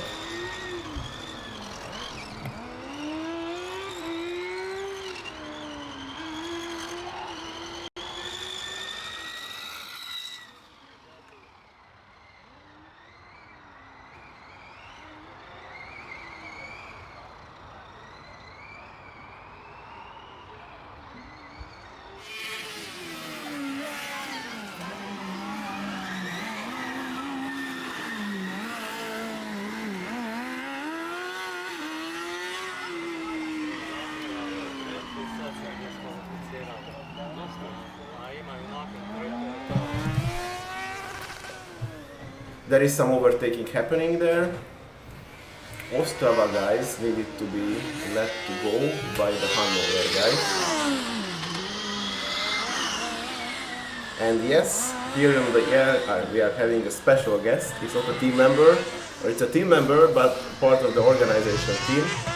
The head of business plan, head judge. Please introduce yourself, Domagoj. Thank you, guys. Hello, my name is Domagoj Borišak, or you can call me Domi. It's a pleasure to be here with you today. It's nice to have you here. How was the Alpe Adria from business point of view? It was amazing, actually. This year we had a really tough competition for all the teams. I think that it's one of the best business competitions that we had so far at Alpe Adria, and all the competitors should be proud of themselves. What were the most novel ideas that you encountered? Actually, I shouldn't talk about novelty before we have a final scores and results. Yeah, I'm asking some sensitive questions. Yeah, it's a sensitive question, but we had a couple of really novel ideas this year. Okay, but let's ask outside of the finalists, which was the team which was very impressive for you? Let's say? Outside, probably Ren team from Stuttgart. They're really good. They showed great professionalism, especially in presentation and their business plan. So, yeah, I'm clapping to them. They're really good. Really nice. And when can we expect to see the live streaming of the business final? we were actually talking about it this year when we were talking about ideas for the next year. If it's going to happen next year, I'm not sure, but yes, we are in talks about it. So maybe. Yeah. Pretty nice. And I think the TU Graz guys are ready to do anything. Yeah. Are ready, guys? They raised up their game for this year. They kind of take one more step for next year. Great. I think next year, so first person drones could be some nice shots, and let's see, it's going to be getting better and better until we are at the level of a Formula 1 commentary. Yeah. Live stream. And then Sky Sport what? TU Graz channel 1. Yeah, in the meantime, Prom is going nicely. It's, I would say, the typical electric car times. 1 minute, 3 seconds. But I'm pretty sure that at some point we're going to see some really fast electric cars. That would be a good business plan idea. The TU Graz live stream, it's already making results. We are making subscriptions-based streaming site. Yeah. Did you hear, guys? Maybe we have a business idea for the next year to present. No, but actually, it's not a bad idea. No, that would be a novel idea. So that's a novelty, I think. In the meantime, Prom is completing.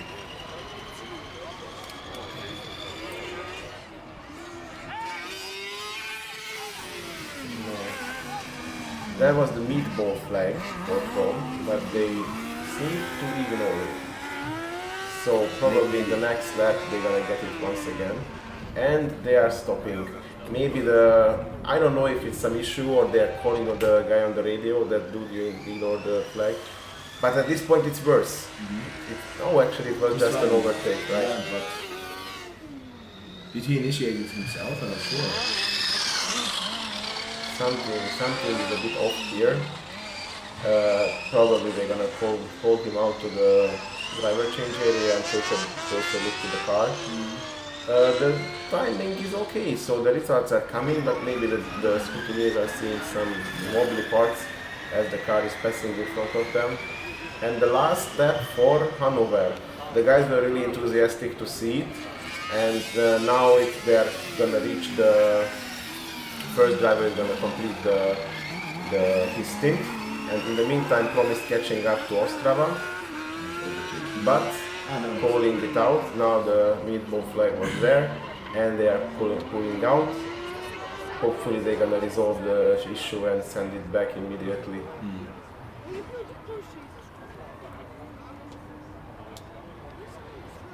When they are doing the evaluation, this kind of pulling out is not included in the timing, right? I think if you get to drive again, they start the timer and get just like I don't think that it's going to come. So. Yeah, I don't think so either. If they take this out, because it's not because of the scrutineers are putting it out. Exactly. And if it's a problematic thing, then they're gonna disqualify it. Exactly. If it's not no problematic, then they're gonna just send it back and continue. But it looked like it was on the right side of the car because the scrutineers went there to either to the undertray or to the front suspension. Yeah, we're going to see if they can drive it out. Some mounting issues maybe. Yeah. Could also be that they are wrong, I'm not sure. They are changing the driver for Hanover. So far seems everything very smooth. Driver got out, helmets off, everything seems to be calm. And with Prom, they are checking the back side of the car. There is one scrutineer that you can see behind the rear wing. What are they checking? We just asked the question that is the driver change included in the overall time? Yeah, it is, and it's for sure going to get removed afterwards. So the times that we have right now are just the times included with overall. So don't worry, anything can happen. If you are egressing fast, it's easier for you. Actually, if you are egressing fast, you are misleading yourself because you're gonna have a like I don't know, finish in 2 minutes and then it's gonna be rounded up to 3. But yeah, the whole point of this minimum 3 minutes is that they are not rushing, not try to act irresponsible and be too fast and even damage the car or themselves.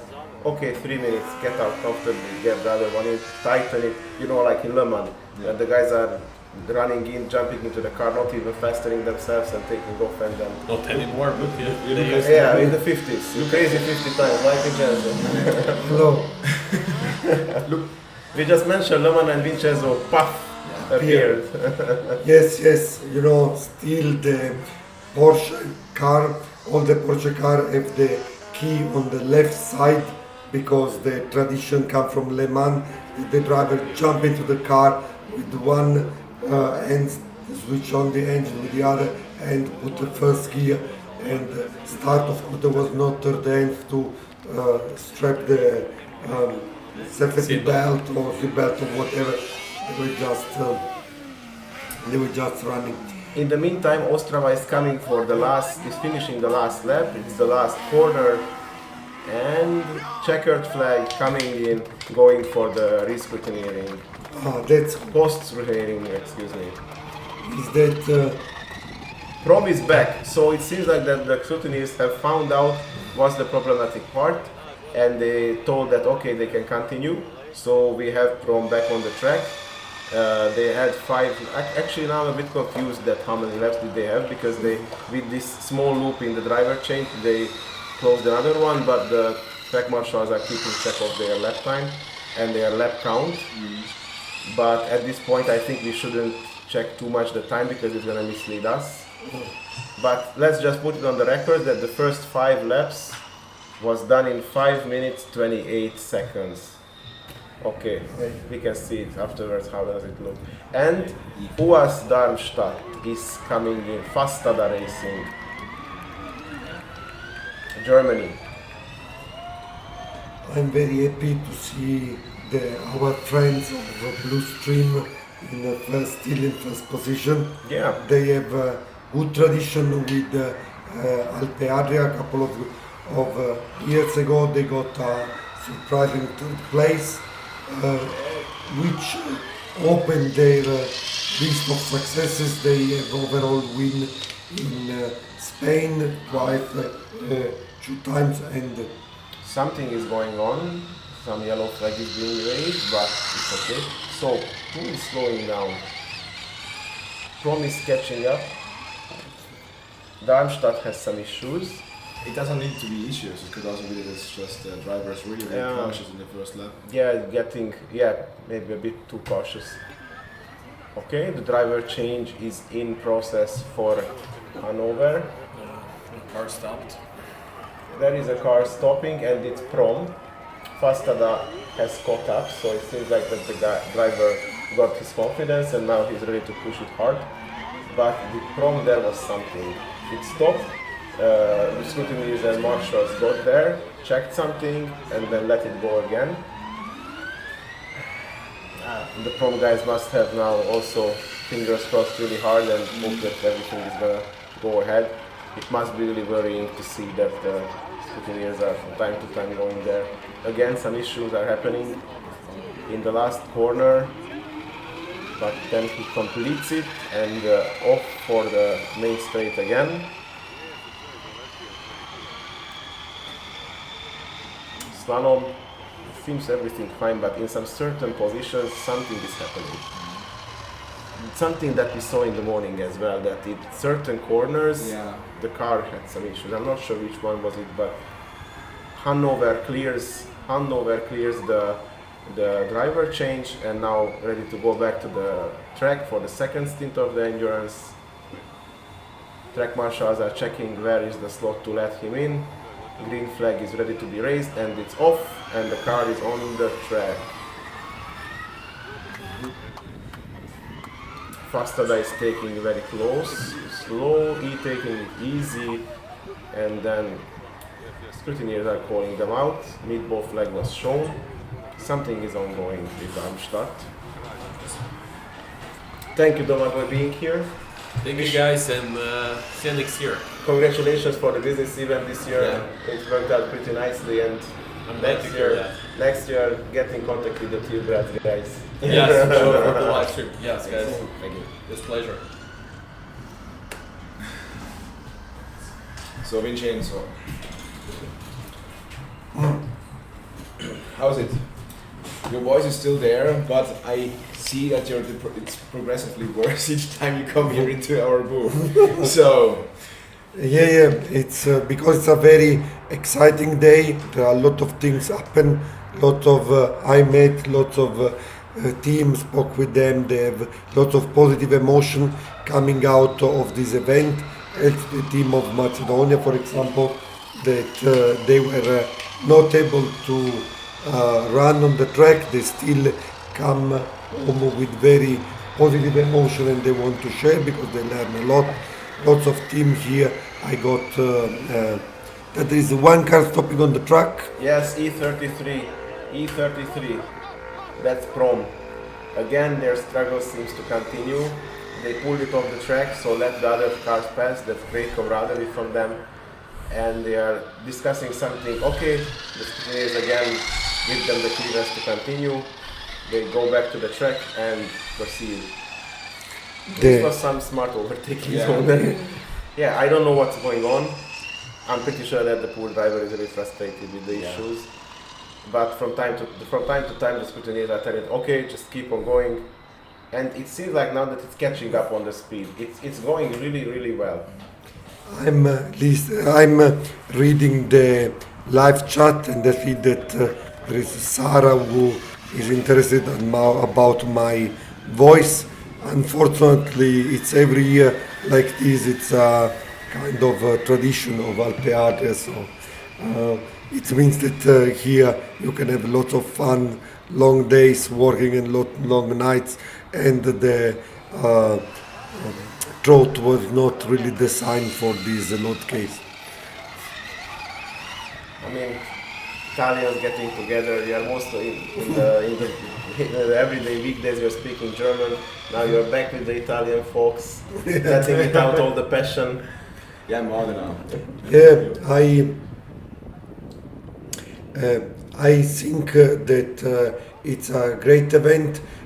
Last year was the first time we had the Modena here and they were very happy, successful, and they came back here. Also the guy of Bologna, they came. Darmstadt is back on the track, so Darmstadt was pulled out with the meatball flag, but now they got the clearance and back on the track again. They hit a cone on the slalom. Seems like maybe they confused the driver a little bit and now he needs to regain his confidence. And Prom again at the same point as the previous lap. Poor Greek guys are really having a tough afternoon. Again, clearance from the judges, from the scrutineers, getting back to the track and continuing. Hopefully they'll resolve. I'm not sure what's the problem for them, but they are really having a tough time. I'm looking at the moment at the timetable. Is BME in third position? Is that? These are including the driver change, and I think they were delivering 1 minute, roughly 1 minute laps, sub 1 minute laps actually. So it was quite fast, but somehow I think the driver change took a bit longer, and that's why the overall time is a bit up. And let's see what will be the processed data. This is just the raw data, so they're gonna take out the unnecessary things from it. Then the dynamic guys are finalizing. I see still trouble for Prom, yes. Push. I mean, it's very painful to see after the whole year working the car standing on the track. So we really would like to see the car running, solving the problem. We see the driver discussing with the marshal about the situation, what the current issues is. And I hope it's possible to sort out maybe some temperature. If we go down or some system reset can help, will be good. But you can see it's not only Prom right now. If we go back to the different camera angle, I think the other car also stopped. Yeah, Hanover is going, but we have an issue. So here we see Prom. It's behind the container, so we can't see it. But now they are. That's Darmstadt. Darmstadt, yes. They were called in with the meatball flag in the previous lap or like 2 laps back. Yeah. So they are, I don't know, it seems like that both Fasta and Prom are facing very similar issues. Now the guys from Athens and Darmstadt can feel like brothers in the trouble. Hopefully they're gonna resolve it.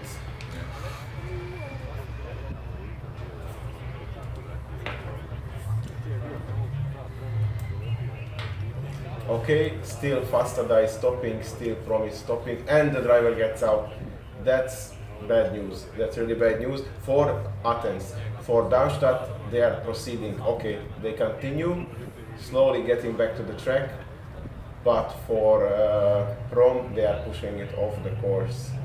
I don't know what was the issue, but in the end, it seems like that the driver and the track marshals made the decision to suspend the endurance for themselves. This is again lawnmower, but not in the way that sometimes happens. Yeah, sadly the Athens car is parked in the off area. And in the meantime, Fastada is going slowly, and the Hanover guys are stuck a bit behind them. I think that is very frustrating for the driver to be in this situation, but Fasta move out to let the other car pass him. I don't know if it's Fasta is if Darmstadt will continue. I see that there is a meatball flag prepared. Probably the car will be called in at the scrutiny to check that everything works properly. Does not seem too fast, but seems to move on its own forces. Yes. Yeah, they just managed to complete, I think, 3 laps already, and they had a lot of trouble. So it's something really off. It goes, but from time to time it slows down. It's really like a puzzle for me. But what happened with Prom and what happens with Fasta? I think that probably this has to do with the very high temperature at the moment. We have very high temperature and sun high in the sky, and this will be difficult for all the control system and the battery cooling. So can be several things can be an issue, but we see the car 50, the green car number 50 running at full speed over the circuit. I think that it's Hanover, if I am correct. Yes, Hanover guys are doing really well, and they had completed 20 laps, so they had some traffic that probably cost them some. And now Weingarten hits the track, E60 from Germany. FST Weingarten, the purple ones. Yeah, in Germany they have lots of teams, lots of nice teams. I have to say that improve every year, and Weingarten one of it is a team with a long tradition, but is steadily improving the car from one year to the next. Yes. So let's see, now they can race with Hanover. Now it's both of them on the track. Fastada is still in the driver change area, if I'm right. And let's see if they manage to resolve the issues. And currently on the track, Weingarten will complete the first lap. Actually, they changed the color scheme. Like there is some purple there, but they included some pale blue as well. Yeah, nice, very nice livery, I have to say. And actually the car seems to increasing the pace, it's not going slow. Now I don't have exactly the time, but it seems quite clean. Back to the track. So Fastada is back to the track. It seems like that they resolved the issue, at least temporarily, but hopefully for good. And now they're gonna have some clear laps, and then they can go for a driver change. Let's see. We should wish them all the best. Yeah, really good luck. Good luck that the car can drive, that the driver can concentrate on driving the car and improving the pace, and don't have to fight with technical issue, because of course it's very nerving and will be difficult to show the potential of the car. I see a car stationary on the track. No, it was maybe a mistake. No, they just left it there because they. So yeah, still Weingarten. Actually, there should be three of them. So Weingarten, Fastada. Yes, Fastada is passing in front of us right now. Yes, it seems like everything is going well. Horsepower Hanover should approach the end of the endurance soon. They still have a few laps to complete. And Weingarten is going. It's a bit slowing down right now. And it seems like a bit unconfident on the straight.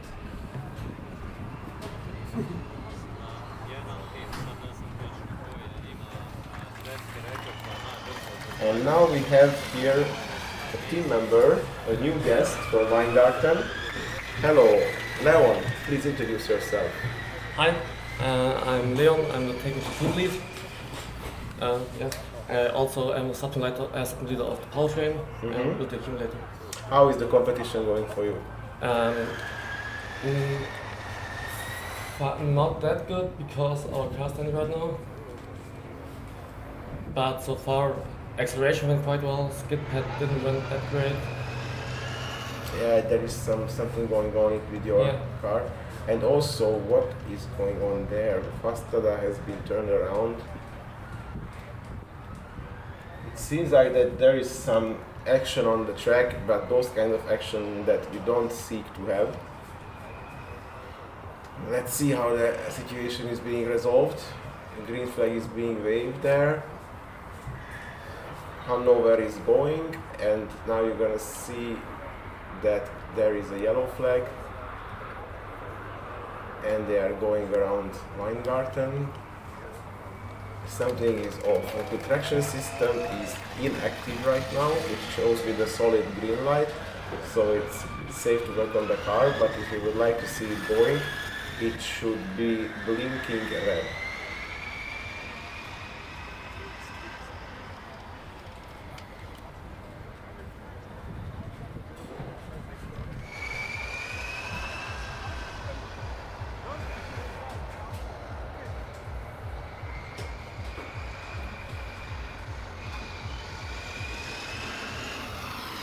Yeah, I'm not sure what's going on.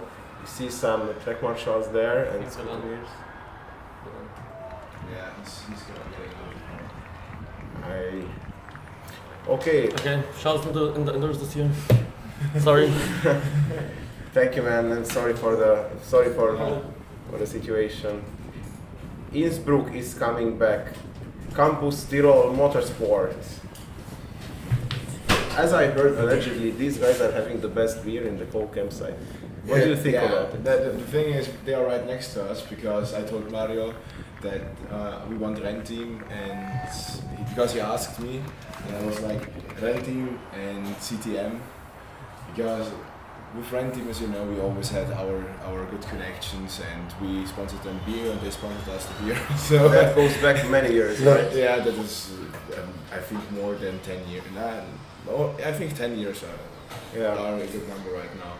And with CTM, since this year, also last year, we were always in the FSA at the pretty much similar spots, so we are next to each other, and we are good friends. It's really fun working with them, and they have a really good car now.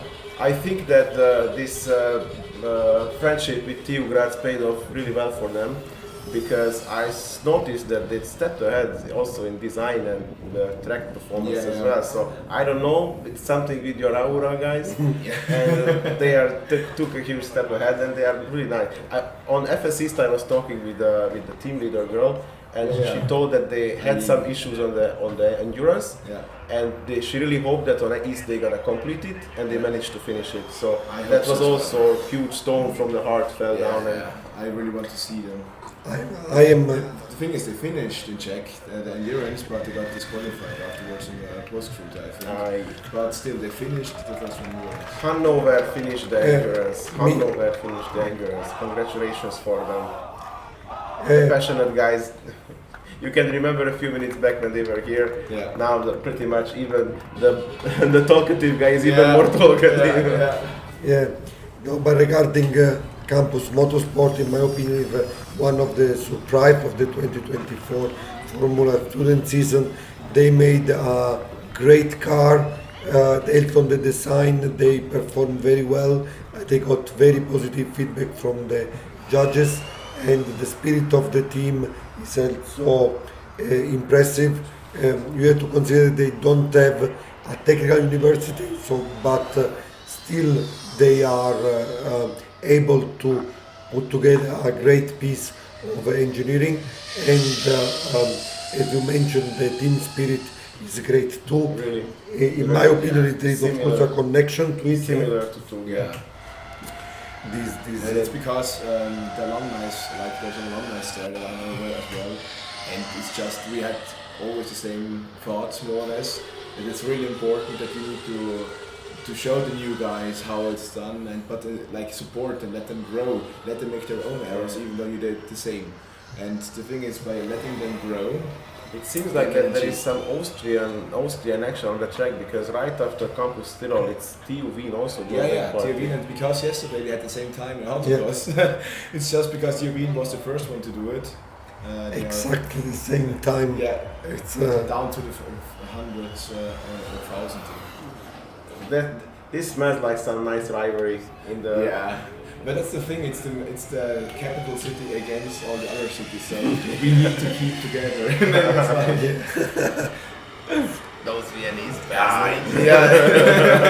Everyone knows that. But I have how to take the part of Wien. I have met the guy. They are also very sympathetic, very passionate. They are of course a bit different spirit than in the Graz, but still it's a great team making great car, very elegant, very precise, very competent, and I'm really happy to see the guy here. They always do one of the best design reports, because they make their own motors. It's like seeing their engines. It's just crazy because and they work really well. It's just sometimes they don't have like that many testing hours with their car, and so they're not that reliable, and soon lose out on endurance. But I really hope that they are finishing in this time, because they are also a top contender to really finish on the podium. Yeah, and TU Wien is also, it's famous for really sophisticated motors. For like a decade now. I remember even 10 years back we were talking about really nice amazing motors. I have to say the whole car is very sophisticated, both from the aerodynamic point of view and suspension point of view. It's a very nice piece of engineering. Always impressive when I see also lightweight So absolutely nice to see them, but I have the impression that they are not going at top speed at the moment. They probably some issue not able to provide the power, right? Yeah, they are taking it a bit slower, but there is another car on the track which is absolutely anything else but slow. It's Campus Tirol Motorsport is delivering 58 second laps. 58 second laps. They cleared 4 laps in 3 minutes 54.7 seconds. I think like if they can keep this up, they are going to get to the fastest spot because Bluestream are also around, I think, 1 minute in total. Yes, and it's gonna be down again to the driver change, but it's again not. This is not the true time. This is including all the auxiliary times. Let's see what the track marshals and the dynamic guys are calculating. But what is for sure, the clean laps are really nice by. Can you show me the list again? This current leaderboard.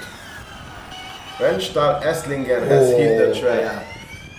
Another favorite of you, Vincenzo. Yes, another favorite. It's a favorite of me. They are two-time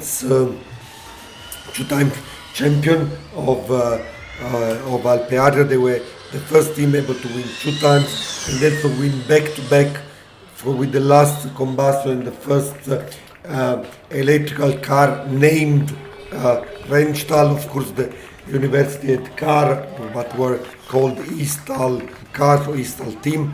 But they are a great team with lots of technical knowledge. And I want to see some 94 written in the live chat while we are preparing for the next interview. Yeah, and we have here somebody from 94. Please join us. Hello. Rennstall hit the track and Rennstall hit the booth. Please introduce yourself. Hi guys, my name is Jonas. I'm a team member in the Rennstall. I am in the electronics department and mostly software development. Ah, nice. You know that Vincenzo is a really big fan of your team, right? Yes. And how did you guys feel when Vincenzo said that the Team Graz is the best team in the world? Well, it hurt us, but you know,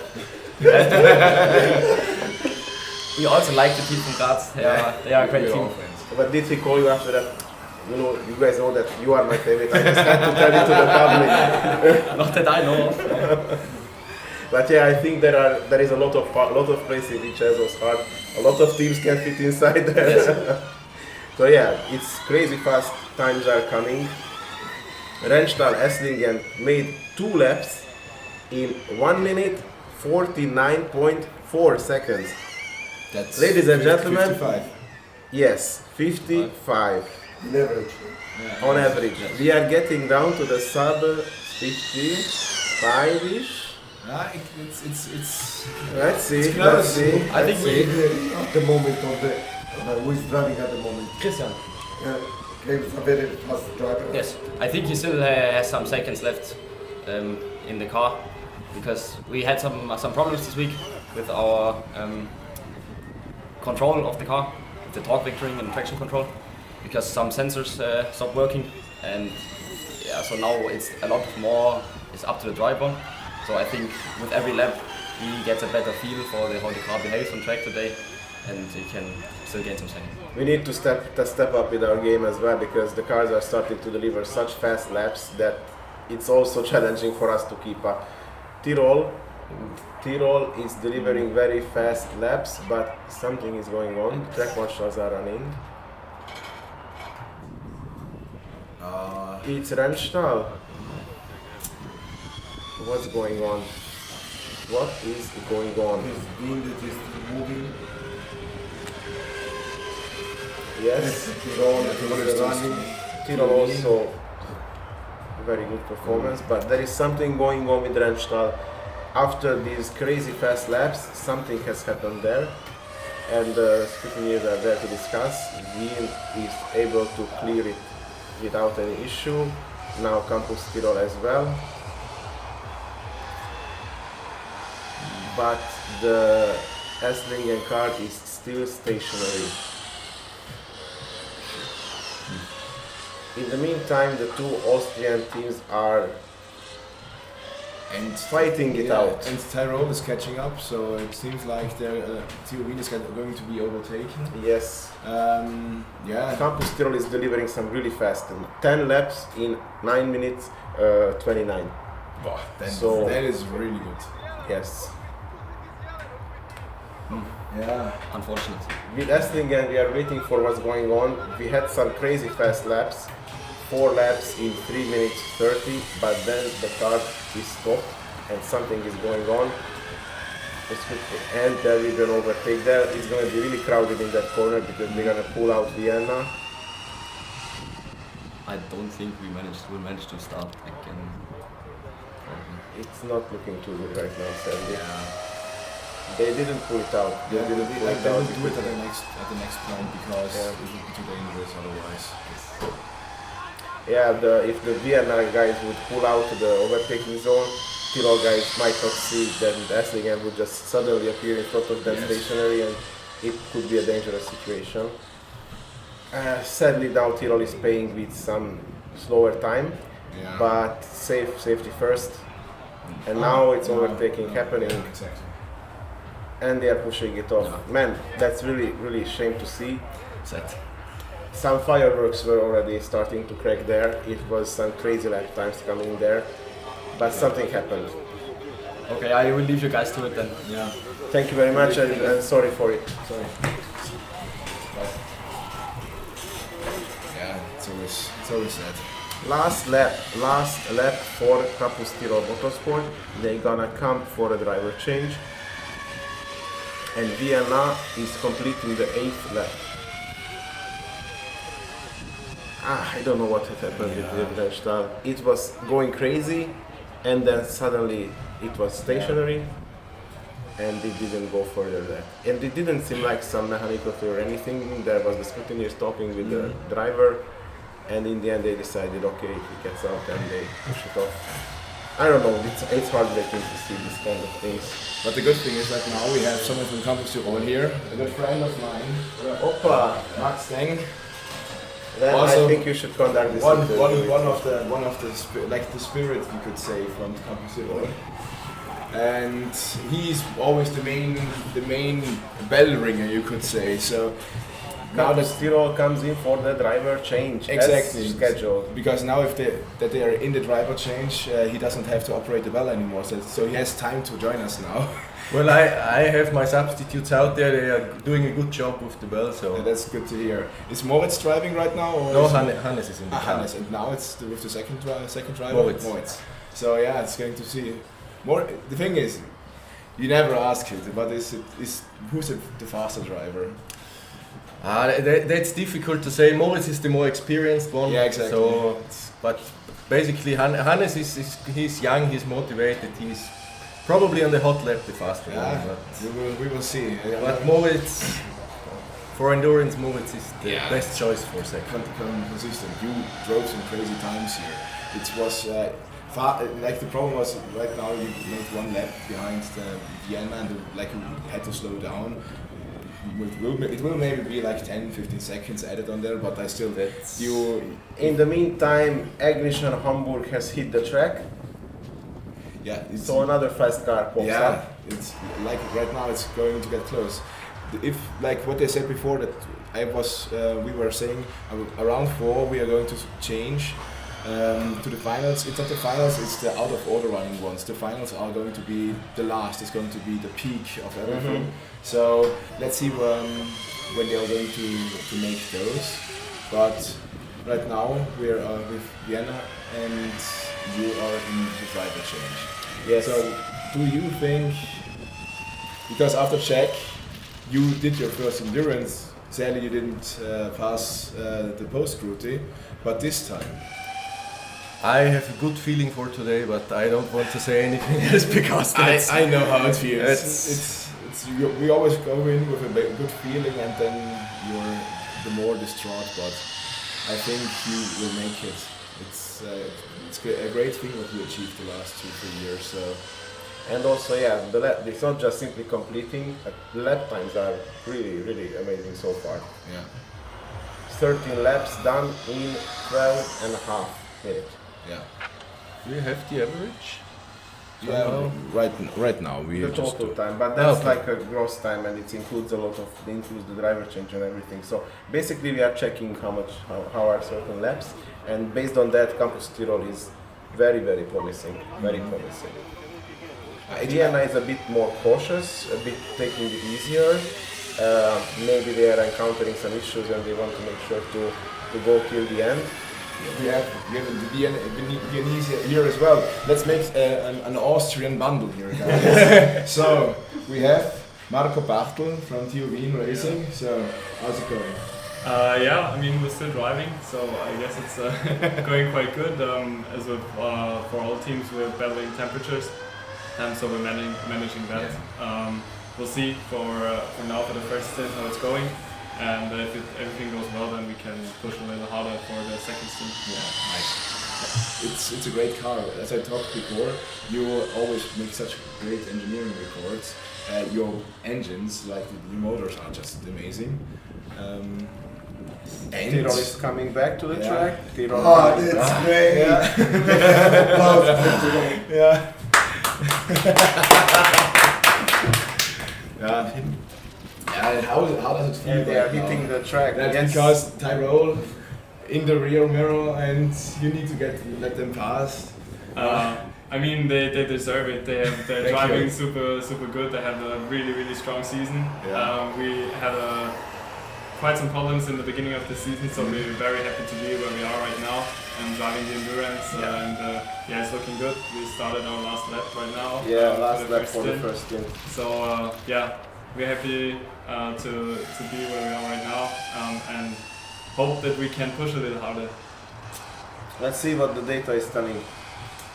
But from the team point of view, how is your relationship with the other Austrian team, with the Graz and the... We heard that it's like they are united against the capital city. Okay. I don't feel like that. I feel Not we, it's just in general. That all of Austrians are hating me. Because he knows that. Yes. A late clear division from the Wien side. Yeah, but the TU Wien Racing is accepted from that, I guess. Yeah, that's true. We have a lot of members from all over Austria, so we're not just Viennese people. Not even Austria. Also, there were some Hungarian friends. I have some friends there who are in the team. Yes. So yeah, it's a bit of a multicultural team. And it's now driver change. Yes, going for the driver change. And English and Hamburg is started a bit slowly, but then they are catching up. And also now they are starting to deliver some fast laps. But Campus Tirol is going super smoothly. Look at that corner in the back. And now Hamburg is coming as well. It seems like that the two cars are going in very similar pace. Yeah. And quite strong pace. I'm a little bit jealous now for those guys who are right next to the track, because seeing these cars going so fast, so close, it must be nice. Yeah. So yeah, thank you very much for being here. Thank you, and wish you all the best. It was a great interview, I think. Second stint is ongoing. I hope I see you afterwards, that you bring the car home safely and with the bell. And yeah, that's important. yeah. This time with the bell, without it getting to Graz on some weird way. How was it? Car 53, please bring back our bell. No, I think it's going to be fine, and yeah, just here, then they are cheering, so it's going to be great, I think. I will meet you later, and I will go back out to ring the bell again. Yes, really, it's going really fast, but I think some more encouragement is highly welcome. Sure. Thanks. Let us hear it, man. Yeah. Okay, let's see with Vienna. So, yeah. Your motors, it's your pride, isn't it? Yes, definitely. So tell us a little bit more, because I got asked by many people, how heavy is one and how much power can we put out? So tell us a little bit more about it. I can't tell you the exact details. I think all that I know that the weight to power ratio is better than in Formula E. So it's, of course it's a smaller motor, so you can make it more powerful easily. But Yeah. It's so easy. Everybody can do it. It's still our 7th generation in electric motors, so even our first electric car drove in self-developed electric motor. Not all 7 generations were built, some were just designed, but I think it's a 4th generation that was really built and put into the car. It's again a great example of building on heritage and continuously developing it, making it better. And now we reach that point. You guys have reached that point when it's like world class. So it's absolutely something to be proud of. Also, for our inverters as well, we're very proud to be driving self-developed inverters. It can be our biggest strength and also our biggest weakness because reliability is always an issue with self-developed things. We're still very proud to be one of few teams in the world to develop the inverters and the motors on our own. That's really rare in the package. Either it's like this or like that, but doing the full package plus batteries, it's like nothing more to do there. You guys buy nothing. Barely. The tires. We'd love to do them on our own as well, but it's not that easy to find someone. So far, it seems like that Campus Tirol and Hanover are bringing very consistent pace, right very close to each other, and Wien is back to the track. Nice. My second driver, also more experienced driver. Hopefully he got the info that temperatures are ready. Yes, he can go for it. He will have gotten all the information from the first stint, and he knows exactly what pace to drive. He's very good at estimating pace. So, that's good to hear. I'm sure he'll do the best he can. Yeah. And we also let you leave. Thank you. So you can go to your team. Yeah, I go chill with them. Thanks. And not only hear the cowbell. So yes. Okay, thank you. Thank you very much. Thanks so much. Thank you for the stream. Super cool. Thank you. Yeah, so the only 2 teams that are like now missing from our roster would be München Hamburg as for an interview and Munich Motorsport. So in the end, with those 2, when they are like, I think Munich Motorsport will run after Campus Tirol finishes their lap, their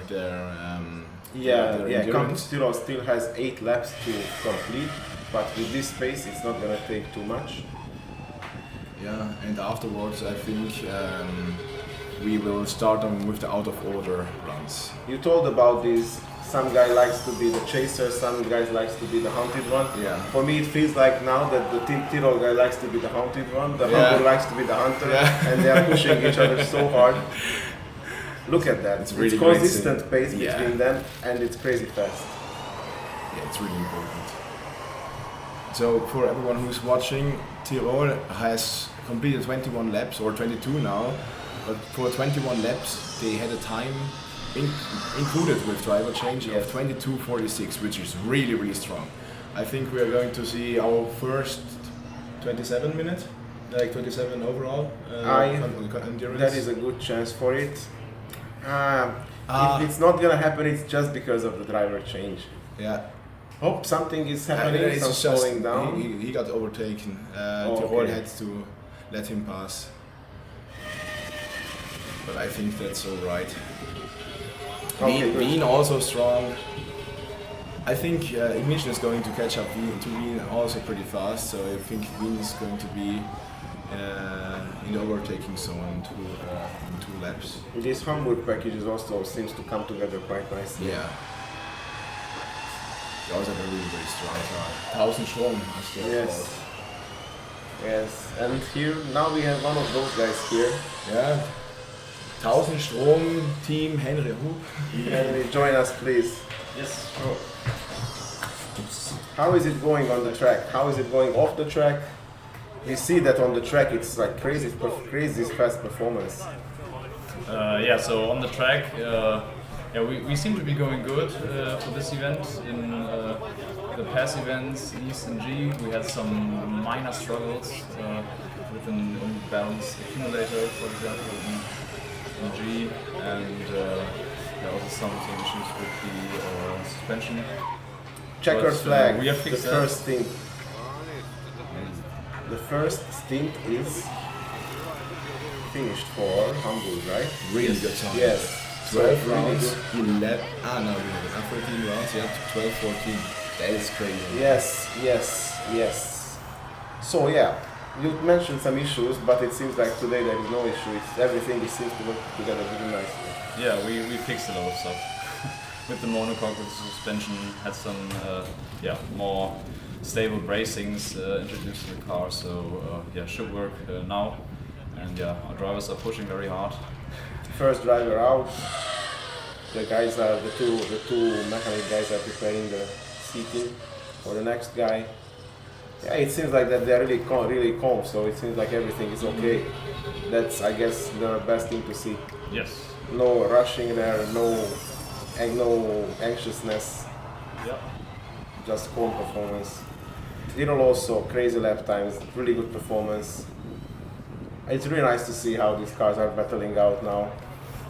And if you think about it, they don't have a carbon fiber monocoque. They are having yes. really good times.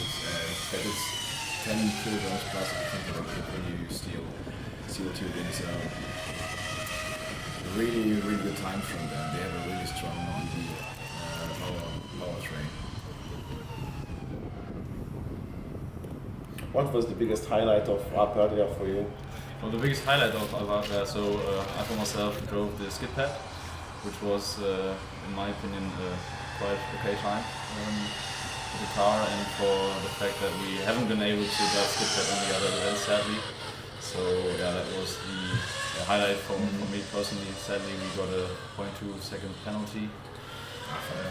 Since we had a little problem with the monocoque and the suspension rod being slightly loose, but as it's now fixed. I was tarmac because I got told by every driver that it's slippery, but I only think the drivers themselves complain because they want to have trackside grip on skid pad. Yeah, so we on our track at home we have the Esseling in Buxtehude, which is a rally cross track. You've heard of it. We use the infield there, so the tarmac isn't exactly racing tarmac. Yeah. so you're used to those. We're kind of used to that, and also we've done some testing between the two events at Karlsruhe. They have a testing area with a lot of gravel there, so kind of used to the tarmac. I think it was kind of good. So it looks like Tyrrell is really close to finish. It's going for the last lap. Tyrrell is going for the last lap. I already see them outside cheering each other on. Yeah, in this last time when they passed, they were like super hyped up for it. The driver must also be like, okay, let's bring it home. Let's see. It seems like there will be no obstruction on the track. Hamburg guys are currently exchanging the driver, and Tyrrell is on the back side doing the big corner for the last time. Vienna. He's still pushing. Yeah, of course. So they don't have any problems with energy and battery temperatures, looks like. So this is going to be a really strong. Look at this race. Arriving now for the last corner, turning in and turning back. Their endurance. And the checkered flag. And the happiness. Crazy. Oh my god. What kind of horn was that? Yeah, they just made it out of carbon fiber, most likely. It's so nice seeing them. I almost want to go outside and chill with them. I will do that. You can go there right now. In the meantime, let's see what's going on in the driver change. Scrutineers are checking out a few things, but it seems like that the car is getting ready. And in the meantime, Munich is hitting the road. So this is the last car out of the regular order. After that comes the out of order runs, and then we're gonna come with the final. So let's see. This is the, let's say, fastest car before the fireworks, before the final. So yeah, seeing these cars together, Hamburg TU and Munich Motorsport. Let's see how they battle it out with each other. TU has completed 20 laps. And Harry? Yes. What are your expectations? What will be the end result? Do you have some? Do you like to make some bets, or you want to play a safe game? So yeah, I totally sure. I'm totally sure that we will finish the endurance. Maybe we will set down the pace a bit for the second driver. Yeah, for some more. Yeah, to not have the risk of running out of electricity with the accumulator, since we had an issue there in FSG in the last round. So we will definitely not do that again. So yeah, finishing, I hope with the same pace as we did the first round. Yeah, it was amazing, so let's see how it goes. And one last question, what is the team cheering? Oh, the team cheering. So Yes. so first of all, the team captain asks was wollt ihr, so meaning what do you guys want? And then we say 1,000 Strom. Then how much? And 1,000 Strom. Ignition, Hamburg, ignition, Hamburg, ignition, Hamburg. Nice. I think hopefully we're gonna hear that on the podium tonight, or something, some discipline. Yeah, congratulations and wish you all the best. Thank you for joining us here. Thanks, guys. And see you later, man. Yes, see you later. Bye. Ciao, ciao. So yeah, I'm back with a broken shoulders. Those Tyrolean strength, I tell you, man. Nah, they are really happy. I think they just ran down now to the post scrutineering and to see that everything will be alright. In the meantime, green flag for Hamburg. They get back to the track. So now on the track you see Vienna, Hamburg, and US Motorsport, Munich Motorsport. So yeah, do we have some Munich guys? I think we have our colleague went for him. Yeah, to get them for sure. I'm gonna be really curious. What do they say? Yesterday I was at their tent and it was pretty fun. They had so for everyone at the camp at the event just in general. Today in the evening, you're for sure all going to. You should go to Munich because they said there are 15 people, but they had 250 liters of beer. Oh, they need some help. And it's Münchner Hell, so it's a good beer. And I'm not sure if they have 250 now because yesterday I was there with the other alumni from TUC, so most likely it's going to be 150 or a little bit less, I don't know, but still you're all for sure. I can confirm that those alumni were still up. I was going to the night with them, and at 6 o'clock we were still up, and then practically directly we hit to the track since then. After some power nap, like half hour. That's the thing about Formula Student events, you just have superpowers if you drink enough beer.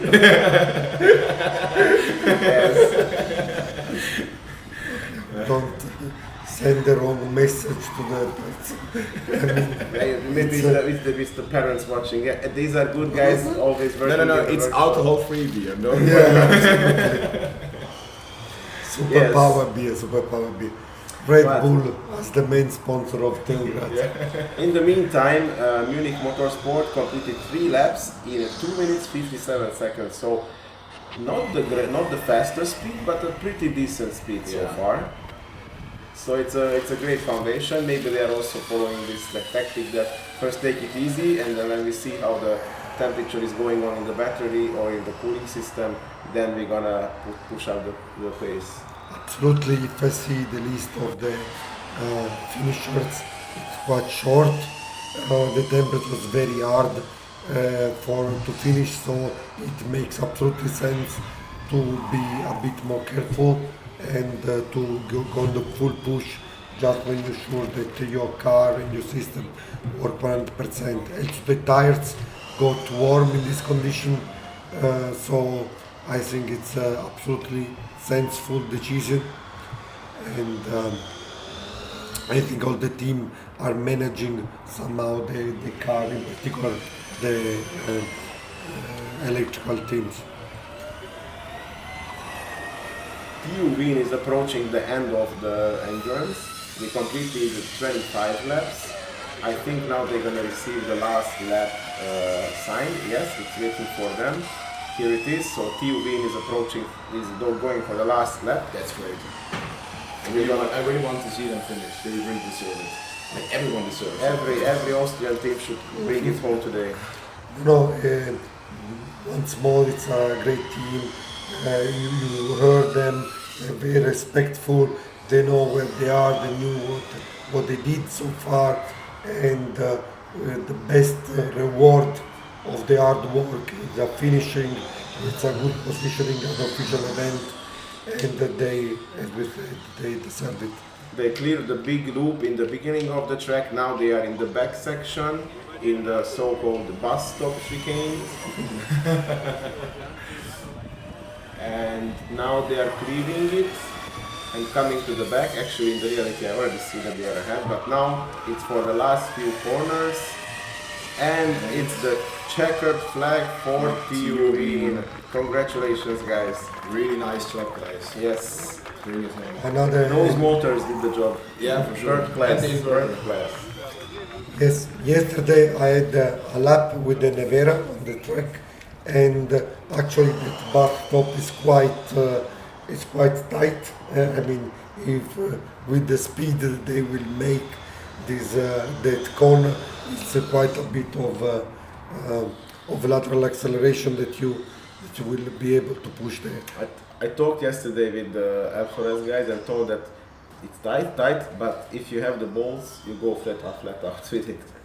It depends on the track of the front and the rear, but they told me, I let it flat out. So yeah. No, you know, the track has been designed by Micevec, who is one of the main organizers of Formula Student Alpe Adria, and is a great kart driver. And this was the original tradition of Alpe Adria to have very fast and track with lots of technical parts that you can show the difference, and also the I cannot say bold because it's not politically correct, but let's say the courage of the driver to keep flat out in some special corners.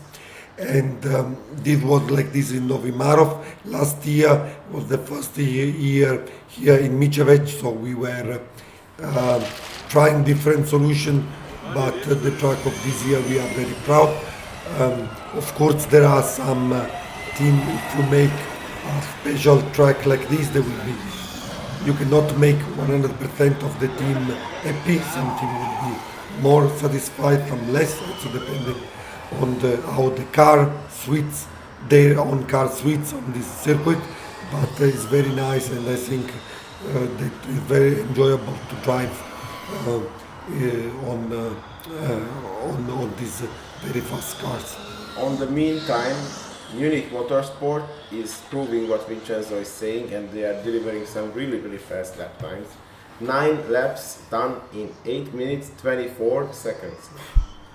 Oh, that's So fast, yeah. that's they started a little bit slow. Yeah. I remember we talked that the temperature, maybe they take it easy. It seems like that now they are confident and they are pushing it as much as they can. And it's beautiful, stable. You see now Hamburg passing, and right behind that comes Munich. Probably in the overtaking zone they're gonna pull out Hamburg, which is also giving a pretty good. Yes, blue flag is shown, Yes, clear, pull up the green flag and let them go. Yes, very little time lost, very nice. Have you seen the last chicane, how the Munich driver used the gas to rotate the car, to oversteer the car, which is of course beautiful to see, but it's not a driver mistake, really. He wanted to drive like that. We saw a couple of drivers oversteering in that corner.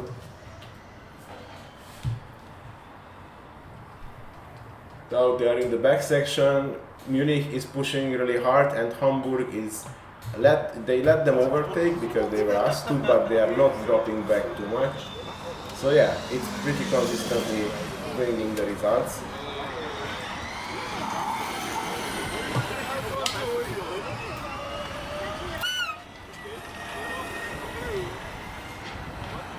Look at that in the start-finish straight.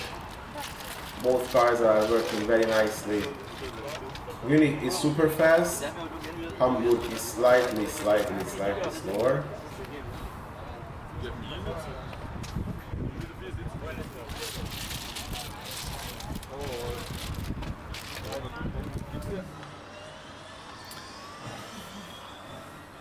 In the meantime, we here in the commentator section we found some really interesting data, lap times, and now Vincenzo is really deep into it. Yeah, I think we all are. We have the post-processing of the data of this morning, showing all the single lap time.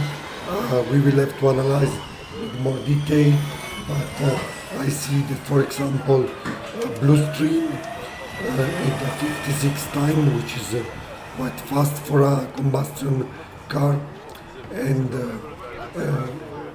also other team.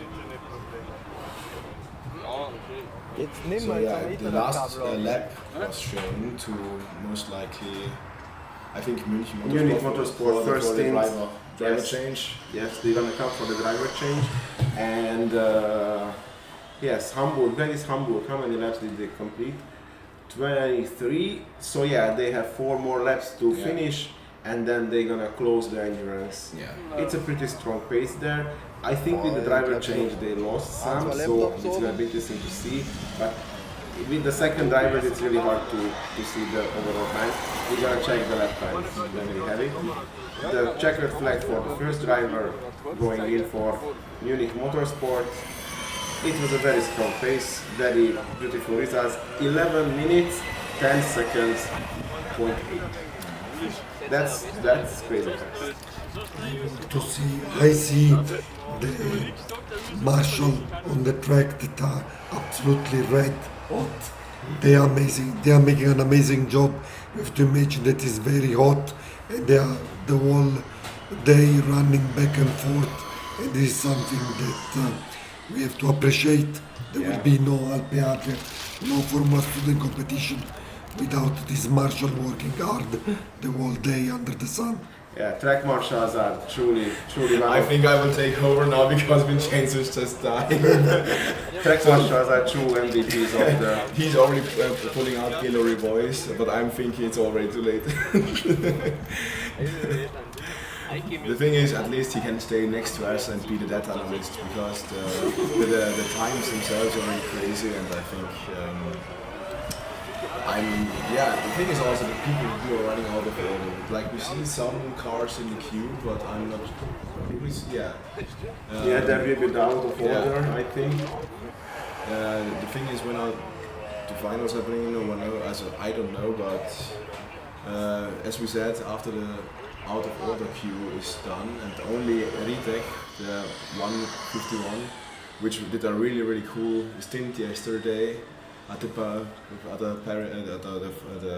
driver parade. Yes. Where they just removed the muffler, and it was the loudest car on the track. It was so nice. I think Alpe Adria should make it mandatory that at the driver parade, all the combustion cars need to remove the muffler.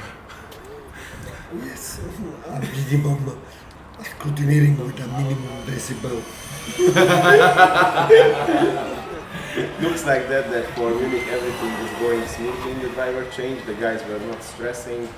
In the meantime, last lap for Hamburg. They are finishing the second stint. I think they now maybe a bit. No, it's not. It's a slightly slower, I think, with eyes as I see. But maybe they are just taking it a bit easier, make sure that they are not running out of electricity. To the question about the driver change time, the 3 minutes free are not confirmed. They are in the rule book, so they should be the normal time. But the times are also in there. So if you see the end times, they are included with the driver change. Including the driver change. Which means that some team can be better or worse, depending on the actual time that they need for the driver change. In the meantime, Hamburg is bringing it home. Last corner, checkered flag is flying, and they're turning it in. Beautiful job by Hamburg, going for the post-scrutineering. 1,000 strong. Yes, the guys were excited about it, how it will go. It seems like in the end maybe they were a bit cautious about the voltage, because he mentioned that they don't want to run out of electricity. Exactly. They brought it home. That's the important stuff. And Munich is back on track, and back on track strong. They are not slowing down. I think the second driver is immediately feeling comfortable with the track. And he has a free track, so we expect Yes. he will push. It's good. It's a lucky spot to miss the final, because you have clear track for. He's gonna have clear track for the whole of the stint now. It's also the same with statics sometimes, because when you're not a finalist, you don't need to prepare for the next day. But if you're like just a place behind it, it's sometimes like older alumni should have said that was the best spot, so because they didn't have the time to prepare the car for the dynamics. And if you're really good, you still get not being a finalist, you still get like 70 points instead of 75. This is very nice point, because we, as a judge, we take lots of discussion which team to put into the final. It was indeed a very tight call, but it's in the end it's pretty much aligned with the autocross results, and based on that final the top 3 teams. Yeah, I think every year was a very tight call, and every year the top 3 team also perform on the track. So. Yes, Munich is driving smoothly but fast. The driver seems to be confident. The car seems to be stable. The track is completely empty for them. That must be a big pleasure. Other than the Yeah, to drive under the seat is for sure a challenge. I think he is now just checking that, okay, can I gain a few millimeters there, a few millimeters there. Completely driving to the max of the track. Yeah, how far is the grass? Can I get a bit closer? Yeah, so this corner here, shown on the camera, is very critical. Yeah. You arrive fast and you have to really, it's a tight hairpin, you have to hard braking, avoid the lock up of the tires, and then turn to the left and use, and then accelerate strong, so it's very technical.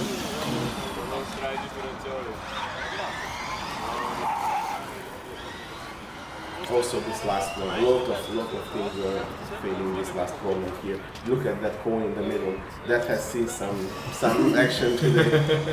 If it wasn't flipped over like 20 times, not even once. Munich Motorsport 16 laps completed. We still have 11 left. Out of order, I see that there is, I think, Rijeka. Yeah, Rijeka is fixed, and I think there's another car behind, or 2, I'm not sure, but it's not that many, which means the finals most likely are going to be at around half past 5, most likely. Half past 5. Yeah. But the thing is, first in the finals we have the CB final, and then the EB afterwards. So yes. It's going to take some time. It takes some time for the Teo Graz fan, because Teo Graz will run in the EV finals together with Florence and from Dresden, and together with Stuttgart. Dresden repaired the car. As far as I know, they also pass scrutineering, so we will see the three car in the finals. It's just like running such a late time is normally bad, not only because of the temperatures, but now that with EV it's better, but the sun is so low that you are getting blinded by it. So last year we had that problem as well, because we were in the finals.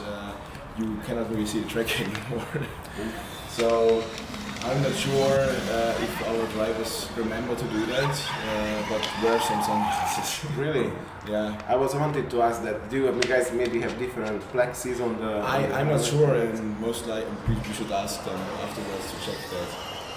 But they for sure prepared for that. Well, I'm not so sure now if I think about it. I need to ask them. Yeah, that's an interesting downside of being in the final, to face this extra challenge. maybe the temperatures are starting to get down a bit, but not much. No. Right now, actually, right now, Still around not- 4 o'clock, this is the top now, Yeah. 36 degrees. But afterwards it's going to be like Yeah, that's going to go down to 34 max, but the thing is, for it, the tarmac is going to get not as hot as anymore, but anything else is going to be yeah. Munich guys is working very nicely, consistently bringing the car, is using the same curves. It's really visible how the guy is gained the confidence and then just repeating the lap after lap after lap. Again, this tight corner, beautifully, cleanly done. It is very nice. It's very interesting how it turns back, but if you take the right angle, you can almost just make it like a 90-degree corner. And rotate with the gas. Yes. It's like looking around the wall. It's almost like zero radius.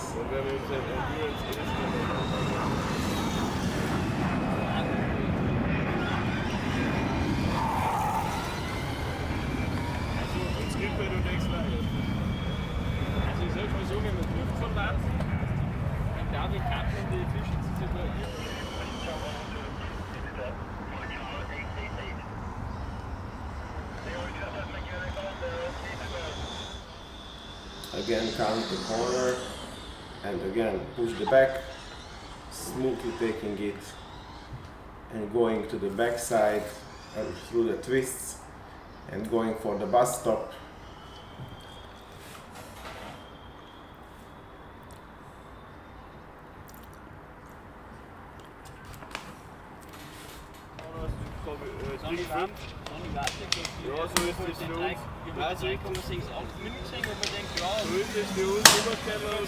And now coming back and completing yet another lap. This is going to be 22nd lap, 5 more laps. Oh, the cone, the lucky cone, like all the time. I think the cone should get an award. Yes. He's the MVP cone. Or we MVC. Or it's getting gifted to the car who did it like who kissed it every corner. Yeah, which one was that? I don't remember that. The Manresa guys were Manresa, consistently catching it. Yeah, I think they deserve to take that home.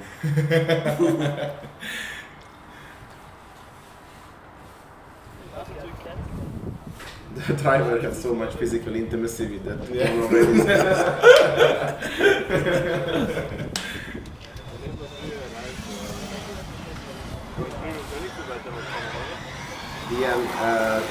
Munich, yet another lap, completing 23. Someone in the chat is asking why there is only one car on the track. This one car on the track because the endurance is broken down into these sections. There is the morning section, afternoon section, and this is the last car in the afternoon section. There is the predetermined order for the endurance, and those cars which are missed their slot gonna have the chance to come in the next block. That's gonna be the auto further block. So as soon as Munich is finishing, then this auto ordered car is gonna be led to the track.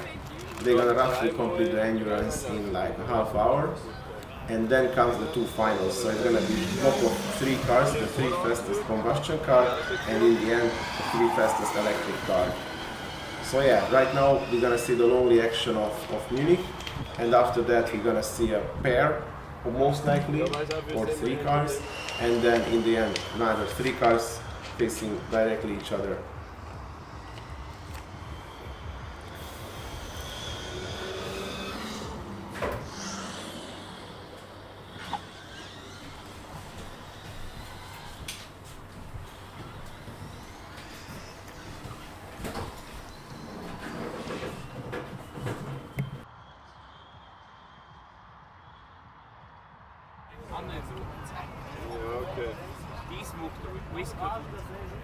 Ja, men det er bedre, altså. Om vi ikke er toxisk, så dør man den der, når det går. Ja,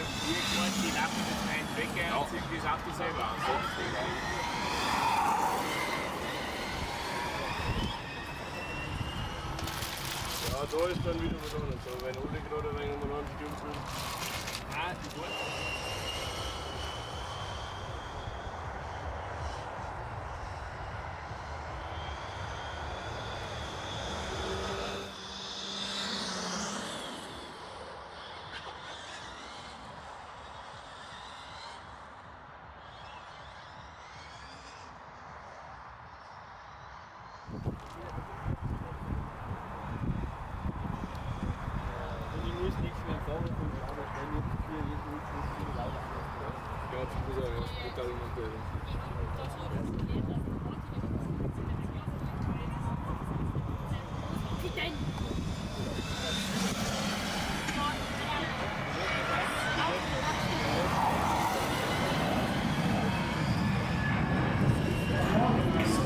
Last lap for Munich. They show the table, and now Munich is going for the one last run.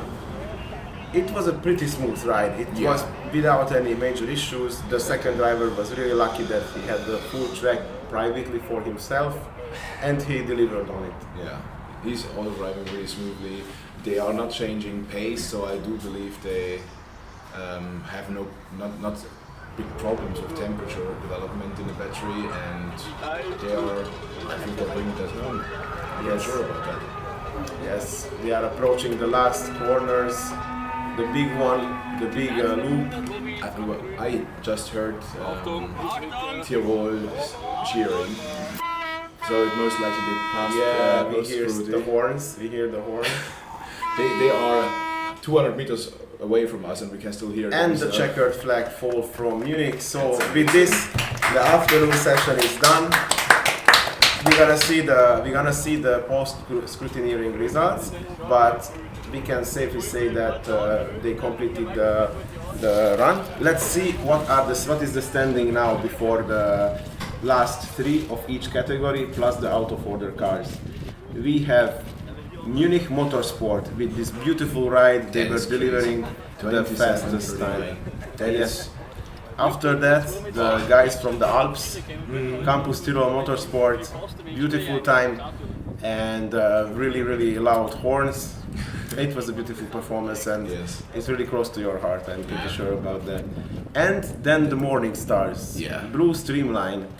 The fastest combustion car with a very close time to Campus Tirol, actually. Really great performance done by them. So it really chapeau. I'm really interested how close they were, and afterwards with the hybrid cars that we are going to see, combustion cars in the finals, how close they are to them, because I think they're pretty similar on the same level. The most impressive stuff is they always bring the car to the finish line. And they deliver to them the possibility to have some very good overall results at each competition they take part in. Yes, they also highlighted that they are very consistently finishing endurance, and if you do this, that's already a great achievement. Then comes Manresa, also from the morning run, extremely close to the Blue Streamline, and from the afternoon run, VME Motorsport came in. So here there are some combustion cars, including Ostrava, really close to each other. We're gonna see after they're gonna calculate the driver change times, and they're gonna clean the results, what will be the final scoring. But these four cars are really close to each other. And then comes a big group of electric teams. So Ignition Hamburg, they had really fast lap times, but probably they spent a bit more time with the driver change. Let's see what will gonna be the final results. Then Maribor and TU Wien also from the afternoon session. So that was the two Slovenian teams, Maribor and Superior, and now they joined by Hamburg and Vienna. And the list is closed by Kür Mannheim with a slight, they had a bit slower pace, and probably they lost some time also with the driver change. Let's see what will be their final result. But there were no really slow teams, so the pace was relatively consistent.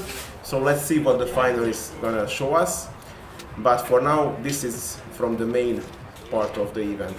And now we have two special guests in our booth, Alessandro Pino and Marco Arnoletti. Hi guys. Hi guys. Hi. Hey everybody. If our information are right, you guys are, one of you is organizer of the engineering design event, the other one is a judge. Maybe there is another judge here. So yeah, there are some engineering design guys here. How was the engineering design event this year for the competition? It was my first time having this design judge role. It was really a great experience. I was out of the loop from Formula Student from some years. I did my experience in two different teams back in 2016 and 2018. But it was really nice to see how all the different teams they progressed. I think the level got up quite a lot, especially on the EV side of the competition, and as well it was cool to see how the different teams. When I started, I remember, for example, Two Graz was probably not on the top 3, and now they are really at the top, and especially they have a very nice concept of the car, and also they are able to run it quite fast. That's the beauty of Formula Student, that it's turning around, that you see one team having the absolute top in 1 year, then the next year another team is catching up, and they are constantly overtaking each other, and something which is really good in 3 years back. If the guys are not keeping up, then they suddenly gonna find a few guys ahead of them. So it's always a very competitive environment, but at the same time with very good camaraderie, helping each other, teaching each other. So yeah, it is like that. That sometimes you can be surprised that, oh, I didn't know that these guys are so good. But yeah, the same was also for Dresden, for race. When I did my uni days and my Formula Student days, they were a bit down the standings, but now they are able to really show a concept that in a car that is really nice and really well done, and that is performing at the top.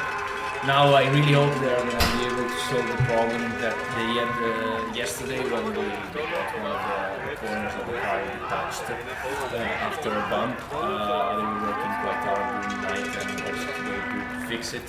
So I hope that we will have the possibility to see a nice battle today at the top end of the classification. But overall, I have to say that compared to the other events I did as a student, as a participant, I did Italy and Germany. This event here in Alpe Adria really showed the camaraderie, as you said, and also a bit more laid back. The parade was really a nice moment to see all the teams all together on the track. Usually we are able to see either in autocross one at a time, or during the endurance just 2 or 3 cars on the track at the same time. And it was really cool. It was really interesting, and I believe that those are memories that will forever stay with the students, and when they will grow up and go work in some different automotive companies or another engineering company. For that, probably we can ask Marco what he thinks. What is the role of Formula Student in growing the future engineers that are going to go work either in motorsport or in automotive environment? What do you think about this, and what is the role? What is the weight of this kind of competition for growing future and young engineers? I think that's a very key question, Alessandro. From my perspective, Formula Student competitions are like a bridge between the university and the working environment. In many universities, they teach the academics, the theory, but there is a gap, there is quite a distance with the working experience. So graduated students who enter for the first time, their working experience a little bit lost, they're not used to work with deadlines, with synchronization with the work of other colleagues, and sometimes this is tricky and difficult for these guys to get used to the new environment. Formula Student competition is complementary to the university, but it's closing this gap. So these guys have the chance to work on cars, build them, test them, design them, and basically they are spending their time to make mistakes, and that's the most important thing. They can make mistakes and nobody's blaming them for this. And there's no better thing in the world than learning from making mistakes. I think that's the most important part of it. If you look at the cars, some of the cars here, both in combustion and EV, are like Formula 3 cars, and that's obvious because if you look at how these cars are built and look at the performances, they're Formula 3 level cars. Other cars are on a much lower level, but I think it's a part of us as a judges to put their results into a context.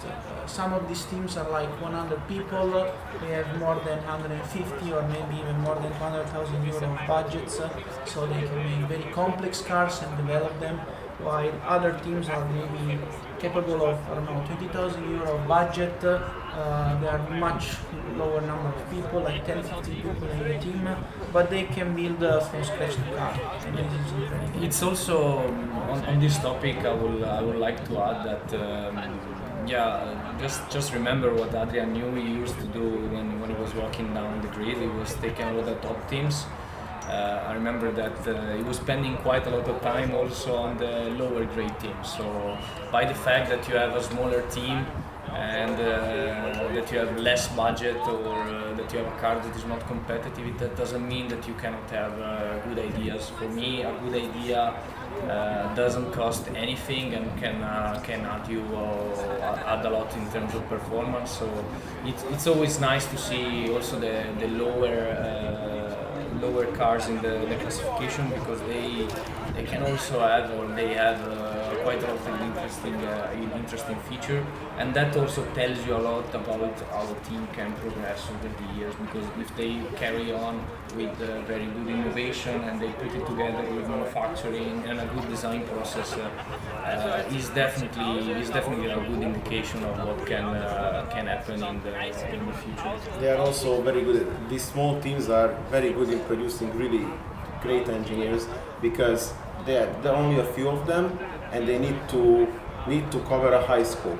From the initial design all the way down to manufacturing and testing. They are there for the dynamic setup, so they need to do such a wide spectrum of things that they're gonna have a really wide knowledge and really great experiences, which can turn them into much better engineers. If you have a really big team, you might have a really tiny role, when you are in a working environment, relatively small scope but well defined. That has some advantages, because then you can max that out.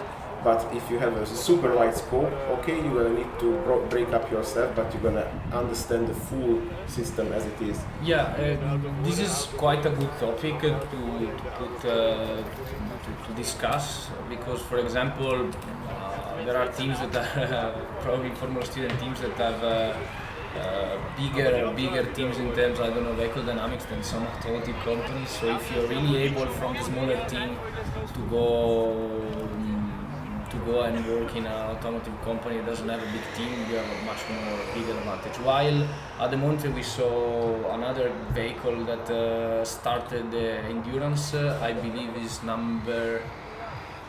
Maybe Rijeka, let us check. No. It's quite a big wing. Marco, in the meantime, I got to know you 4 years ago. You were a judge here, I was a judge here. What happened with you since? Where are you right now? What is your role in the Alpe Adria organization now? Yeah, basically I grew up a little bit as a responsibilities in Alpe Adria. I started as a judge a few years ago when we met each other for the first time. Under Vincenzo, he was the jury president of the design jury. Exactly. And last year the Alpe Adria organization asked me to take his position, so Vincenzo now is ambassador for the Alpe Adria organization, and I'm now since last year the president of the judges. It's a big responsibility for me. I always do my very best to ensure that the start discipline will carry on smoothly. But I think this year in particular we had very deep but very good and professional conversations. We will see tonight the results, but we really worked very well with a very high level partner of judges. Yeah, while we are seeing that BRS Motorsport started his endurance, they are started with a steady pace and also team number 61, which is Emotion Allen. They are both electric cars. We've seen that the number 45, so BRS Motorsport, started with a bit more of a steady pace, while Allen was able to develop more speed already at the start of the endurance. If I remember right, Marco, at that time 4 years ago, you were working for Aston Martin, right? Yeah, correct. But now all the three of us are sitting next to each other. We are not just design judges, but we are also colleagues in the same company. How did that happen? It was weird, but yes, we are now all colleagues in Bugatti Rimac. Now personally I'm chief engineer in the powertrain departments. I like to share one number, which is a very interesting number, which is 11. 11 is the number of people from Formula students, both students but also judges, that I was able to hire in my department in the last couple of years. So everybody talks about Alpe Adria as an organization, as a very interesting event for the students, but it's also an opportunity for the companies to hire very high-level engineers with a very big upside, and that's a very, very interesting number to share. Bit of a drift by number 61, Emotion Allen, on the penultimate corner, so the guy is really pushing a lot while he's now entering the slalom. While we're still seeing that number 45 BRS Motorsport is still maintaining a bit of a more steady pace, probably just to bring home the car. So it's really interesting. Quite wide, I would say, monocoque at the back. Oh, a cone for number 45. So for BRS Motorsport.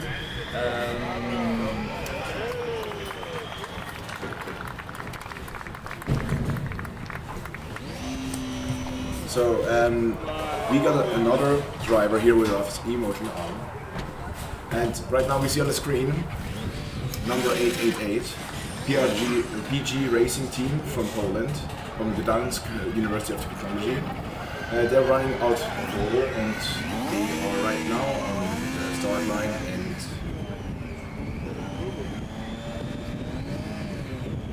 away we go. It's a little, oh yeah, it seemed like it was going to stall here, it was really, but very clutch, exactly. So I have here with me Kai Hoffmann from Emotion Allen. Nice having you here with us. Nice being here. Yeah, so why are you running out of order? Why are you running? why are we running?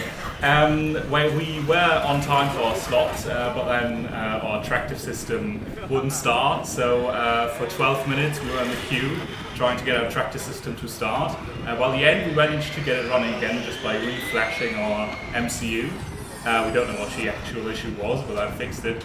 But 12 minutes is already nearly half of the endurance, so our low voltage accumulator was run quite dry, so we just went back to the pits to charge it and run out, because otherwise we wouldn't have finished. Yeah, this stuff always happens. It's known for all from the student teams. We all have a little bit of situations happening sometimes. Yeah. So what do you expect for your team? Do you think do you will reach the 28 seconds, 28 minutes like the rest did at Campus Tirol, and also Munich went even faster with 27 minutes. Do you think you will reach those times? That's a very good question. I don't think that we will get sub 30, but I don't think we will be far away from it. Yeah, that's good to hear. So finishing is the most important stuff, but finishing faster. The thing is, you don't want to have this mental stress build up, so it's really fast. Yeah, being fast is better for just the emotional change and character and stuff like that. So let's see in the track. I'm not sure which car got overtaken right now, but at least better question, what is your car? And you can say it to myself. But Our don't you know it yourself? Our car is E61. It is the one that was just in front of okay, the yellow one. I couldn't see the number. You overtook 888 most likely, so Gdansk. And no, Gdansk is currently in front of us, okay. right there. Yeah, then. Then we overtook BRS. Yeah, BRS. So what are you saying about that? Things do you, as you know, we have an electric car. We all do. Yeah. Mostly about 70%. When you hear the 151, you should be running, but I don't see that now. So they are still in the queue. When they drive without enough fuel, don't you also think, was it a good? So should we not just change to combustion? Well, I don't think our university will let us. I mean, there certainly are some people in the team who would like to change to combustion. Because as all mechanic guys love combustion cars, but personally as an electric guy myself, I wouldn't have a lot to do anymore on the team, so I would just be bored. So I'm quite happy with an electric car. Yeah, it's the same with our team as well. Always when something doesn't work with the electric car, should we not just put a motor in it and at least drives? Yeah, I think the hybrid system is like the best of both worlds. And I think in the future, I hope that the universities and also sponsors allow it a little bit more and are happy with it, because look at Formula 1, they're using synthetic fuels, and by 2030 you can say the Formula 1 event itself is trying to be CO2 neutral. The race calendar, let's see, if they can change the race calendar a little bit, they can achieve higher efficiency, I would say.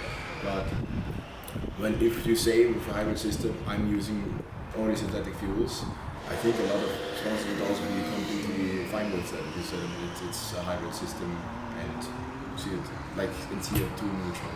Because in the end, our batteries that we make here, they are used for 500 kilometers in total, and they use much more CO2 to just produce them as well. Yeah. I mean, it might be a different story if we would use the cars for several years, but since we only use every car for 1 year, the battery definitely has a higher CO2 footprint there. Yeah, but it is what it is. Yeah. So, Ireland, we only have 7 laps. We have already done 7 laps, so that's really, really fast with 7 minutes. So really consistent, you could say. It's 1 minute per lap. BRS Motorsport is a little bit slower with 8:32, and EV Racing Team hybrid 3 laps in 3:57. So right now you're at a good pace. I think is the one you have right now the fastest driver, or are you going? He is one of the 2 fastest drivers, and he's definitely the one that's most consistent. After the driver change, we might see a little error here and there, hopefully nothing too big. But our current driver definitely is one of the fastest and definitely the most consistent one. Yeah, if you told him he should drive 1 minute laps, he's doing perfect time. 1 minute and 1 second, it's just. Yeah, we didn't tell him to drive any time. We don't have don't have a way to. Right now, we don't have a way to tell him to go faster or slow or anything like that. We might next year, but for now, we wouldn't be able to tell him to do 1 minute laps. So he's just consistent by himself. Yeah. So we have one more car, which is waiting to start their endurance, and after that, there's going to be a 30-minute break, and then we are going to start with the CV finals. So most likely, my prediction would be 5:30 CV final, and at 16 o'clock, at 6 o'clock, 6 p.m. 18 o'clock. Yeah. That's finally I've done it. There's going to be the EV final. So yeah, let's see what's going to happen. I think it's going to be a really, really close race. I'm really happy for Alfa Race that they managed to fix their car. Yeah, they really did a great job on that. It was really fun watching it yesterday. But we can only say that now that they fixed the car. So I didn't actually get to see it. I've just been told about it afterwards. Just watch the live stream. Well, when you're trying, I mean, we had some issues yesterday. When you're pit trying to fix the car, there's not much time to watch a live stream. It's still on there on YouTube. Yeah, I will probably watch it once I've got back home when I've got proper internet. I can also think that there's going to be something like the best moments. All the lawnmowers. Yeah, the lawnmowers. There was also once a time in the skid pit where one just almost like he didn't take the turn, just drove to the official. And there was like, what is it? But yeah, 61. Yeah, really consistent. Really, it's really stable as well. It's really driving well in the Tracer.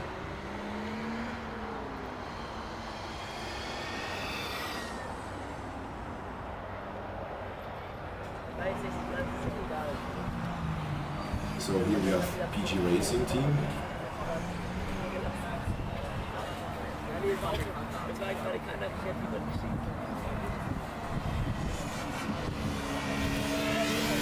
The previous had a little bit problems with the clutch with like starting the car, but now everything seems alright.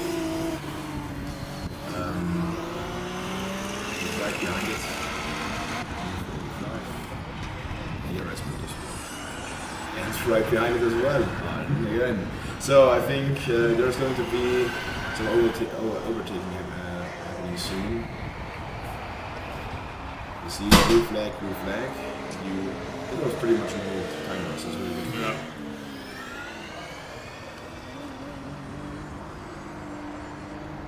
And I think it's not going to take long until you catch up to PG Racing. I didn't actually expect us to do this well.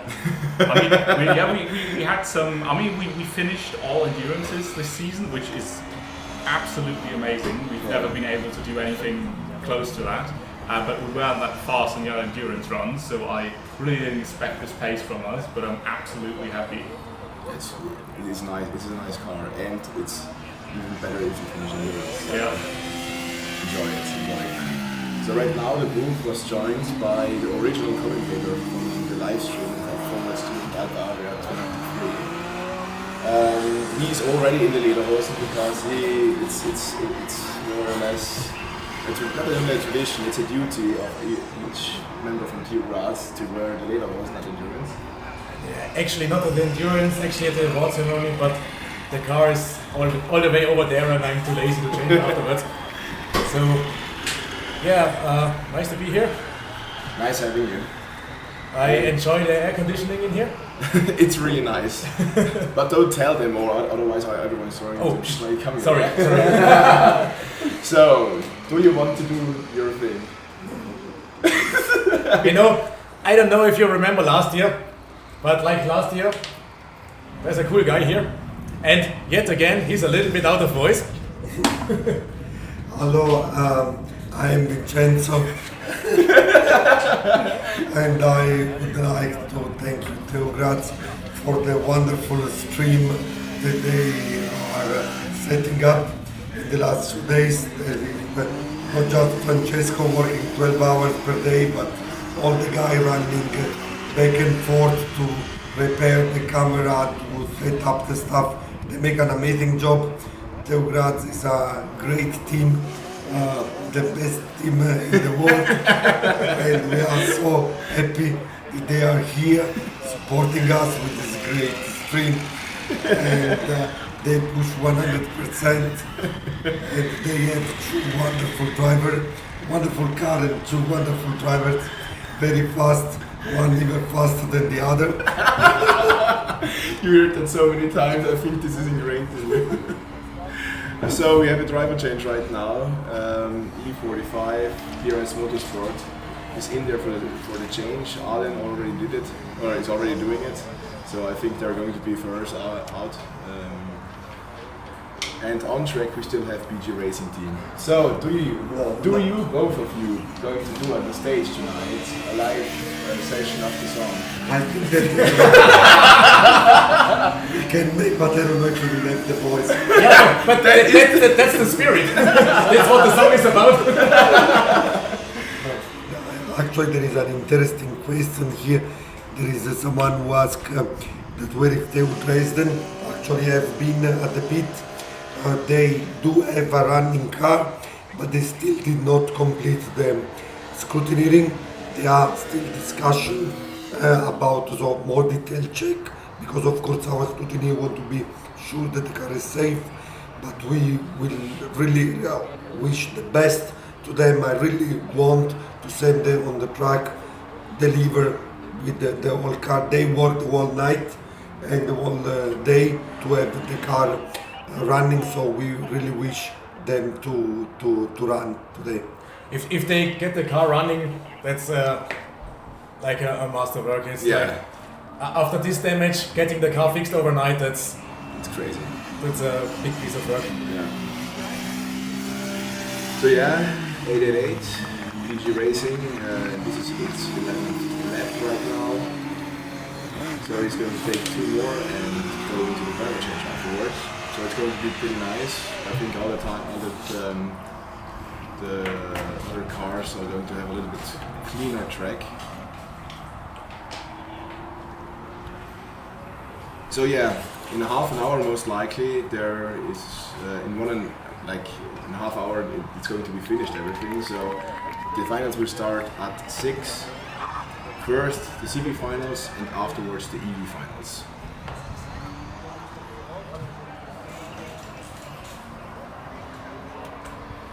Yeah, before the finals, also the running out of order cars will go. Those are the running out of order cars. Well, there's only one left. Okay. So he freshly joined us out of from Graz, so he was not here all the time, so he doesn't. I was in Ibiza yesterday. Yeah, he was in Ibiza exactly.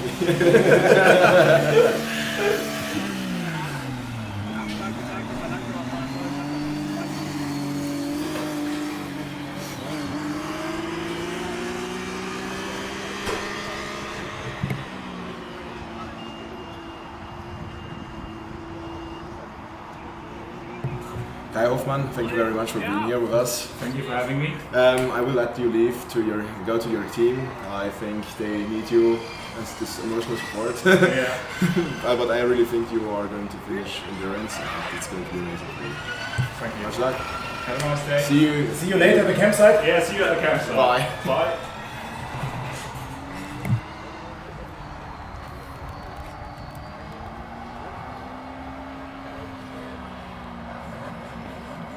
So, car E45 is going again. BRS Motorsports is on their second stint.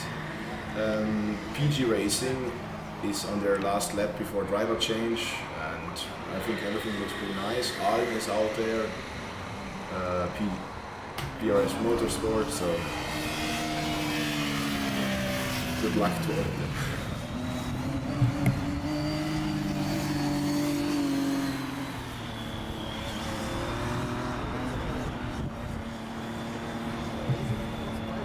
Here he is, doing the driver change.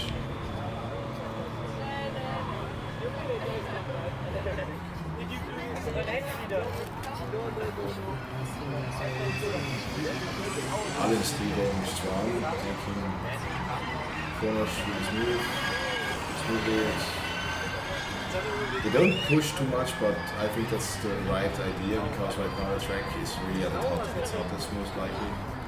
And as everybody knows, to finish first, you have to finish first. Yeah, that's so. It is. It's at these temperatures. Sometimes you have to take a little bit out. Yeah, it's really, really difficult. It's also for the drivers. You know, like sitting out there in the sun without driving. And in no max. And no acceleration or something. It's also very hot. But imagine sitting in the whole bodysuit in the car, having to work. That's tough. Yeah, it's really crazy. Like a lot of drivers last year, I remember, had heat stroke after their endurance stint, and that's completely understandable because it was 40 degrees. The tarmac temperature was most likely 55 or something like that. I still remember last year Marcus from Dio Graz. When he got out of the car, he looked like a zombie. Yeah. It was like I was sitting there, I was dying without doing anything, and he was in the black car, in the black suit. He was done. Yeah. And if you think about it, it's only 15 minutes, but those 15 minutes kill you. Yeah. So, also big applause to all the drivers who are doing this, not only the officials, but the drivers themselves are the biggest victims in those conditions. Yeah.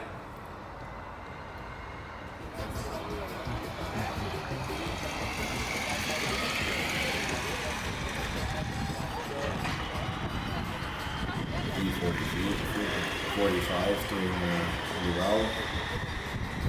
Also taking it slowly.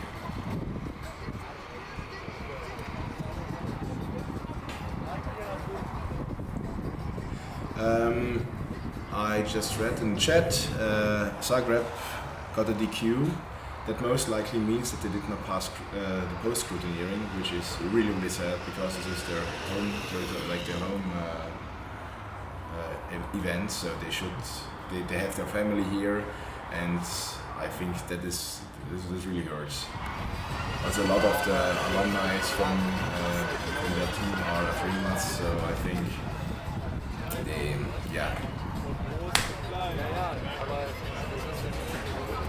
it's sad to see.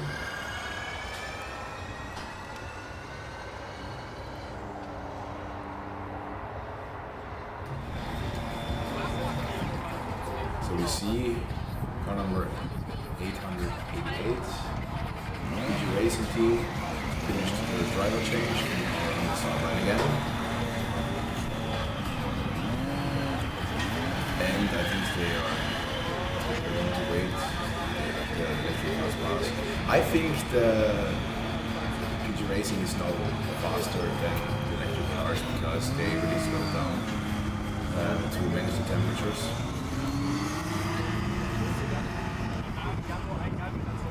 It's the first time. We will see. We will see.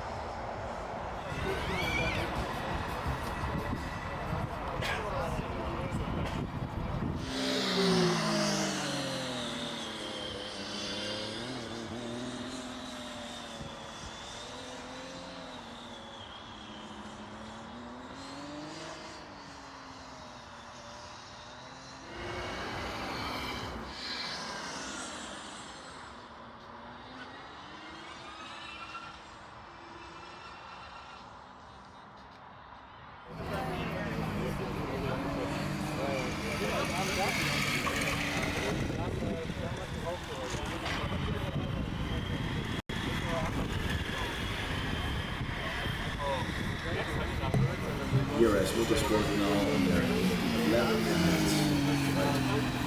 behind them PG Racing with their 15th lap after crossing the finish line. So it's 12 laps to go. Arden really strong, looking faster than both the cars in front of it, and it's now on the 20th lap.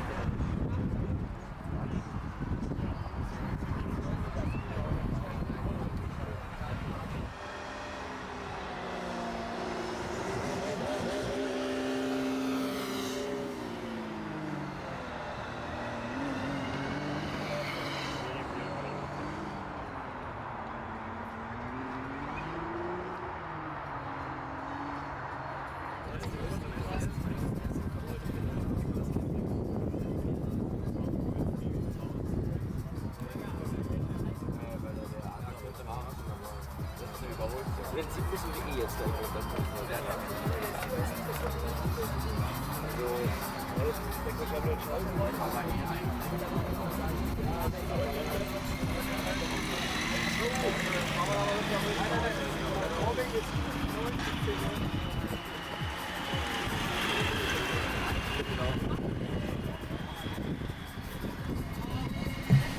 look who is back. My commentator, my great friend. Hello guys. Back in the air, Thomas is here. So who do we have on the track? So we have the PG Racing Team, the number 888, and right now one car is getting shown the blue flag, and it's most likely Ali who overtakes it. We have ERS Motorsport. Emotional and yeah, they are doing pretty well. They're already at their 22nd lap now. as I saw, Rijeka is also getting ready. So when the first one will come off, I guess Rijeka will go in. I just saw them standing at the front of the line. So yeah, and I think they should be the last one before the final. Yeah, I think Rijeka is going to finish most likely at around 5:30, because the finals will start at 18. I'm not sure how long break. I think I heard it's a 30-minute break.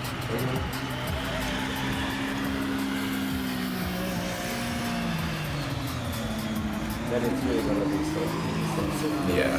That's gonna be a big challenge for the guys. Yeah, like I said, all of your drivers, either you have the helmet or you have the sunscreen already integrated, or they need to wear just normal sunglasses, because otherwise half of the track will not be visible for you. Yes. And you cannot afford not to see that. Yeah. For example, this corner, it's gonna be completely ahead of us.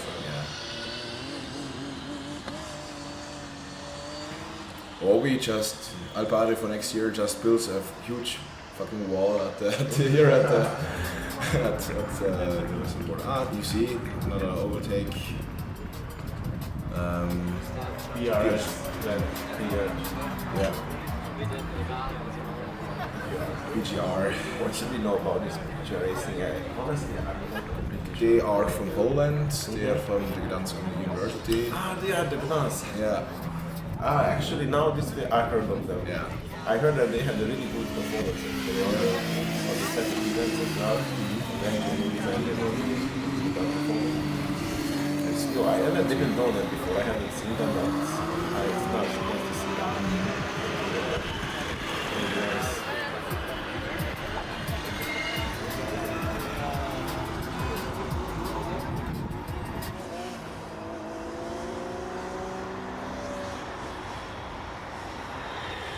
These cars are going with a bit more space.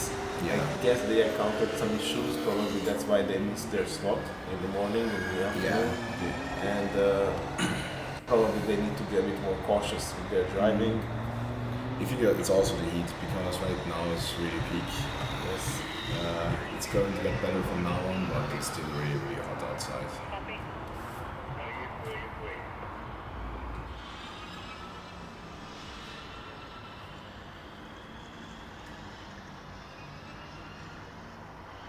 See that the Polish guys are also showing themselves nicely in the chat section. Some Turkish guys are also there.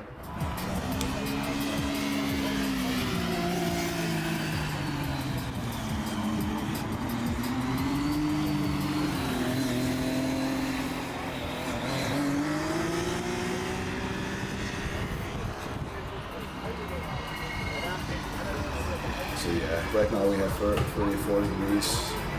I really think that it's crazy temperatures, but it's still better than last year if you think about it.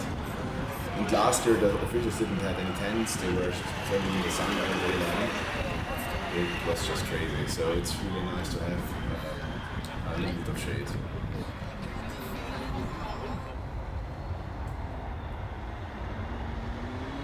As Vincenzo said, the track marshal guys are truly MVPs. Yeah.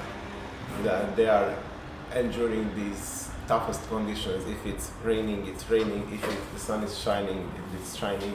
And they need to endure it, and they need to stay still vigilant, be sharp to immediately act if something is happening on the track. Yeah, their job is absolutely crucial for such an event to run a smooth race.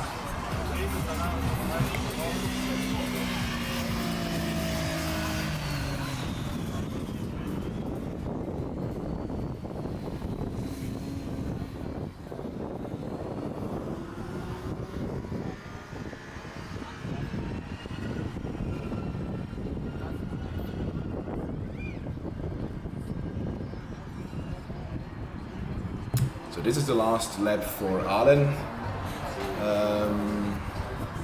Yeah, just bring it home. I think that was the instruction that the race driver, that the race engineer gives to every driver. Bring it home safely, and everything will be all right. Yeah, and look at their timing. So it's with this they're gonna be in the let's take into account that it's also only just 8 teams so far which finished, and with this time they most likely gonna be the 6 or 7. Yeah, and it's combined. A lot of teams got disqualified, sadly enough, as well as Zagreb. Yeah. So it's really really sad for them. Tirol, we still don't know, but I think they got through. We hear them cheer, so it could be. So which means they are currently first position in EB. I see now that football is not there. TUV. Yeah. What happened? I was just gone for a lot of minutes. Yeah, everything that is gone. So that's why next time we don't leave. Recognition Hamburg also. Yeah. It's crazy, those temperatures. So yeah, now in the start we have Rijeka with the best summoning car of the event. Yes. It is a really nice engine. Like the tourbillon would have been here, then that would have been a bike competition. Yeah. Not only the never on track. It was easy. Yeah. And he's nice. I think we're going to see some pretty fast time from them. They as I heard in the past few years, they faced some tough challenges. Yeah. But it seems like that for this year they managed to put together the combustion car. Yeah. Also, parallel with this, they are operating an electric program, as I know. Not sure what is the state of that. I think they competed here in the concept class, and I'm not 100% sure, but I think in the future they plan to reunify the team again as just one project, and that's going to be electric. Yeah, most of the teams really shift to electric, either by just trying to go in the long run electric or doing hybrid. So, there was an overtake.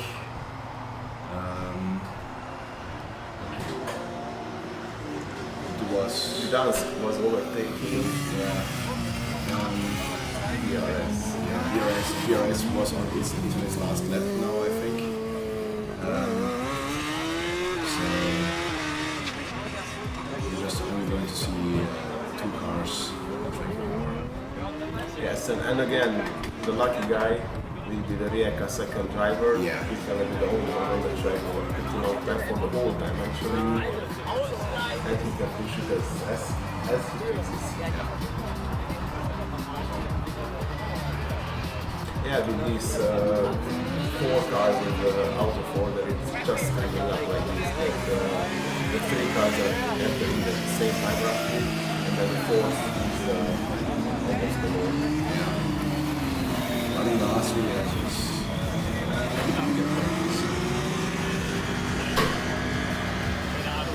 last lap.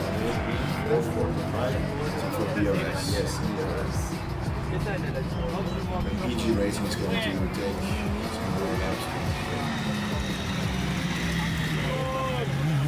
As I said, more or less, they will finish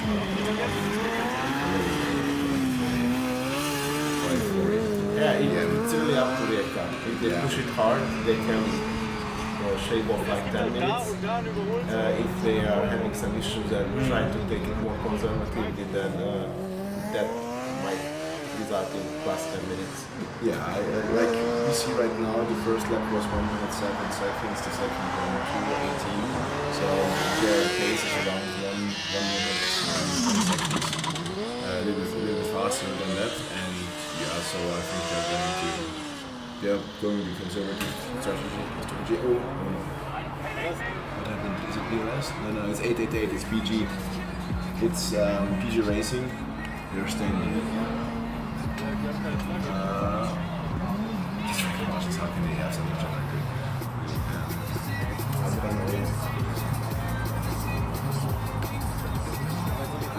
Yes, it's going on with dance. Engineers are going there, check more shots. The rest of the guys are making sure that the other teams can overtake. Vito is riding maybe.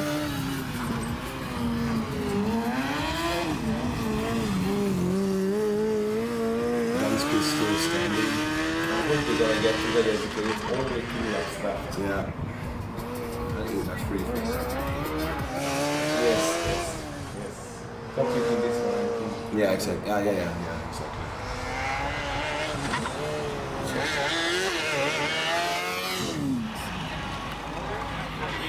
And now the DRS is gonna reach the checkered flag, so they made it. Congratulations to BRS, finishing their DRS. With a time of 36:58. A little bit on the slower side, but as long as they make endurance, they're still top 10 right now because there are so many disqualifications from the post-scrutiny. Yeah, the post-scrutiny in Alpe Adria is like the post-scrutiny is normal like everywhere else. Just Alpe Adria has such difficult conditions that it's really, really hard to pass them sometimes because. On Team 888, the driver is technology partner. So unfortunately, it's over for them. It was so close, yet they didn't make it. Sad for PG Racing. Really nice job, guys. When the car was running on the track, it was, compared to the other two, the fastest one. But some error, some assembly issue maybe, or something ended up in the DNF 74. Only 2 laps before the finish, it gets hurt. Nearly barely done. It was among their hands. Yeah. Yeah. Retail racing team, more or less really driving the 110 as we said. Yes. Now they're gonna have the clear track ahead of them. Yeah. This one was faster. This one from Rita right now, I think he's getting the flow. Now it was just 1 minute and 3 seconds. Nice. So I think we are going to see 1 minute runs right now. With that one, it would be quite a strong pace. Yeah. Combustions were usually the top combustions were in this kind of speed regime. If you look through the timetable, it's also really crazy. The only cars that finished and also were not disqualified by post-scrutiny are all CV hybrid systems. Not Cypress CV cars. Yes. It's only CV hybrid systems. No, not exactly. It's just, that is how the class is marked. But Blue Streamline is a regular one. Manresa also just regular. BMW Motorsport is a hybrid. And Ostrava, they don't use the hybrid system. Yeah, sorry for that. But yeah, it's on Formula Student East in the past years, we noticed that the top performing teams are always hybrid cars. Yeah, practically. I'm really happy how the hybrid became popular. Yeah. It's I feel like that it was a really good push by us and by other organizers to create this, and the teams also like it and they accepted it and they are developing according to this rule set. And I also think that it's making decisions like one or the other sometimes it's not really that great. Like with FSG, I really would have wanted to see them continuing just hybrid systems if they don't allow combustion anymore. but just completely removing them and only going for driverless and for electric cars. We will see if it was the right decision in a few years, but you never know. I heard that it's mostly coming from the sponsor. Also, as the teams are switching, they often say that it's mostly the sponsors are pushing them for this direction. I could say a lot of things about it. I'm not sure if it's smart that I'm saying too much about it. I'm not completely convinced that it's smart to force this from sponsors. We always try to emphasize that Formula Student powertrain is just a small fraction of the project, and it's about learning how to work in a project, how to develop vehicles, how to push through a development cycle. And at the end of the day, if you are working on an electric car or a combustion car, a lot of things are similar. You're going to be a similarly good engineer, and the entry level for combustion team is much easier. Yeah. So starting from nothing to start an electric team is a really challenging task. And because of these other competitions like Alpe Adria, East Austria, and France, Netherlands, also Poland, basically everybody outside of Switzerland and Germany went with the electric only. They are committed to keep the combustion gas as long as there is interest for it. I think it's also much better because a lot of teams outside from those main regions are coming. Because most of the Balkan teams don't really have the money, they don't have the sponsors as well, because the industry there is not really that focused on motorsport, you could say, or also the automotive industry. So it's not fair to them to say no on EV only, and then they always go to not. And I don't want to say that other competitions are not as good or something like that, but FSA, FS East, Alpe Adria, and Germany, they keep a high standard. It's really developed. We have a lot of sponsors here. It's on a professional level, and so those teams have less of a chance to experience this really cool feeling of being a Formula student, having party at the campsite, and having Formula 1 grades tech in their pit, and people who are coming watching them who are like great people like Vincenzo for real, but not only, but also Marco who we had here, who is the powertrain chief engineer from Bugatti. So something like this is just crazy, because also Matt is just coming. Every year I think it's a place in his heart. In all of our hearts. Formula Student is just great.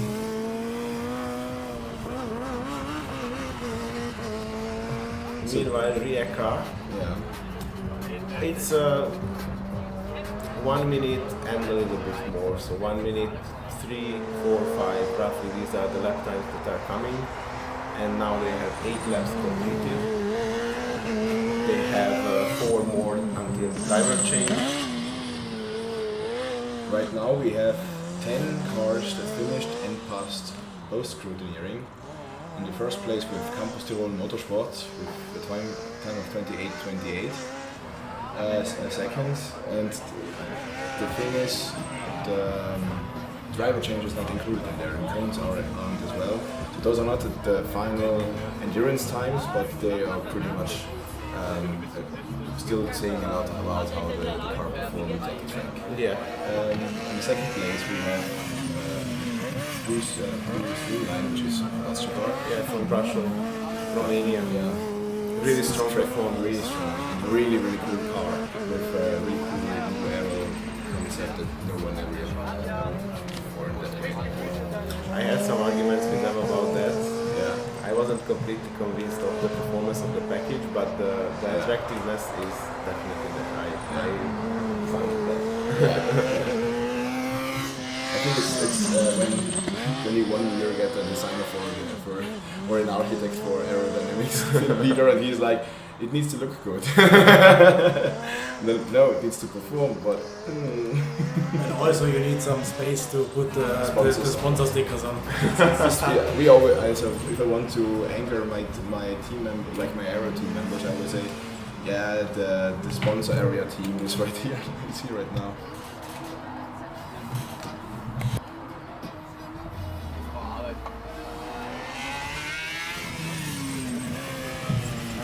Yes, but their really strong side is the reliability, and I think I didn't judge them the powertrain, but as I know their powertrain is relatively strong, and it does a lot that in these hot conditions, consecutive years, because last year they also finished the Euros, so they are consecutively bringing really good results in these endurance.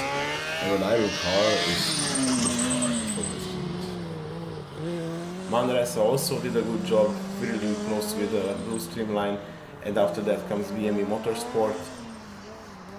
In 5th place we have Ostrava, hybrid as well, but sadly they didn't use it for the competition because they had some problems. In 6th place we have Uni Maribor with a time of 32 minutes, then Motion Aalen on position 8, Superior Engineering from Ljubljana. Then here as Motorsport, in the 10th position right now we have Cure Mannheim, and now the last one running is Rete Racing Team. Yes, Croatia. Yeah. Also the local guys. So let's hope they are right now in the driver change that they will, at least they will get the home win. Yes. Because sadly for Zagreb. I don't know what happened. Probably they found some leakage or from the rest of the teams. From 16 of the teams DNF'd during the race, and the rest afterwards just DQ'd. That means there are 10 people who were disqualified sadly in the post-scrutiny. Yeah, some of them were already disqualified during the endurance. For example, I remember that Arus was called out for probably something broke off. Yeah. And I think also maybe for UPT, but yeah, for Estaca, Democritus, Horsepower, Hanover, TUV, Eggischerham, Racing, FSB, Munich, for them we all watched through. They reached the checkered flag, but sadly the scrutineers found something on the cross scrutineering. We talked about this. It's really heartbreaking also for the scrutineers, but if rules are rules, if they don't, there are no consequences of the rules. It's penalizing those who are complying to the rules. So it's heartbreaking, but these tough decisions are sadly sometimes need to be done. But still, great performance from these guys. The car did really well. It went through completely the 22 kilometers. Sadly, they're gonna receive 0 points, but the performance was there, and they can be proud on that.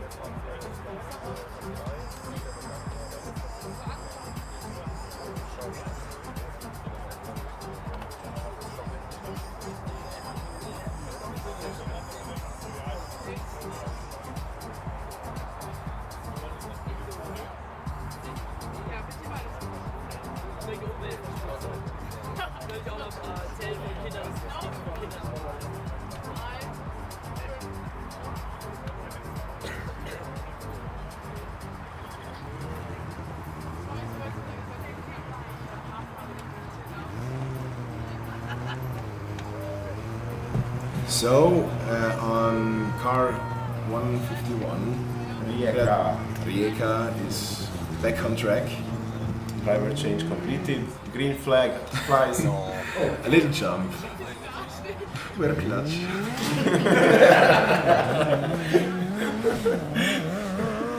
In the end, they found it nicely. It's going on. Taking the slalom. But going strong. They're going fast. I think the second driver is a little bit more aggressive one, and it seems that he really is pushing the car now.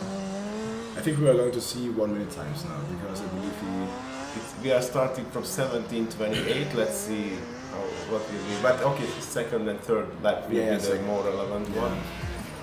He's just now sensing the track for himself. But he is indeed pushing and trying to see what can be done.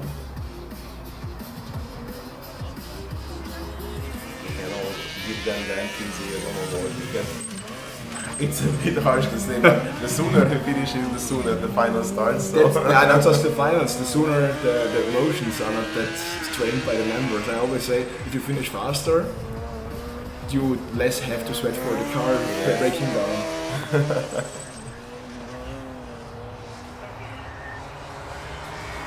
So we have 17:28.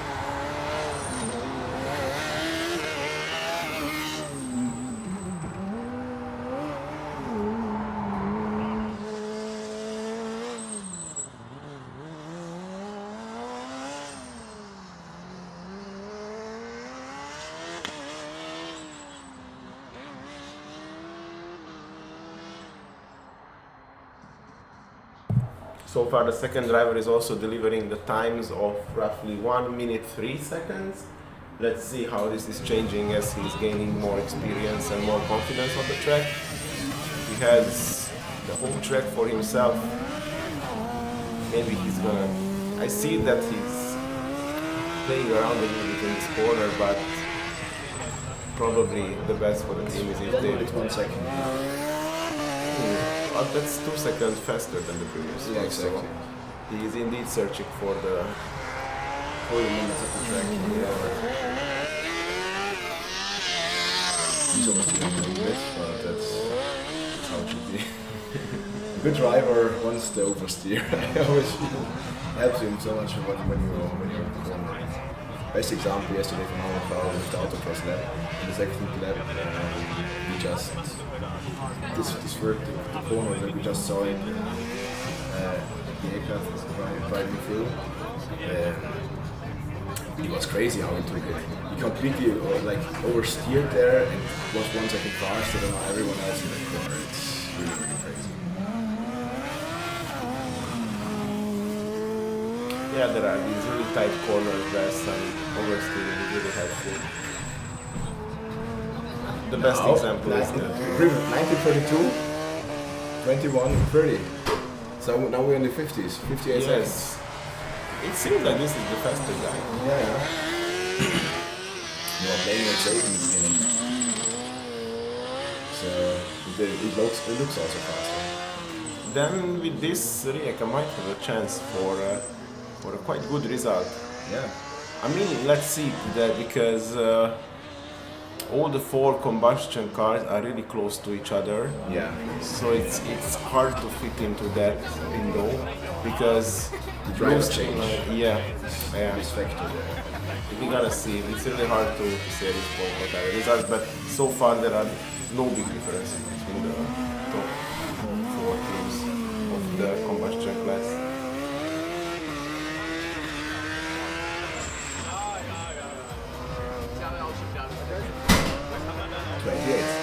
Consistent 558 now. Yeah. It's really good result. Seems like we found the spot.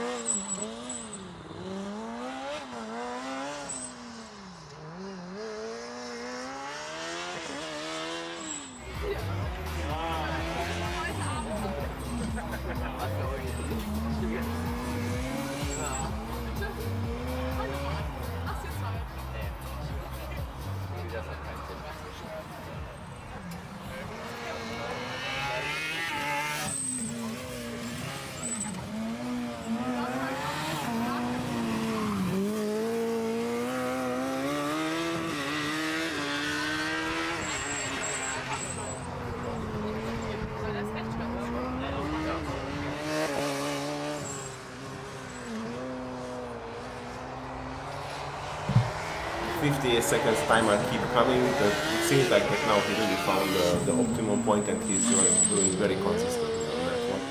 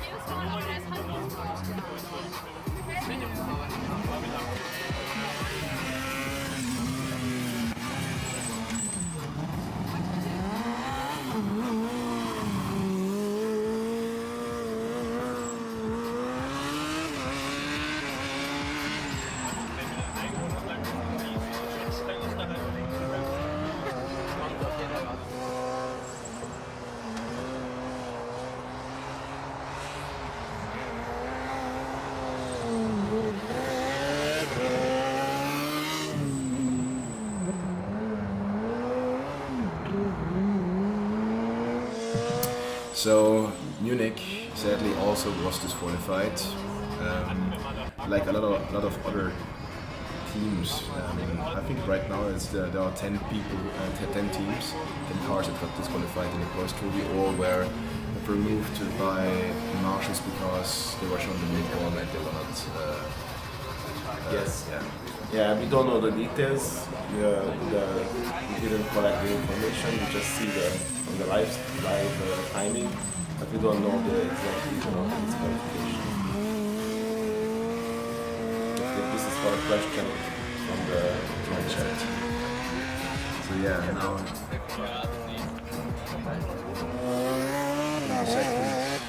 there's four more laps to go. And then we have finished this endurance. Let's hope for them. Pray to the racing gods. We will finish. Yes. it seems like that they are delivering very nicely. This sub 1 minute lap times, that's a pretty decent lap time for the in both categories actually. Yeah. Because if you check it,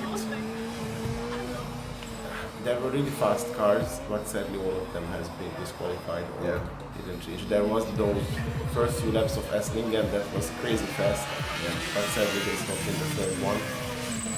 It would have been really amazing to see what would be the result if they continue.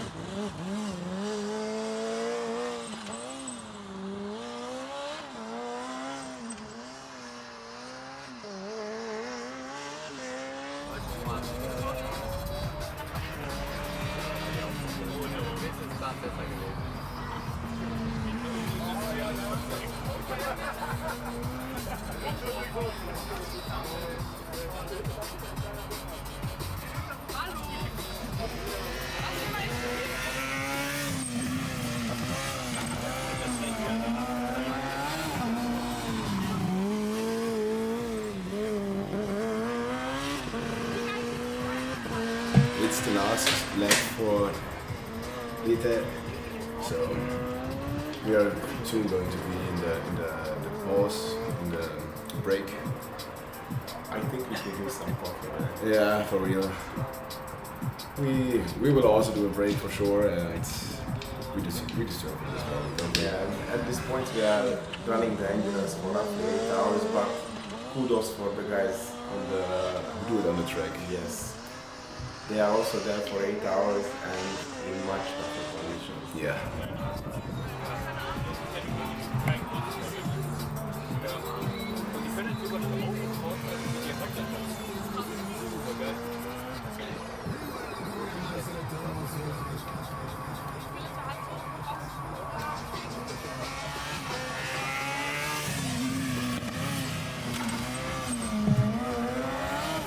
So now you see the finish line and they finished the endurance. Congratulations! Congratulations, Rijeka. Very good performance. So yeah, now we are going to do a little break. In a half an hour, the finals are going to start. We are starting with the CB finals, and afterwards, should we go over the whole list again? And let's see how we are. So after sadly these disqualifications, the list has been shortened significantly, and we have so far the best time from Campus Tirol Motorsport, then the blue streamline from the combustion class, Brașov, Romania, Dynamics UPC Manresa from Spain, also in the combustion class, then BMW Motorsport from Budapest, Hungary, also in the combustion class, Formula TU Ostrava from Czech Republic, Ostrava, also in the combustion, and then Ritech. Ritech in the end came very, very close to Ostrava, so let's see what will be the absolute results when we're gonna have the net times calculated by the redrawing the post-processing the information, let's say it like that. So yeah, it's really interesting to see that the 5 combustion cars are really close to each other. Let's see what will be the end order between them. I think I just saw someone get disqualified. Because before, with Rita, there were 11 cars, and now it's 10 again. I think someone got just disqualified. Yes. If you're wondering what's coming next, it's the finals. And we have, for the CV finals, we have Aristotele Racing, Arabona Racing, More Modena Racing. And then for the EV finals is Rennteam Uni Stuttgart, Diograz Racing, the best team in the world, and El Florence. El Flores. Yeah, it's a great lineup. I'm really stoked. Really excited. Seeing afterwards More, because they made such a great autocross run. They are really performing. They are a really good car, and with all the other teams, I wish all of them the best. And we're going to see you in half an hour, I think.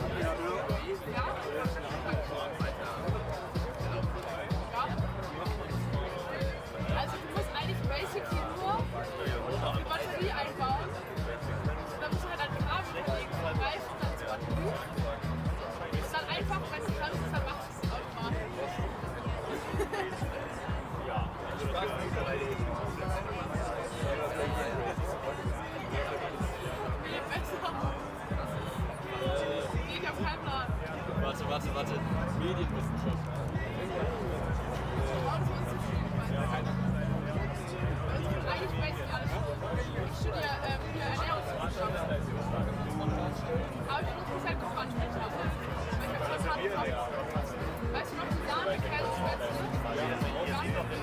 habe nicht eingekauft, weil wahrscheinlich die Sahne nicht bekommen. Aber ich muss gerade ein bisschen kleinen Anteil haben. Die Qualität des herausragenden Essens. Ich habe gar nicht gekauft.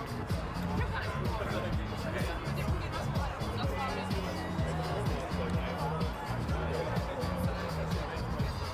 Also feel free, kann ich alles fragen. Frage ist immer, wie qualifiziert antworten. Aber jetzt andersrum, was frage ich dich denn? Wozu kann ich mir gute Antworten erhoffen? Je nachdem, wie du definierst. Was gibt's zum Abendessen? Was gibt's denn zum Abendessen? Das, was gekocht wird. Was ist gekocht? Das ist eingekocht wurde.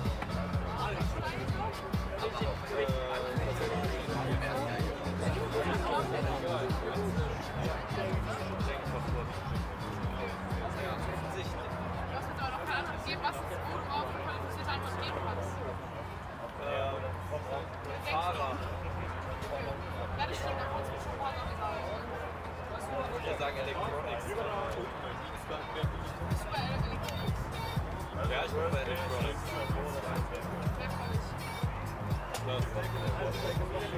Ja, aber wärst du nicht auch so ein Kandidat für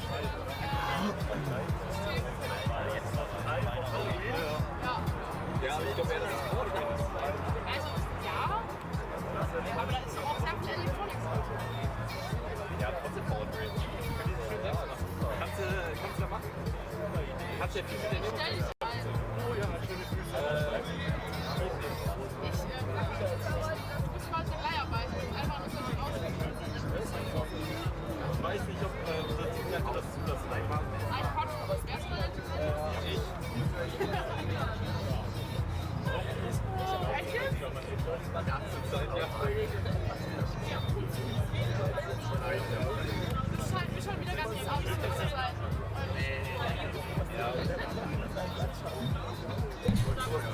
Hello guys, we are back on air. Now the time is coming what everybody has waited for.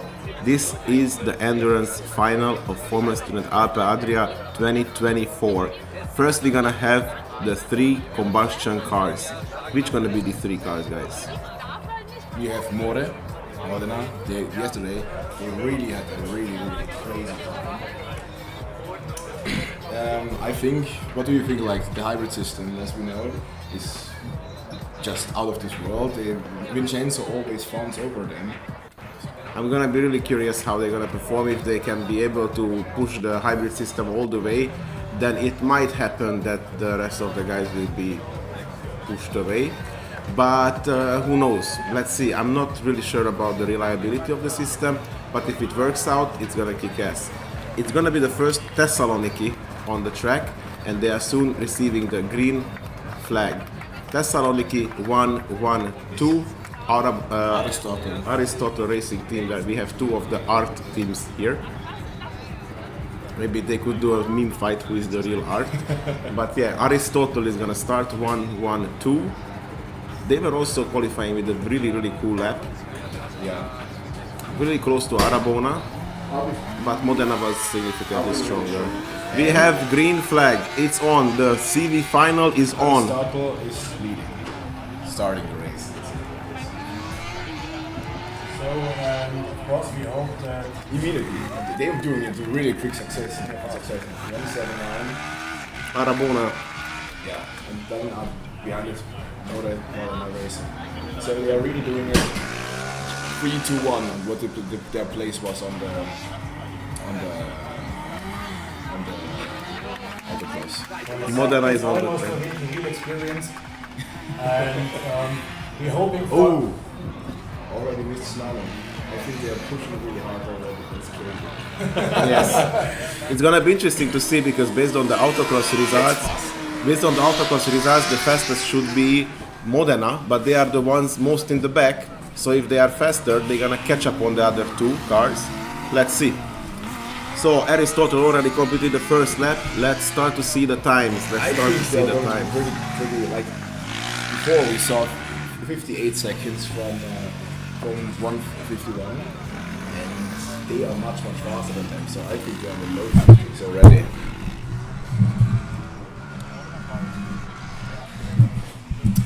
And we're really hoping for not as much disqualifications than before. But still, the weather is the same. It's a tough day today. Yeah. This blue-yellow car is so beautiful. It's so beautiful to have Modena here in the final. What is happening here? You almost like run the officials over. This is going to be. I'm not sure what happened there. I think the driver is overloaded, is overexcited, and he took the wrong way. There is a passenger pole there, stuck under the car. Oh, yeah. So the first time from Aristotle was 58 seconds, which is really good for the first lap. Really good. So I think they are really going to go down. Like, what do you think? What do you think? 54, 53? Maximum. Let's see. From the electric cars, I'm expecting something around really close to 50. For the combustion cars, I think C56 should be also available. Probably the guys are a bit too much excited now in the beginning. Yeah. They should take it a bit easier, calm down, and try to bring the consistent laps. Now it was a good turn. Yes. Yeah. This last corner is quite tricky, and a lot of the guys are failing it for the first try. Look at Aristotle, they went down to 154. So Still there is a passenger cone on the Modena car, which is making me a bit nervous. yeah, this will really, for real, fuck up the airflow through the whole car, so I'm pretty sure he's not really going to be that well. It could be that he's going to just stop in front of the scrutineer and get it removed if he knows that he has the cone, but I believe that they are talking to the driver right now, the race engineers. There's nothing you can do. Sometimes It's cool. By the way, the problem is solved.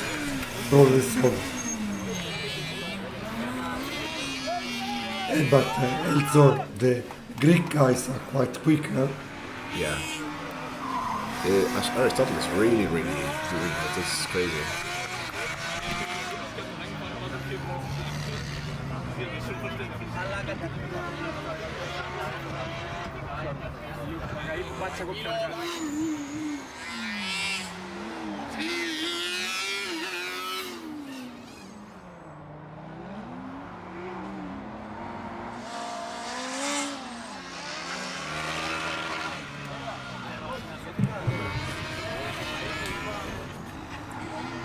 Yeah, this off.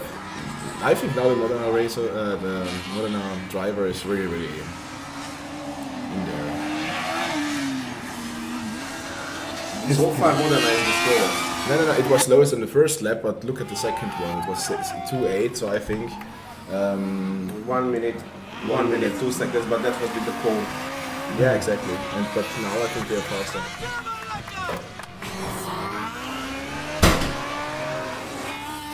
So let's wait.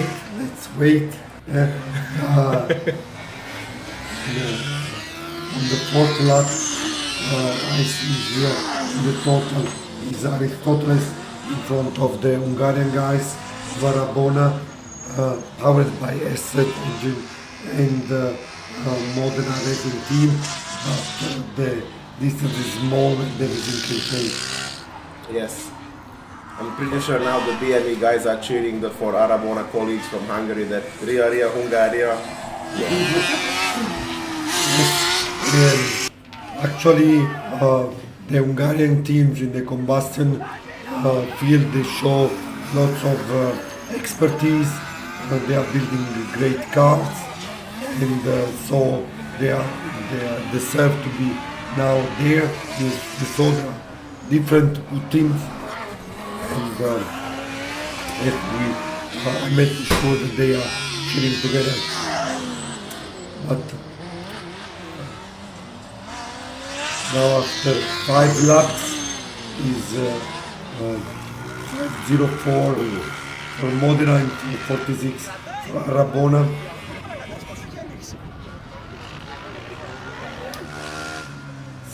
Seconds. Aristotle is really flying. Yeah, the Greeks are pushing hard. It also depends on which driver is in which car. We were talking about and speculating how the teams normally do it, if the first driver should be the fast one or the second one. So you never know. Modena has a driver, it's called Cobellini. He's a karting driver. He based in Praga. He likes to cook tortellini for German teams. He's very, very strong, and I think he will run as a second driver. Now after 7 laps is Aristotle will fix 23, which is very impressive pace, I have to say. Yeah, so far Aristotle is the fastest with 10 seconds ahead of Arabona and almost a half minute in front of Modena. Yeah.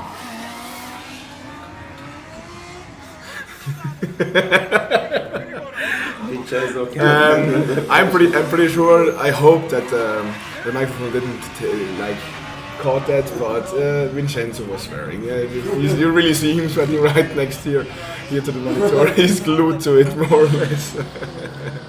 But okay, 60, 55. Still the classification at the moment is Aristotle followed by Arabon and Modena. There is 50 seconds between Modena and Hungary. Yeah. Let's look through the chat. We have a lot of Italians there. Domenico Lofano, do you know him? Yes, probably. Matteo Vanucci, and yeah, there are a lot of Italians in the chat. Do you need glasses? Yes, I think so. After losing the voice, I'm losing my eyes. The experience in Alpe Adria is really hard. Giving 100%. Of course, always. But now,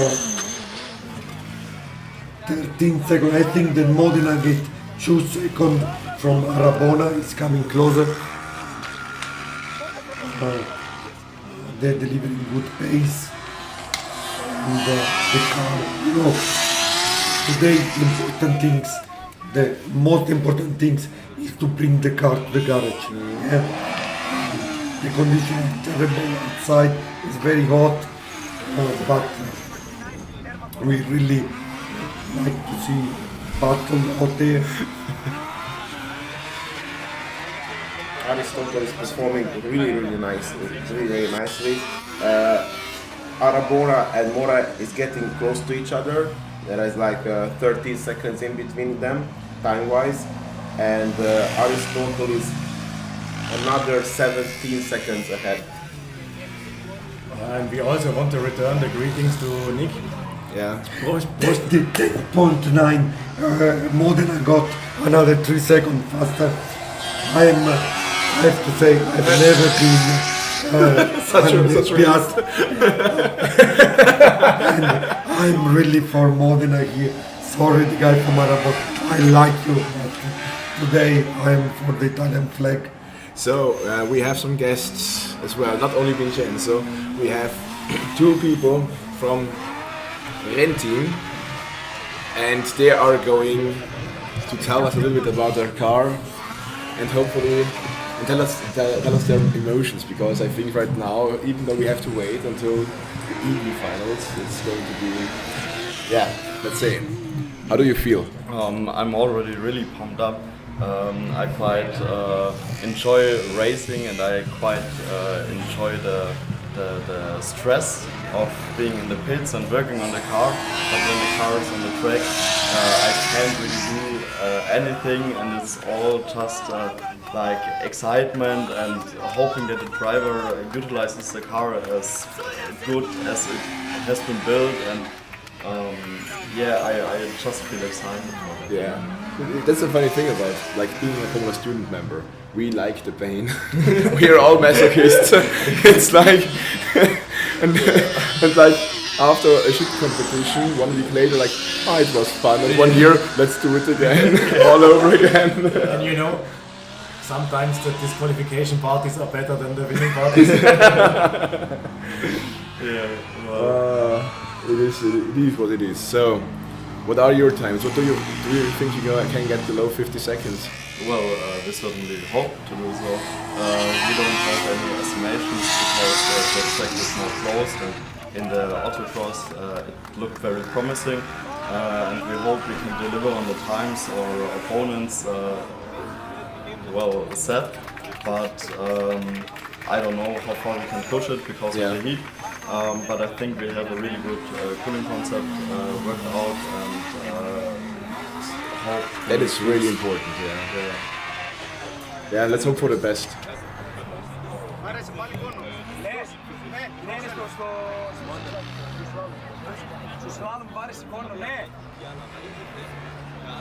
So we are in driver change. Aristotle is the first one to do it, and I think they are going to need to queue up because I think the driver change was only meant to hold 2 cars. Yes, I saw that Modena take over 6 seconds to Arabona. Now the distance is just 4.5 seconds. It means they are very, very close, and of course also Aristotle get a great time.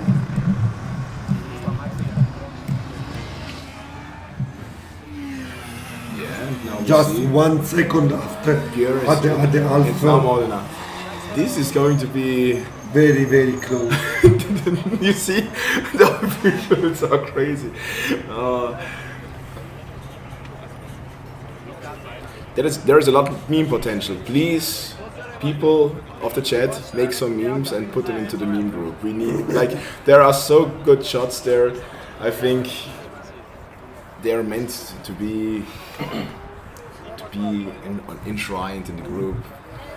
But now, first of all, I really hope that all the 3 cars will restart.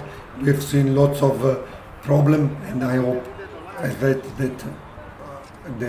they will work. I think the marshal workings on the car by checking everything, but it looks good. And let's check the times. So after each car has the 13 laps covered, Aristotle is 11.43 and a half. More is 12 minutes 23.8, and Arabona is 12:27.0. So between Modena and Arabona there is a 3-4 second gap, but Aristotle is going ahead with a significant more than half lead. That is crazy. But still, the pace is close enough that everybody is on the same time in a driver change, and it's still going to be a good experience with all the cars on the track. Wheel situation. I think the drivers love it. Absolutely. Now the challenge for the second Modena driver is to catch 43 seconds from Aristoteles, and from the other side from Aristoteles the challenge is to keep this gap that they conquered in the first half of the race. And no, but wait, Modena has a better time than Arabona. Modena is slightly better than Arabona, but don't forget about the cone that they had in the beginning. There was some mishap with the first. On the first slalom they had an off course. Yeah, you are correct. I think that they mean. And there's something again. Aristotle is back. Aristotle is back. Really, really fast on. So respect to the Greek guys. Independently or it finished, you deliver a great performance. So cheer up for Aristotle. 11:43 is the time. Let's see. like the first time we are going to see the driver change as well, how long they took. Yes. Yeah, but 15. This is fast. Gür is out as well. One after the other. Like they are really close competitors. You see it. Arabona. By the way, I want to remember that Aristoteles was actually an Italian guy from Sicily, not a Greek guy. Yeah. They are racing. All the three cars are big on the track, and this is what really we want to see. Yeah. That's what the finals are about. Yeah. It's a shootout. It's just crazy. No, there should be Coppellini behind the wheel of Modena car.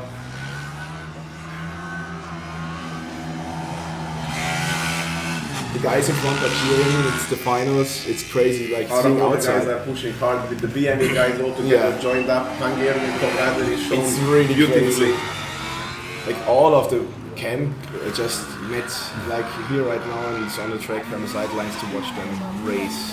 I'm also sure it's like a championship between Hungarians, Greeks and Italians. Yeah. And I'm pretty sure that all the Italians are cheering for Modena, all the Yeah. Hungarians are cheering for Arabona.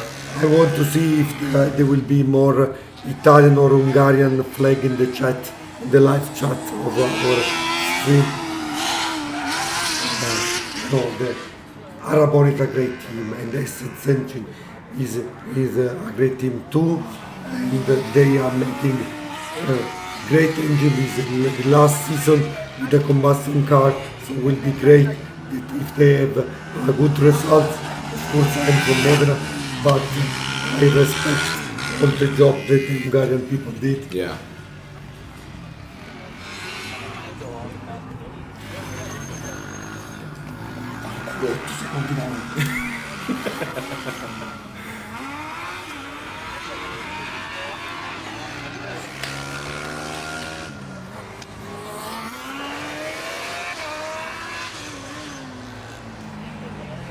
So Vincenzo is right now completely hyper, and now thanks to us he's sitting on the edge of his chair.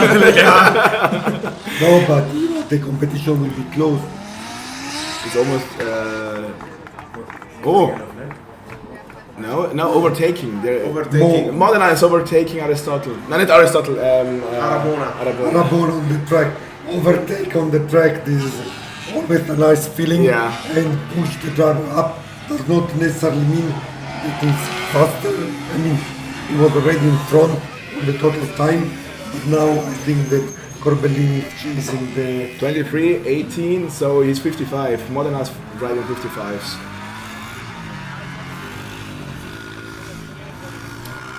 So we have the time delay. So we are not getting live feed when they are driving over the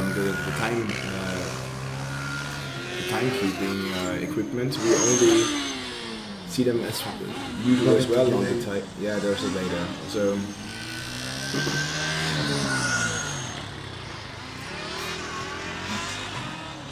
what is the difference? It looks like the Modena is on fire. I don't know if it's really the time like this or my personal impression, but there is a lot of emotion in this final. After the 17th lap, it was extremely close. 12 seconds between the last and the first, but we need to subtract from that the driver change time. Yeah. Yes, and probably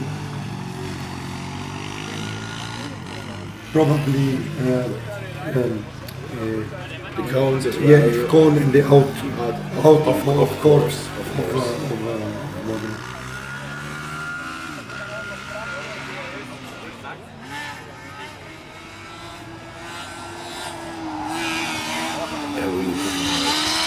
I have to see it. Aristotle is, I think they're a little bit slower now.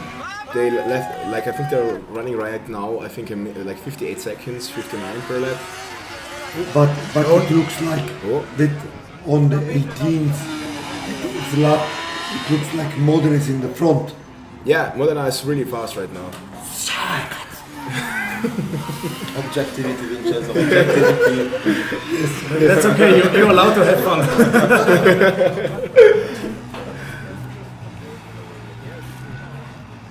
what is written in the Forza Calabria, Forza Modena. Yeah, the chat is completely on fire. Make some noise in the chat, guys. We want to see. We want to see it. How many people are really invested right now? The Greek guys are also writing, but I'm not gonna try to decode it right now. Yeah, but we have a big respect for Aristotle. They the whole week providing great results in static and dynamic disciplines. Yes. So Modena is now faster. Like I think their driver change was the same time as like all of those. So it looks like they are taking the front seat right now in the competition. Yeah, as I said, the second driver he has lots of talent and determination and commitment. And the guy is asking wo Duke. This is still the combustion cars and hybrid finals. And or he's asking for the combustion tube. That could also be. Yeah. This was great, guys. I know one of them. You see all the people down there writing nice chocolate. Aristotle, go go go! Forza Alberto. Alberto Franceschini is the driver. The current driver is Franceschini or Corbellini. Hungarian Hajra BMW Motorsport. They have already completed their laps. They were really nice, but now it's Arabona pushing and they are fighting together as one thing. They're driving. Like the shot that we just saw is the most important point where you lose most of the time. And if you really risk it for the biscuit, there you just 1, 2, 3 seconds are in there. But Modena is now on the global time 20 seconds in front of Aristotle. Yeah, that's impressive. They are really on fire right now. Well, what is the difference? The delta right now? I think I've lost it, but of Modena? Yeah, Modena. 21:47. It's 2 rounds. Yeah, but in the same lap with the guys, it's very difficult to make the maths here, but the emotions are very high. We see 3 great drivers and 3 great cars on the tracks, 3 great teams to perform 1 year long to have it. Another overtake. Yeah, but this was crazy. This was drift. Aristotle overtaking Arabona, right? Yes, yeah. Yeah, but this costs some time. You go in the blue zone, right?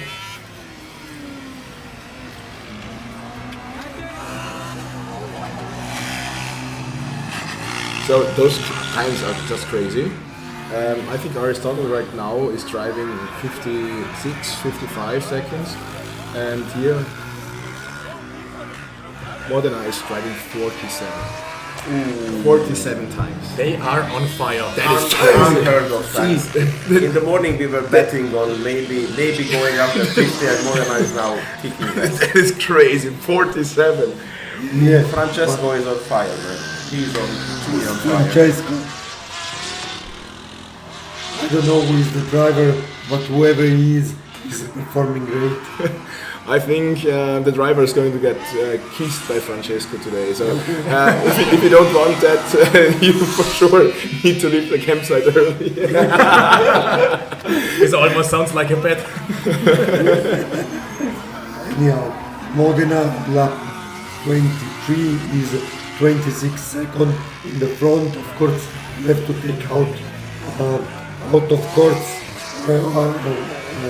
penalty plus some different driver change. We are going to see another overtake. It's Modena's overtaking Aristotle now, or yeah, I think so. This is just crazy how fast they're driving. Yeah. Blue flag. Crazy. And they go by. You hear them cheering outside. I mean, looking at the car live, it's really on fire. Wow. Look at that grip in the corner. Look at this grip. How it was taken. Oh, it's flying by. This is so crazy. Look at this now. Turning back on, sliding a little bit, but controlling it. But big props to the camera operators and the camera director. Those are crazy shots. Much love to them. It's high intensity now. Check now this corner. Modena in the front. Check it. I have to say that what Francesco and his team made the whole weekend was an incredible performance. I really have to thank Teo Graz and all the team members for what they delivered. Beautiful how they are turning that corner. This is really nice. Modena is really the yaw inertia is really nice. Look at it. Look at it. And I remember the live stream setup from last year with the small average sized microphone. It's a really step up to this year. It's really good. The guys did a great job organizing all of this stuff. Absolutely different camera, professional overlay. We are already at 24 rounds. Guys, this is going to be... There's a team that I've never seen before. 36 Modena, 36 seconds in front of Aristotle. I think the Greek lose a bit of time in the second. Now they're slowing down. This is Arabona. It's just, I think they are like keeping cool down. I think they have, maybe the temperatures are really fucking up with them, fucking up with the car. But if Modena finishes now, they are going to be 26. They're not going for 27 time. It's 26. Yes. That is crazy. That is crazy. It's gonna be the final lap time. No, this is the final lap already. This is the final lap. Look at the power slide. Yeah. And the checkered flag falls. Checkered flag. Great Modena. Aristotle also closing finishes. with the power slide is really trademark of Modena. It's last year they did. It's a great performance. Where is it? Modena? It's an exact 27 minutes and 3/10.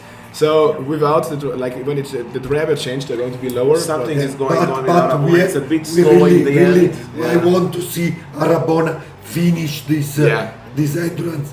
Push. They will. They will finish it, but now they are slowing down. But they have a comfortable, not a comfortable advantage. They're gonna be the third in this final, but they're gonna be ahead of the rest of the. Of Blue Stream. Yeah, I think they are going to be ahead of Blue Stream. Go Arabona, go. One more lap. One more lap to go. Go. You can do it.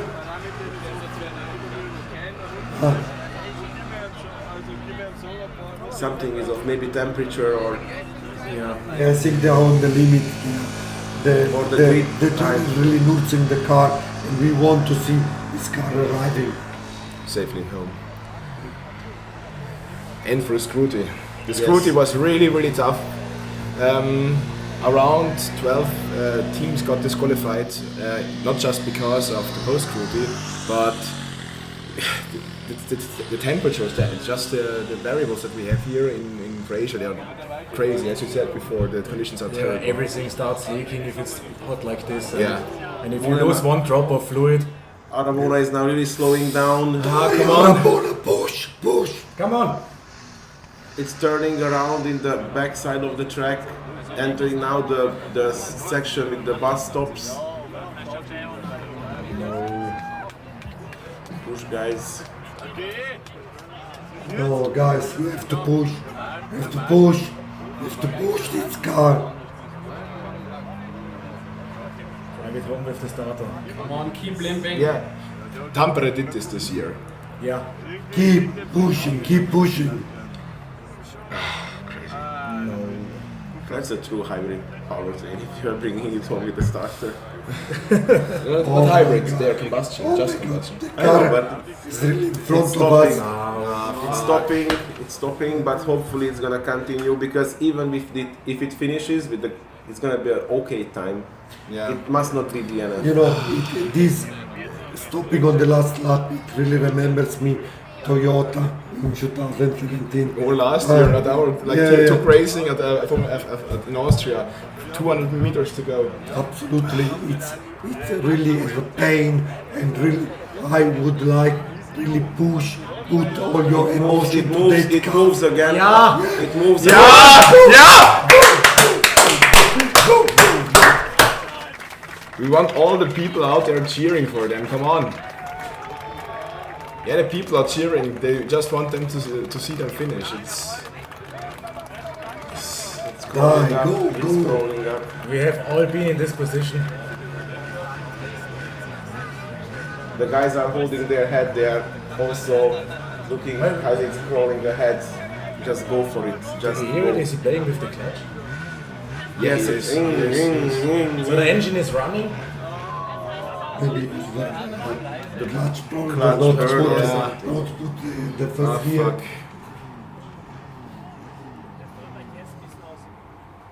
And now the engine is out. I'm so sorry. I can feel with you. I hear a big applause for them, for all the things that they made in this weekend and in this year. It's the last dance, and it's very sad way to finish the last dance, I have to say. But still, you have to be proud, Georg, for everything you have delivered in this year. Yeah. Formula Student, you see the car. Everyone is cheering. He gave everything. Great performance. The Sadly, car and the driver gave their best. Heartbreaking. They fought till the end. Yeah. That's sad. It's sad, but you still have to be proud. Still have to be proud of 15 years of tradition, of fighting. Look at that. Look Yeah. at that moment now. Emotions are really rising high. Yeah. I can feel him. Yes, Yeah. look the driver with this car. Yeah, he really love it. You see the emotion. He would have pushed the car to the finish line if it would be possible. It looks like they want to do this. Yeah, They do it. They do it for They the do finish. it. Yeah.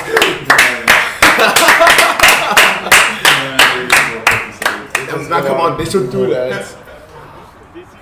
Are they? No.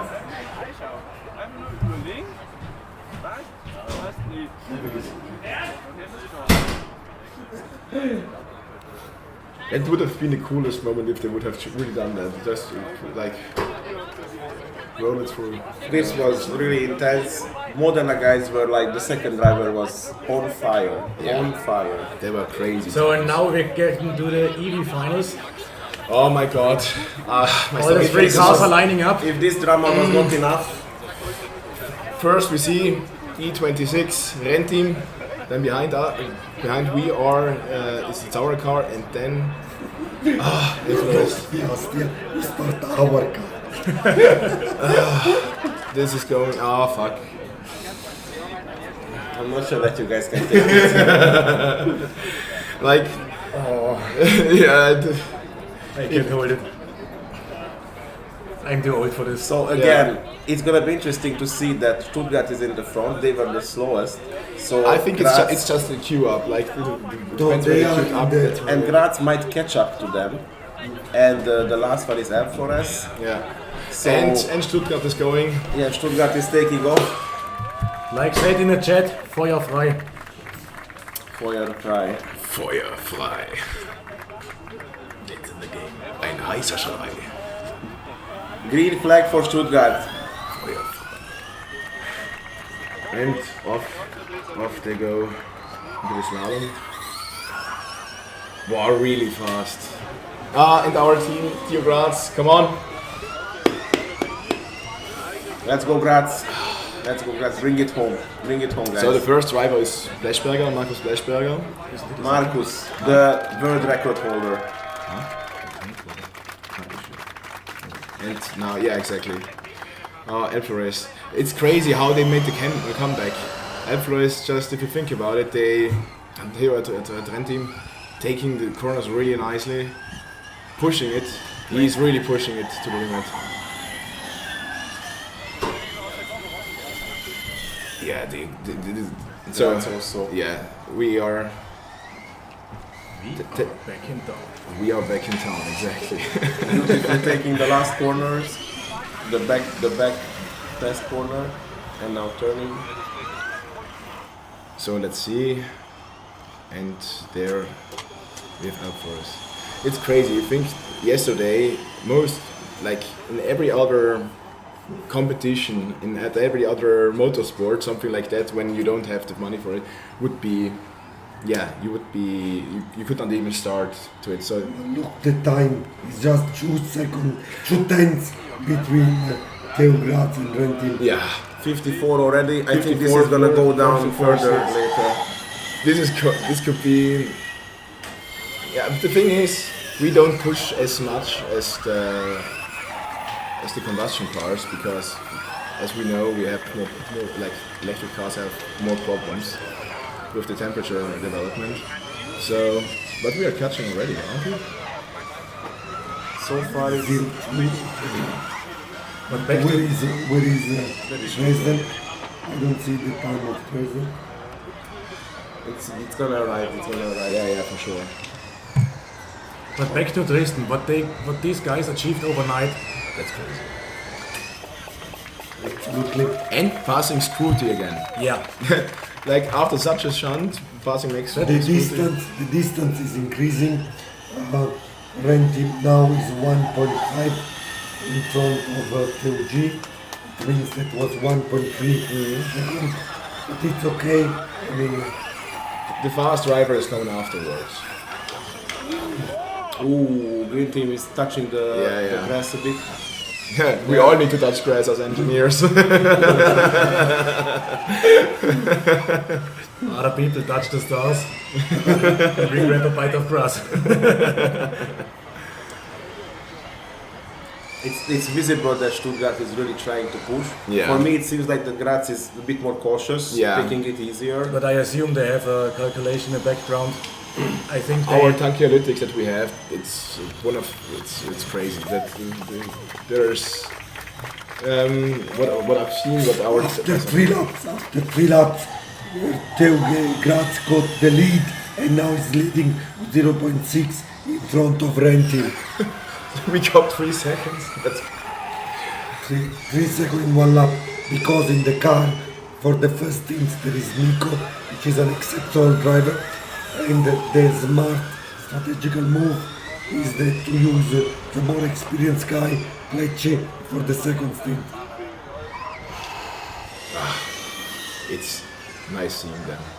The rest there is a bit lagging behind with roughly 8 second gap. I think they're doing it. They are going cautiously. Yeah. Just because after, like, it could be that something is. Damaged or just a little bit weakened after the crash yesterday. Take it easier in the corners, not to put so much load. load. Also the welding spot might be not as durable. And also if they take out a little bit of pace, but still finish, they're gonna be in a good position. And look at it is 4.2 second. Theo Graz leading in front of Rentin. 4.2 second after 4 laps, which makes 1 second per lap of pace difference. I think now we are getting a proof at. But look at that. They're catching up. And that's really fast. And this corner. Yeah. Ooh. So this could be a double blue flag. Oh yeah. And it is overtake, blue flag. Yes. And we are getting. Not Yes, perfect, yes. but the thing is, after we are catching them. This is not a problem. This is. I don't know if you have noticed, but this is a completely unbiased live stream. but we are all like, you need to know, all of the teams here in the finals are good friends of us. Dresden, it's the one we are really good friends. The same. And as you can see on the rear ring, also with Stuttgart. Yeah. It's and now overtake. Oh, we got overtake. Now Messi, do it. Graz has cleared the track ahead of them. Look at that braking. And it looks so fucking crazy. But also the Stuttgart is beautifully turning in that corner. Guys, we must try to be as impartial as possible. The Stuttgart also made a great car, great performance. Absolutely. The reason why but we are 8 seconds in front of them.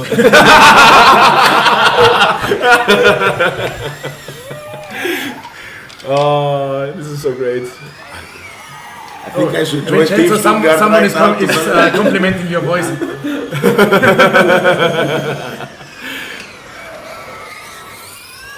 Let's see if Team Graz is the lead. Is pushing behind. I was imagining this. Maybe Stuttgart can keep up with. No, currently no. I mean, look at Theo Graz cornering. It's like it's insane. Yeah. When I saw the autocross lap yesterday, it was like.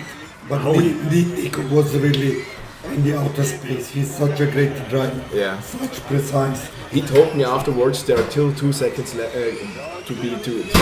get out of the autocross track, which is crazy. Our camera operator cannot even do it fast enough. He's lagging behind.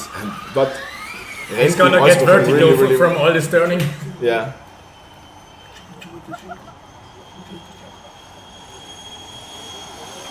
Johannes, you got the spirit.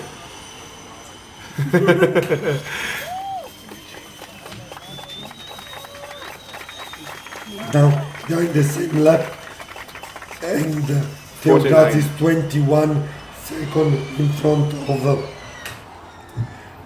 Renting. We are doing 49 times, like 49 seconds right now. But we have to consider that, in my opinion, the second driver, Renting, will take Tom, which is an extremely fast driver, while Theo Graz will run with Marcus, which is no, Marcus is not this. This is Marcus. No, I think that they have Nico in the first, you know. No? I got told. I'm not sure. We are going to find out afterwards.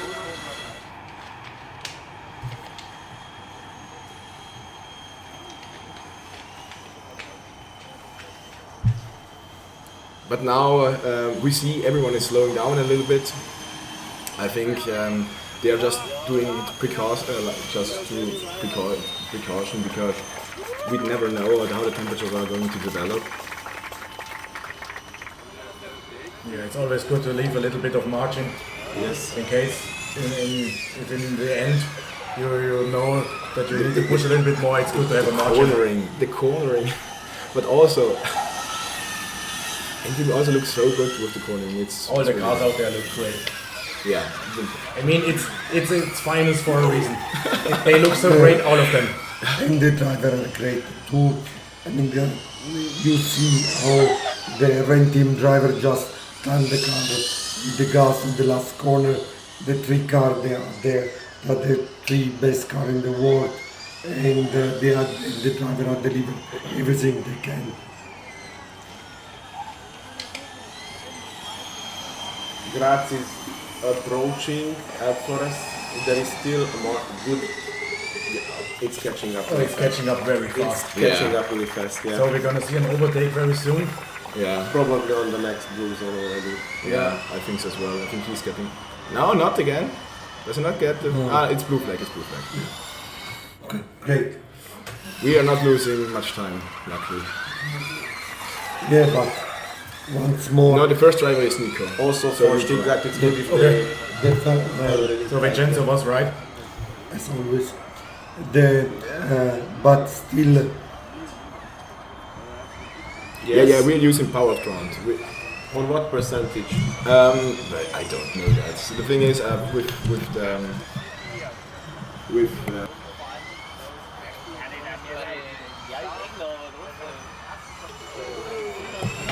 powered ground, you never know, because in autocross and in skidpad you really run it at a high percentage. Yes. But almost you could run 100%, but I'm pretty sure we're not doing that just for precautionary. Or there's a yellow flag.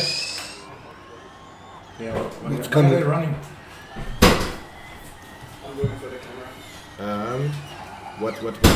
Which car is it? What happened? It's there. I'm not sure.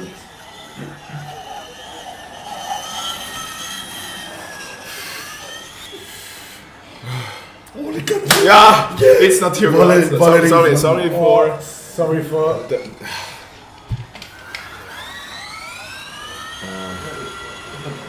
No, yes. I think all of them are running, but why? Graz is finishing the first stint. Yeah. Graz is gonna come in now. What was with the yellow flag? Yeah, I'm not sure. Checkered flag for who is the first one? Yeah, Nico. Nico was the first rider. Nico. Marcus, the world record holder, is gonna get into the car. Exactly. But it's great. 10:52. Vincenzo, there's someone asking for a remake of the song. Hey, should we do it? Maybe we should. No, later. Not now. In the driver We'll change, make you can whatever do you it. ask, but not in this specific amount of time because we are fully loaded. They are Teugrad and Stuttgart providing great performance, and Florence, which is running with a car that yesterday used a wheel. So.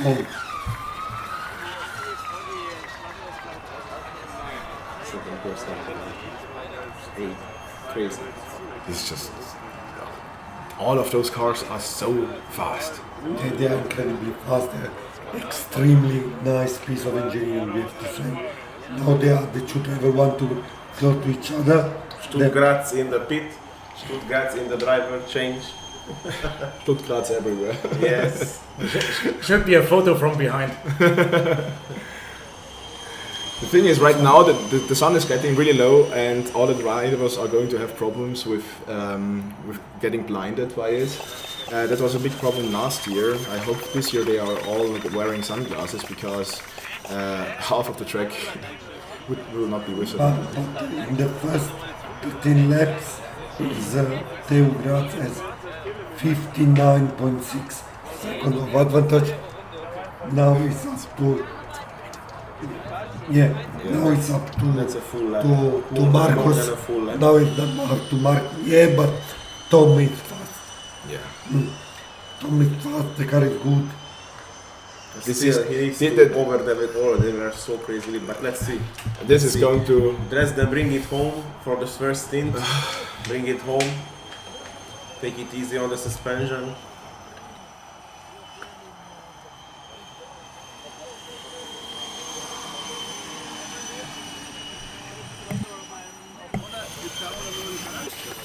Dresden coming for the last corners. One more. Checkered flag is dropping, and they are into the driver change. All the three cars in the driver change. I think no one would have bet that they would have come so far. After Case another, this. we are starting again. Here, Brad is moving. Come on, Flashy. Yeah. Go, go, go, go, go!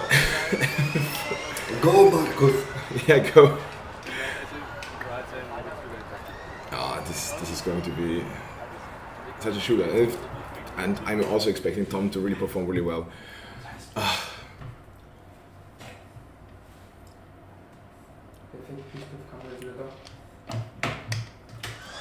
So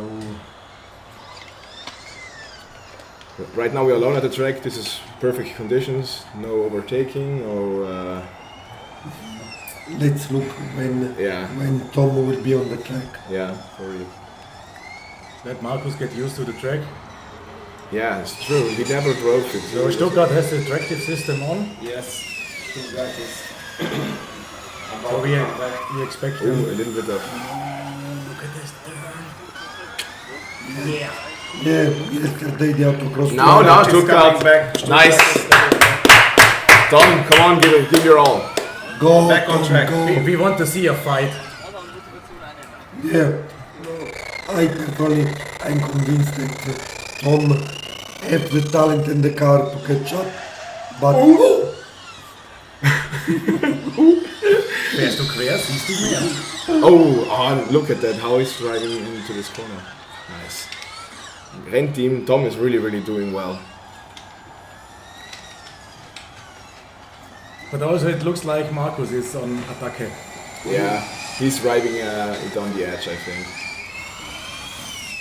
But look at those shots, they look so beautiful. Oh. yeah, it's an incredible shot with the sun coming down and Stuttgart against Graz like in the old nice days. Like in the old days. The first lap of Marcus was 54 seconds. It's a good start. Yeah, it's a good start. It's a good start.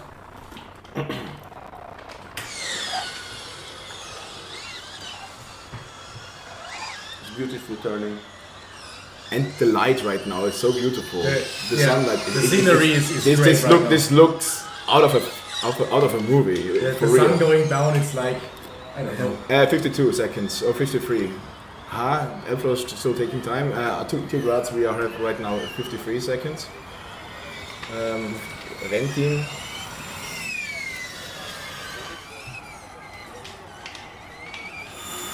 Team also came out with a 54 second lap in the first one. Yeah. So Tom is also pushing similarly to Marcus. Yeah. I think they're going to tell him just that he keeps his cool and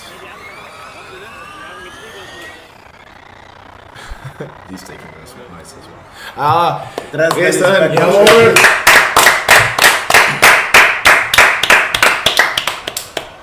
It's so nice seeing what the fate of hard work. For real. Imagine what these guys did in the night. Yeah, it's crazy. It is incredible and incredible work. If they are racing, which means that the car is safe, and to make this feat is incredible. Yeah. So really congratulations, President, for what you achieved. I think Blesch is now Bleschberger is now really just trying to keep it cool. Renteam is going to push now because they're behind and now they try to get back. Look at us. Kleschenberger, oder wie heißt der? Bleschberger. Kleschenberger. Kleschenberger, Klescher. Yeah, the Kleschi. Pleasure for the friends. So after 17 laps, to 16:26. Let's see what Stuttgart will be. It's gonna be interesting to see if Stuttgart tries to really push hard or tries to play it safe. And Flores is playing it really. Look at that. Like I'm not sure if he's playing it safe now. I think he got told like we are in the range. Just do your best. I'm pretty sure he got told that. Stuttgart is 17:44. So I am sure that Tom is giving it 100%. Yeah. We can and you can see from how the car is moving around. The outlap of F is 1 minute 4 seconds. Yeah, they are on the safer side. Yeah. They want to lose the car. But still, if they go to the finish line, it's still a great endurance race. Yes, really, it is. Absolutely, because the lap time, not even at the moment, are crazy fast. Yeah. It's a really high benchmark. It looks like it's glued on the track, for real. And this is powered ground without that much percentage. Like it's running 10%, 20%, I'm not sure. How do you guys control the power ground? Is that the driver doing it or from the external you adjust it? No, I think most have their axle modes, most have their endurance modes. I'm pretty sure we're doing it that way as well. That just when you are in the endurance mode, you do it. You automatically just have this fixed power.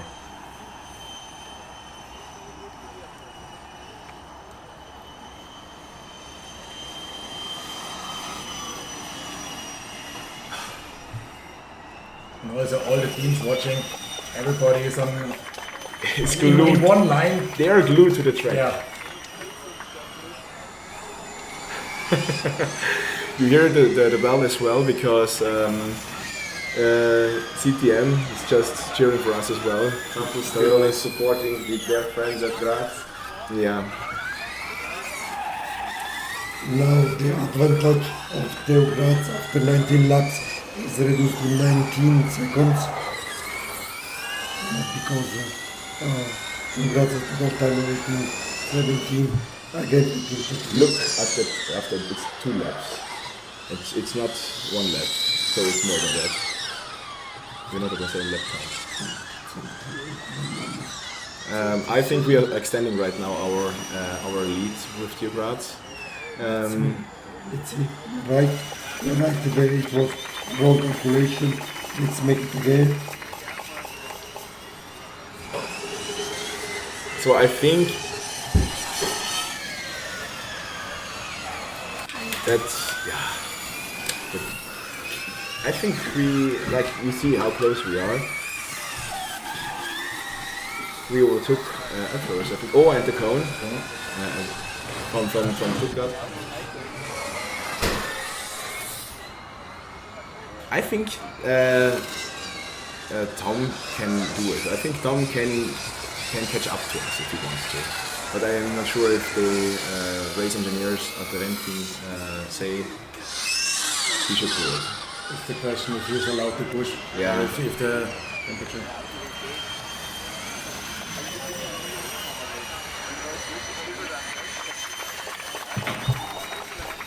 But look at those shots. I mean, I hope there are photos of the scenery with the sun going down. Yeah, this is going to be amazing. Like in a fairy tale. You could say so, yeah. The fairy tale of Formula Student Alpe Adria.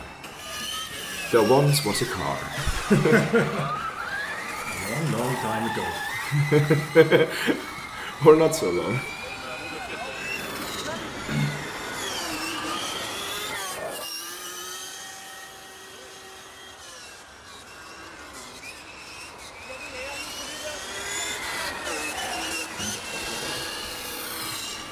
Yeah, it's right now. If you look at the timetable, Rent team is one lap behind. It looks like they are losing a little bit of track position. Yeah. Because they were close after us, and now there is a little bit more distance between. Oh, my stomach already, like, now it starts to cramp up because the longer it goes, the more you're like... I can take it in. Like, yeah. It's... Look how it's going in there, it's like a rocket ship. It looks like we're gonna have an overtake very soon. Yeah, it's going to be there right now. Yeah. Oh, nice. Nice. Not much time lost. No time at all. Oh yeah, he's taking a photo. Yeah. Who knows what looks great.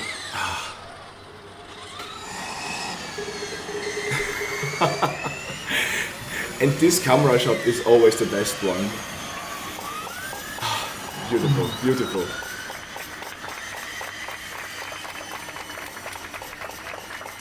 You know, the cars are actually made to be fast, but if you ask me, some of them are made to be beautiful. Yeah, and our car really marks all the checkboxes there. I mean, as I said, completely unbiased. It is the most beautiful car in the world. No, but I also have to say, the Rent team, like, I really love the accents that they have on there. Like the lines, the green and white ones, it really looks nice. They also really integrated nice. the blues for this year. Yeah. Also with Dresden, the black and orange is a great combination. It's so sexy. But still, What there is one car. It's pretty. The only thing that I think that would make this car even prettier, electroplate the wheel hubs to a matte gold finish. Last lap for Graz. What already? No. You know, like in the 2004 car with the stainless steel plates on the side, like 5 kilos, but looks great. Yeah. So let's go to the last round of Tiergraz. We are still driving fast. There is no signs of slowing down, which means we are completely fine with temperatures and with the capacity of the battery. Oh, come on. It's the last five rounds, five corners. Take it up, Zach. Yeah. And here we have it. Wait.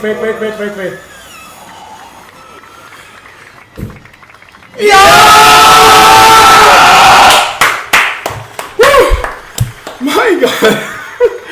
Oh God! This is crazy, guys.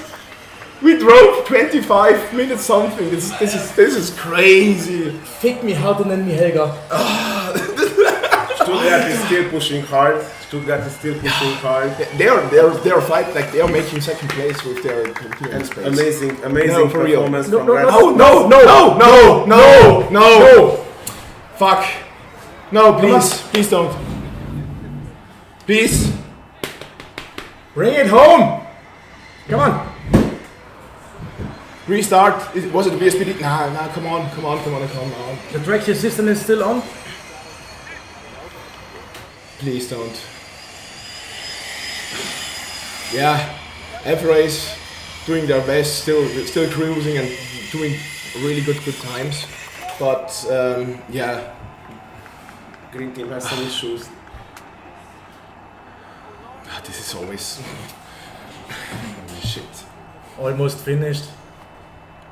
It is just really like it's like 1 or 2 laps to go. 1 lap to go. Come on.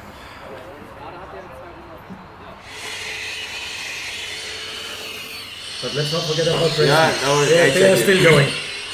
Okay. F-Race, if you think about it, they're doing it safe, and as you see, it works out. And I still think if they are keeping up with the temperature, if they are keeping up with the pace, they could make it to, I think, to second. Like they are still in the running to make second place if Green Team now doesn't start the car again. So the traction system is off. Yeah. Maybe they restart it. No, they're pushing it. Oh my No. god. Fucking hurts. This is That hurts. this is really shit. But still, F-Race is on the. Bring it home, man. You deserve this. After all the pain you went through yesterday, you still have it in you to finish endurance and really make it. Taking the corner.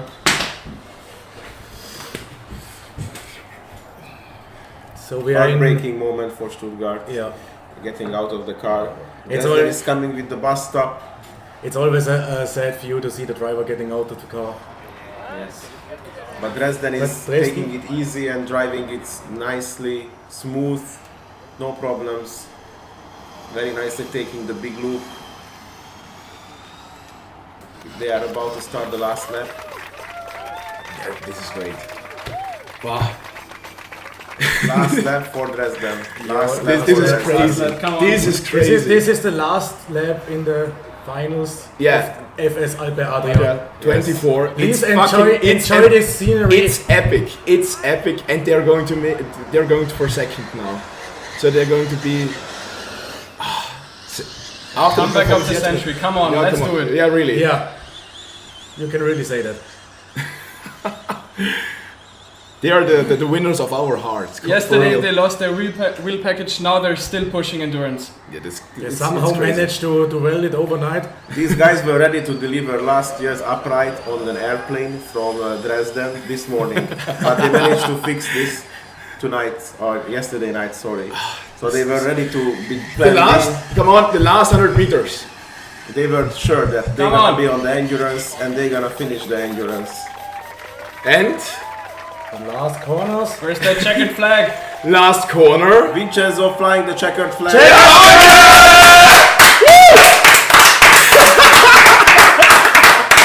It's a fever dream. It's a fucking fever dream, guys. This is not normal. Like this is the finish of the fucking year. Oh my god, guys, this is so lovely. And everyone is like they are. The flags are flying.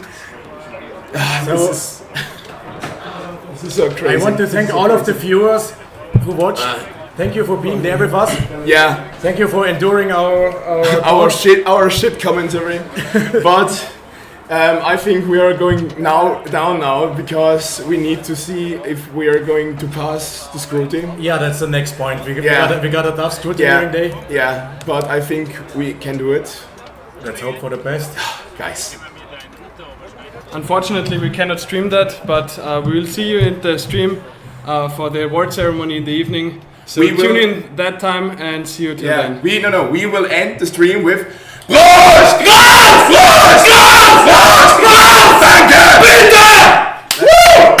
take a look at the results, guys. Let's do some summary.